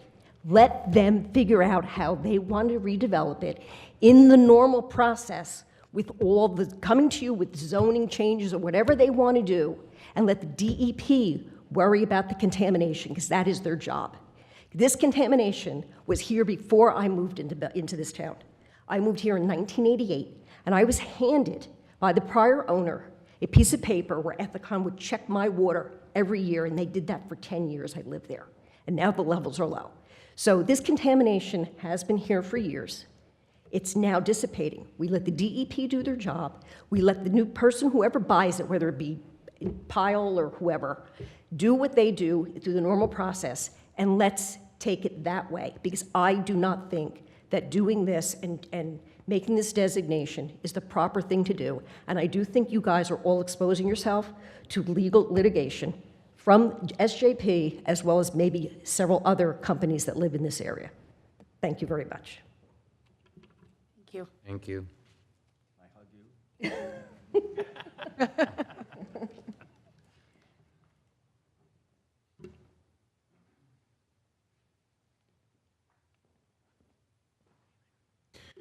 Good evening, more members. Michael Silbert from the law firm DeFrancesco Bateman on behalf of 555 Route 22 Associates, LLC. I promise I will be quick. It's been a long evening. Mr. Steck, in your testimony, I witnessed you jump up and down and say, it's been sold, it's been sold. So I'd like to know if you can cite to the explicit section of the redevelopment law that says if a property has been sold, it cannot be designated as an area in need of redevelopment. There's no section that says it that way. The issue is there evidence that the private marketplace is operational? And I would say a purchase without contingency is evidence. The board is likely no stranger to redevelopment projects. They've probably done redevelopment projects in the past, as has the township. Would you say that a prospective purchaser might look at a property and say it's marketable with the prospect that it could be redevelopment? Could that impact whether or not a potential purchaser looked at the property? I don't know. Each purchaser has their own interest. So do you think it would be important to know that, whether a prospective purchaser considered the prospect of redevelopment in stating to the board this evening that the property and the free market will take care of development in of itself without any assistance by way of a redevelopment plan? I don't know what was in the mind of the purchaser. I know that this purchaser, apparently based on the correspondence, had interest in this property being blighted, and that's in the paperwork, and I think that that taints the process. So you're saying that developers all over the state of New Jersey do not look at properties and consider whether or not it could be utilized for redevelopment? I didn't say that. Can you expand on my question? No, I don't know what other developers would do. How about your client? Do you think your client looked at this property and considered to do this by way of redevelopment? I don't know. Don't know. Okay.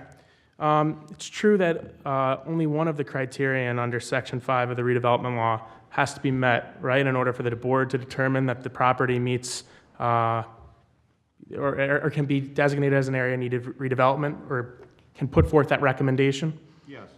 And the study area consisted of 2 lots, is that correct? Yes. Would you agree that if the board finds that only one of the 3 discussed criterions were met, that the study area could be designated as an area in need of redevelopment? Well, if only one met the criteria, then only one could be designated. Are you sure about that? Well, there's a Section 3, but that has not been invoked in the study. That has not been mentioned this evening. Right, but the entire study was put together in accordance with the redevelopment law, is that correct? In other words, the study references the redevelopment law. It does. Okay, and just for the benefit of the board, I just want to read the definition of redevelopment area under Section 3 of the redevelopment law. And I'm going to read the pertinent part, which says, a redevelopment area may include lands, buildings, or improvements which of themselves are not detrimental to the public health, safety, or welfare, but the inclusion of which is found necessary, with or without change in their conditions, for the effective redevelopment of the area of which they are a part. So if the board so determines that, and I'm not suggesting that the criteria hasn't been met for the smaller lot, but if the board says to themselves, well, we believe that that lot might be necessary for redevelopment, and the board rests its decision or recommendation this evening on criterion B being met for the larger lot, would the board be within their purview, within their right under the redevelopment law to designate the entire study area as a redevelopment area? They could, but they would have no evidence to base that opinion on. Because you think that criterion B hasn't been met for the other lot? Because there's no evidence presented that Section 3 applies. Mr. Steck, have you been part of I've had the opportunity to work with you in the past, usually on the other side, but have you done any redevelopment work for developers, on behalf of developers? Or you're primarily focused on objector work?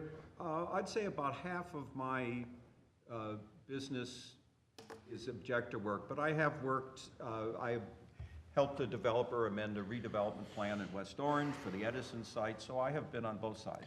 Why do you think it's so common that environmental remediation and contamination pops up in preliminary investigations? Or should I ask, do you think it's common? It's common, but it's not necessarily relevant to the determination. In my experience, a lot of planners throw, in a sense, a lot of things against the wall.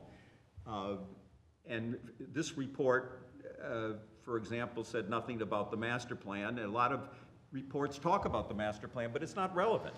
Do you think that a planner and this board should consider market conditions? Let me just pull it up. It's in the report, but I think it. Give me one moment. I think the report estimates that the site currently consists of about 60% office space. I'm looking at page 24, 416,000 plus square feet of office space, and approximately 40% of what they classify as manufacturing and industrial, just over 280,000 square feet. Do you think that the board's planner, or the township's redevelopment planner, and this board should consider current market conditions with respect to the office real estate market in assessing whether a building that consists of 400,000 plus square feet of office space would be eligible to be declared an area in need of redevelopment? Well, if no one was interested in the purchase of the property, that would be a relevant fact.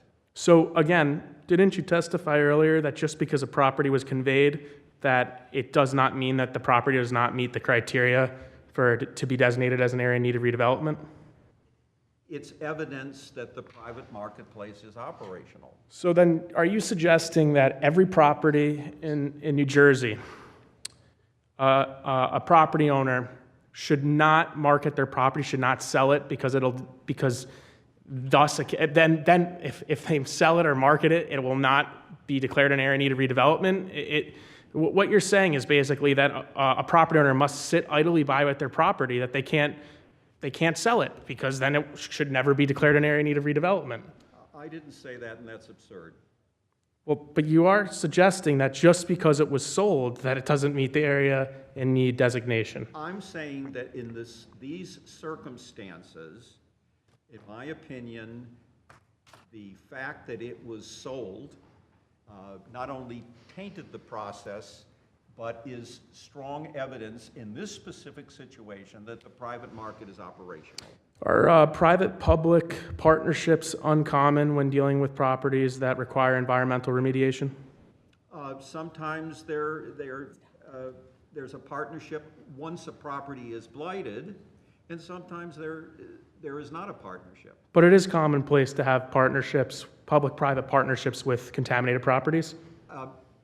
We're talking about whether the property is blighted or not. That's different of whether there's a public or private partnership. That's not what I asked, though. I was just asking if it's common for there to be public-private partnerships. Well, this is a blight hearing, so I don't know what relevance that is. Well, it's found in the redevelopment law, and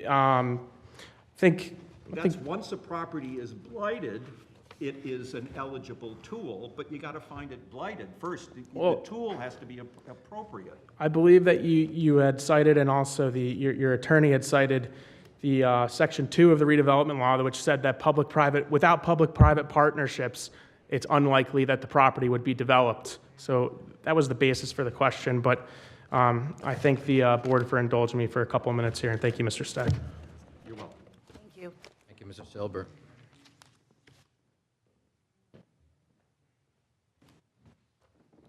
Any others that wish to comment, please feel free to come forward.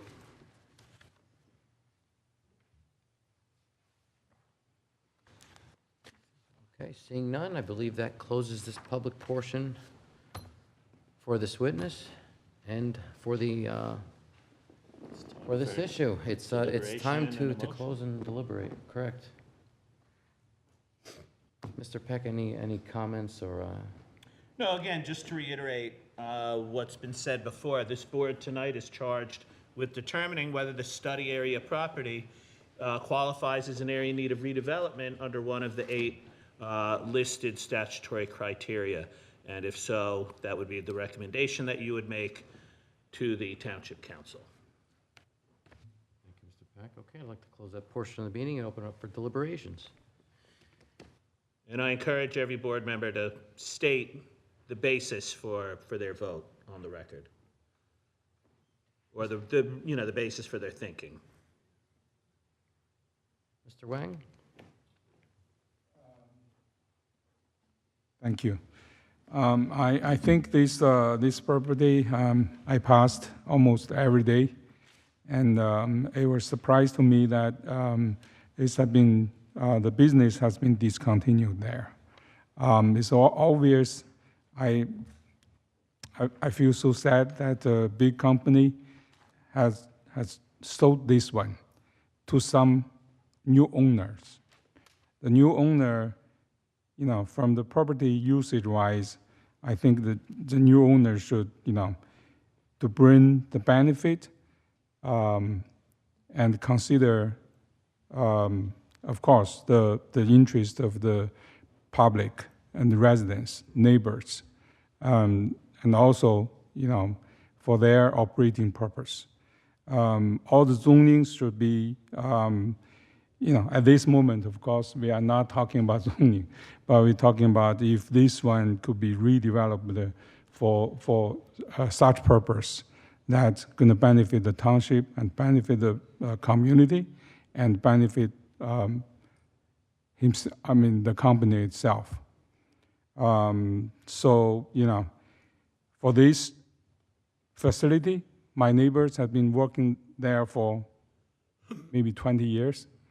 And I have been heard, I heard from my neighbor that, the reason they moved to the other office is because this is obsolete. A lot of facilities are obsolete.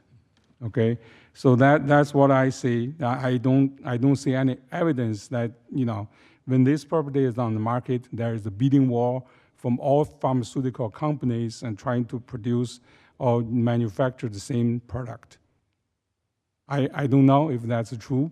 I would like to hear that, but I didn't hear tonight. Okay, so that's why I'm in favor of the redevelopment proposal. Thank you. Magura. Okay. Biomedical research and manufacturing facilities are very complex, and I assume that Johnson & Johnson has the expertise to determine what is a modern laboratory and biomedical research manufacturing facility. I would have liked to have heard about their reasons for leaving the Bridgewater site. I'm not too concerned about Raritan. That's outside of my pile of paper here. So, additionally, we're talking a 60-year-old facility, and I have to think about the infrastructure. 60-year-old boilers, 60-year-old chillers, air conditioning systems that are old, water piping. It may be good enough for people to drink, but it's not good enough for a biomedical lab. It has to be purified. Electrical systems for the instrumentation, very complex. The electrical current has to be filtered so it doesn't affect the instrumentation. I think there's a lot of negatives in that 60-year-old building, which haven't been addressed, but if someone were to try to put them back into use, I don't think it would work out too well. So, in my case, I would vote that the area of the buildings is in dire need of replacement. Mr. Atkins. I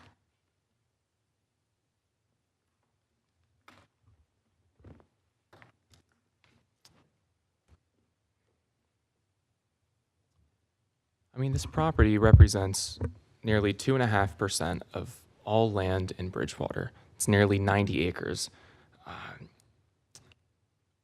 What we do with this property, at least what the township decides what this property can have, that's really going to impact residents. It's going to impact our community. It's going to impact our students at the high school.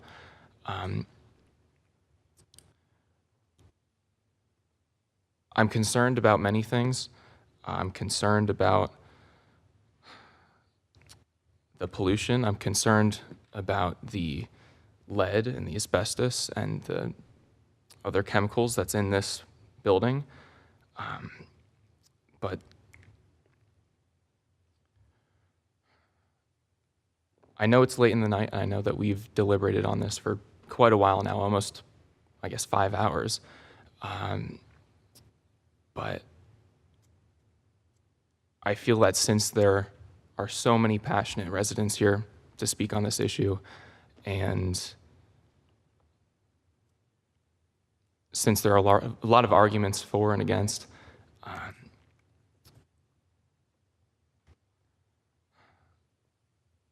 I find myself very conflicted as if we should continue debate on this or if we should choose some other avenue. So I would respectfully have to abstain.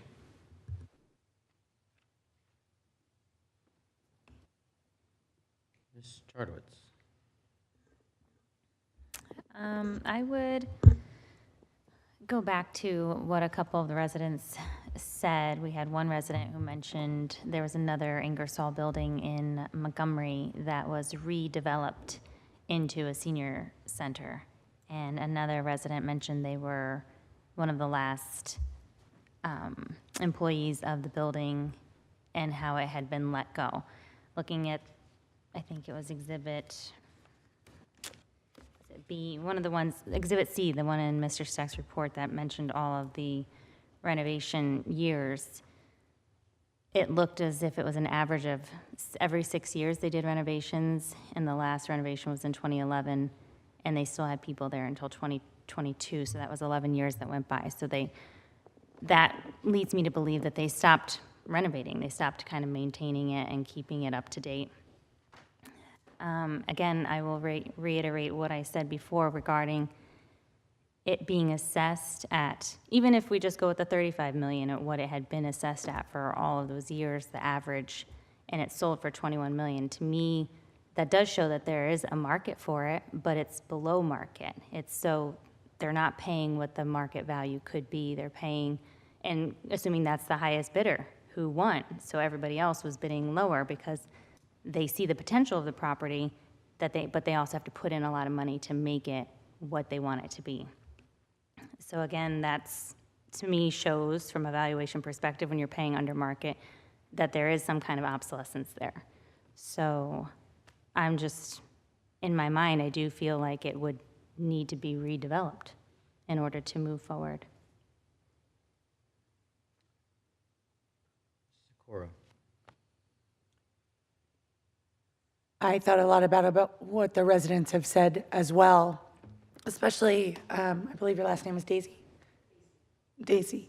And I appreciate that. And I think even though we have honestly differing opinions, I think it's for the same reason.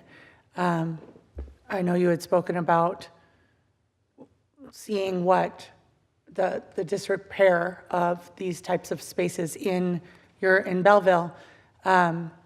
I think about the future here and the future of my kids growing up, going through Bridgewater High School, but also hopefully staying in Bridgewater and growing a family there too.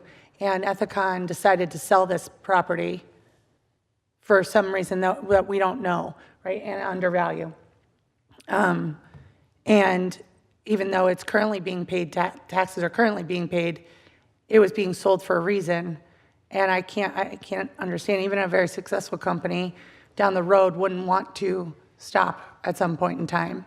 In addition, even though it was testified by Mr. Steck that the buildings are well maintained, I can't imagine they are paying for air and heat and maintaining those units that are left over in the walk-in freezers and all of those things, which will eventually cause that property to go into disrepair. And even though they have people on site, it's to maintain the outside of the property is what I can assume. So I think about the future of that property. I don't want another company to come in. I know law states that they can't contaminate things. We know that still happens. And I don't want another Ethicon type building to come, or business to come into that site, knowing that that there's so many close neighbors in the area and our kids go to that high school. And I believe that that area is in need of redevelopment. So for that reason, I am for it. Mr. Pappas. Thank you. I appreciate Mr. Sullivan's report and thoroughness that he has, and his associate, I think it's, sorry, I've forgotten your name, Hatch? Mr. Hatch. I think those points that they presented here are very, very relevant. I too, as Ms. Sikor said, understand the concern of the residents.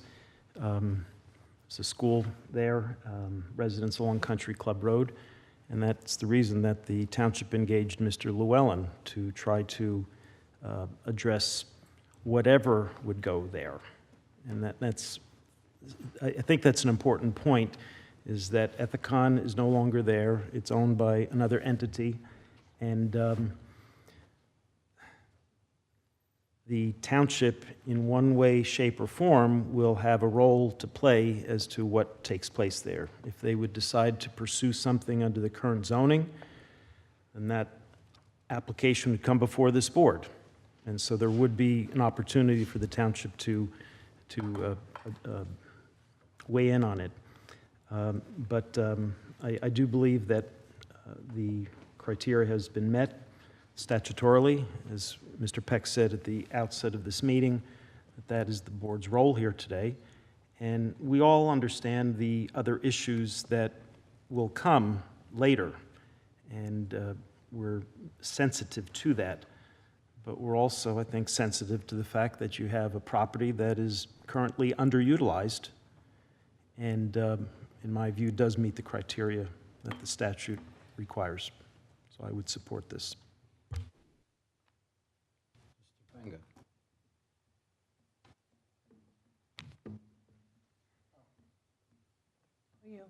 Mr. Banga, sorry. All right. No, I think I'm very happy that our residents came out today on such an important matter here.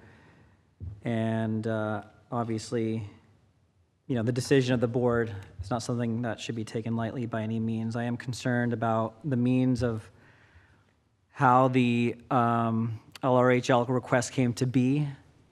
So, that is something that is concerning for myself.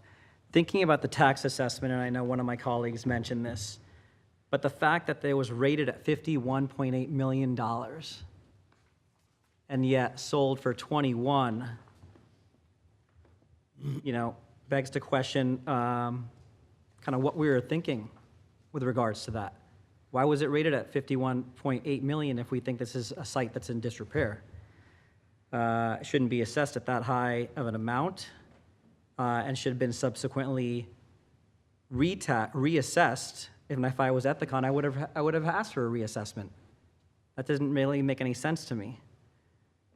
I don't agree with Mr. Sullivan's assessment using criteria B, that the site had been abandoned for 2 years. First of all, however you read criteria B, whether certain buildings were not being utilized or whatever the case is, Ethicon, the fact of the matter is Ethicon did come back. They did utilize it between 2022 and 2023. And if we were to take a look at that statute in total, that would mean that, this really should be up for debate April 2025, in front of the board. My perspective on this is the owner, whoever it is, in this case, A. Dewey Pyle, should work within the M1 zone. It doesn't require that, first of all, any entity, whether you have the money or if you get it on a substantial discount, could come into the site and redevelop it on their own means. It doesn't require that the board dictate or that the council dictates that. And that's my firm opinion on that. So we don't need to have the local redevelopment and housing law, to pass this. I don't think that there is a reason for redevelopment. What we're deliberating today is if a suitable entity could purchase this property and develop it within the M1 zone. And what I'm hearing from my colleagues is that it's not suitable for that. And maybe I'm misunderstanding, but if this does, if we go through this process and it becomes an M1A, and this becomes a terminal, a trucking terminal, which is designated for M1A, I think it's going to be a huge issue for the township, and I think it's going to be a huge issue for the board. Thank you. Councilman Kirsch. Thank you. First, I want to thank the public. There aren't very many of them still here, but the ones who are here, you're the diehards. I don't know if others went home and are watching, on video or not, but I do want to compliment all the residents that came out. Clearly, you have a passion for our town and the township, and that's appreciated. I also want to express appreciation to those on the dais, volunteers from the community who are, here acting in the interest of our community, not just today, but for many, many years to come. I'm not swayed in any way by the action that Ethicon took to temporarily return to the site. That, to me, is not in any way, shape, or form relevant to what's gone on in this property. They left the site. They intended to go somewhere else. I guess logistics or whatever created a situation where they had to go somewhere else. Where could you go? Well, I could go to the place where I just was. So I'm not swayed by that. I believe that the criteria that needs to be met is that I don't think the 2-year rule is applicable here. I don't think we have to wait until April 2025 to consider this. I look at this through a couple different lenses. One is this specific property, but I also look at this, through the lens of the wider community.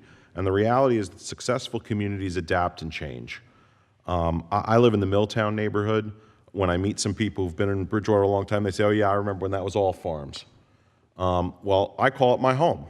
Mr. Wang calls it his home, and we're proud to do that because Bridgewater changed and adapted. Maybe people at the time didn't like it. Maybe they would have preferred it stayed a farm. It's given me a place to raise my family.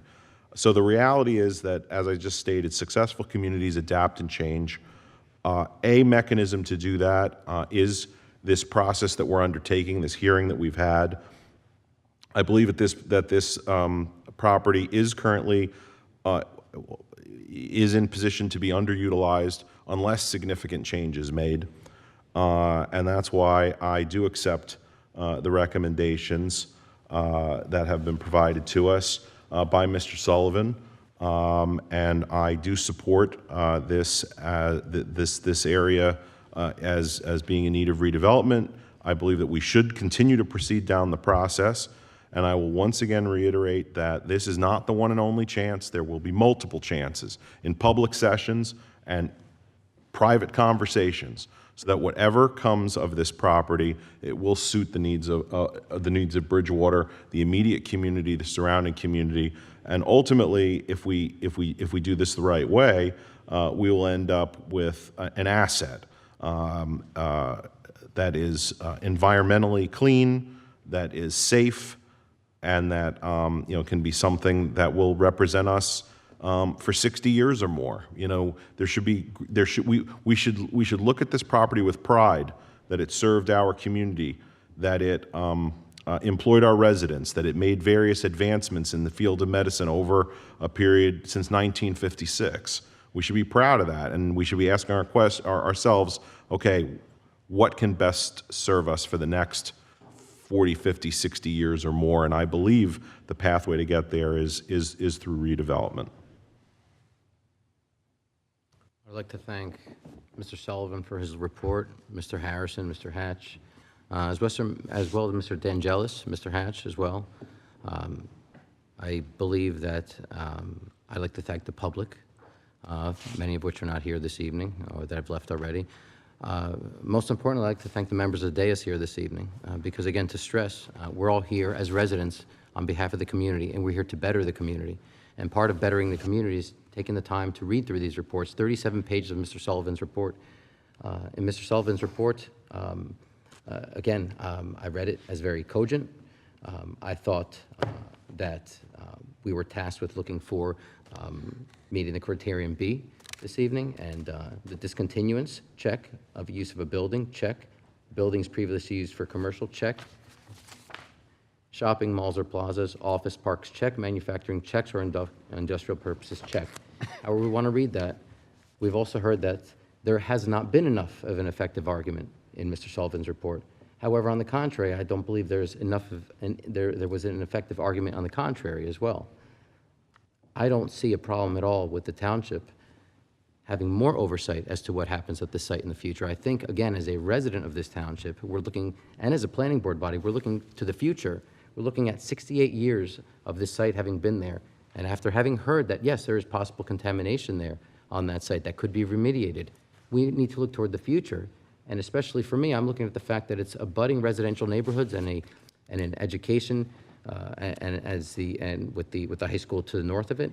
We need to be looking at the future, and I believe the future is designating this area as an area in need of redevelopment. So with that, Mr. Peck, I believe we'd ask for a motion to approve, if I'm saying this correctly. Someone can make a motion to recommend to the Township Council that the property be designated an area in need of redevelopment. Or someone could make the contrary motion, that it not be recommended. Mr. Chair, I apologize for interrupting. Mr. Atkins? Seeing that it is past midnight and it's now October 2nd, is there any legal provisions that we have to take to ensure that this vote is No. binding? Or? No, we're good. All right. Session. Yeah, we're All right.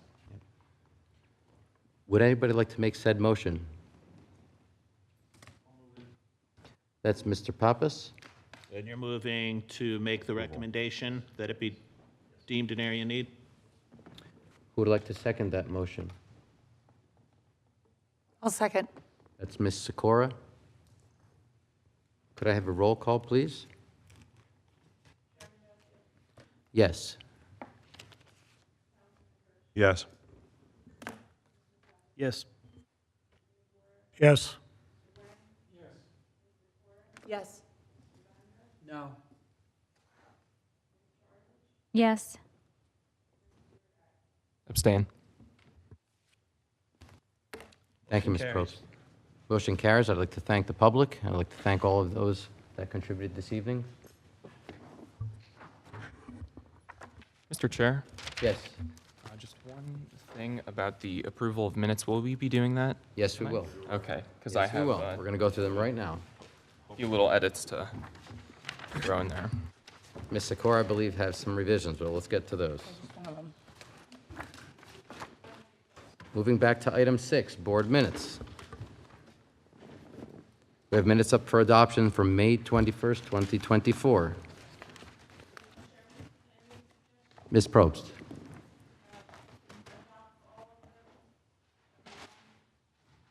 Thank you very much.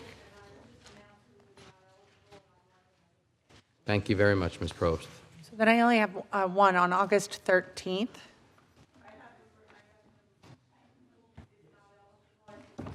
I have a change to it. Correction. Yeah, on August 13th, the minutes say I was absent. I believe I was absent, but on the second page, it says I made a motion to adjourn the meeting. That's pretty talented. Yeah, I flew here. Good pickup. Okay, those are for the minutes of August 13th. Any other changes to the record? I have a few corrections to the minutes of May 21st. Okay. On page 2, there are 2 places where the text should read Chairman Vesio, and not Chairman Foose.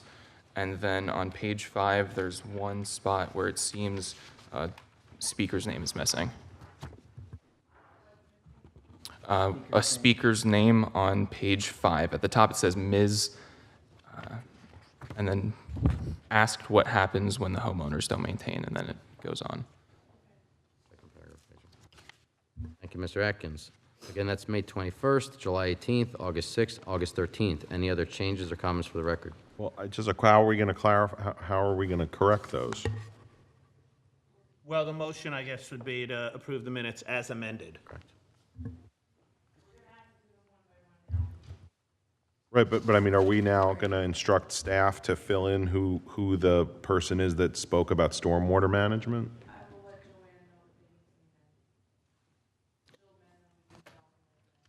Ms. Probst also.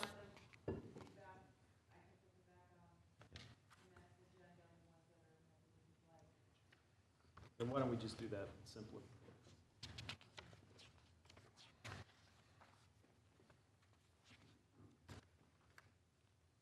Meeting minutes of May 21st, 2024. Mr. Atkins,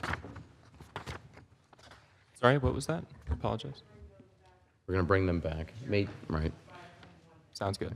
So 521 with your said changes. Okay. I'm going to do them individually, Ms. Probst. All right, so are we now still able to take action on July 18 and August 6? Because I guess for August 13, we'd need to understand who made the motion to adjourn, right?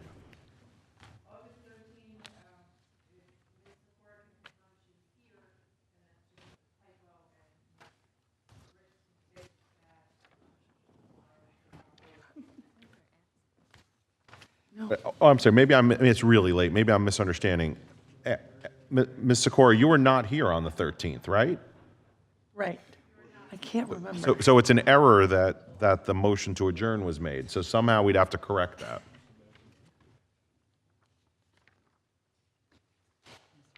I don't have it in my calendar, which means I likely was not here. Yeah.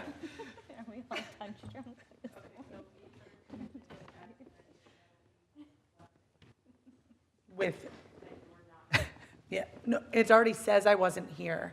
It says I adjourned the meeting. Nancy, July 18th, it's just a minor change, but Mr. Bill, it's Burr with, should be 2 R's, not 3. Burr. He's good. Burr. What page is that, Mr. Mike? First page. Page 1. Oh, page 1, okay. Oh, no, I left. He checked out when the others did. See ya. And lastly, August 6th, any changes or comments for that? None. So we are able to proceed with July 18th and August 6th right now? That is correct.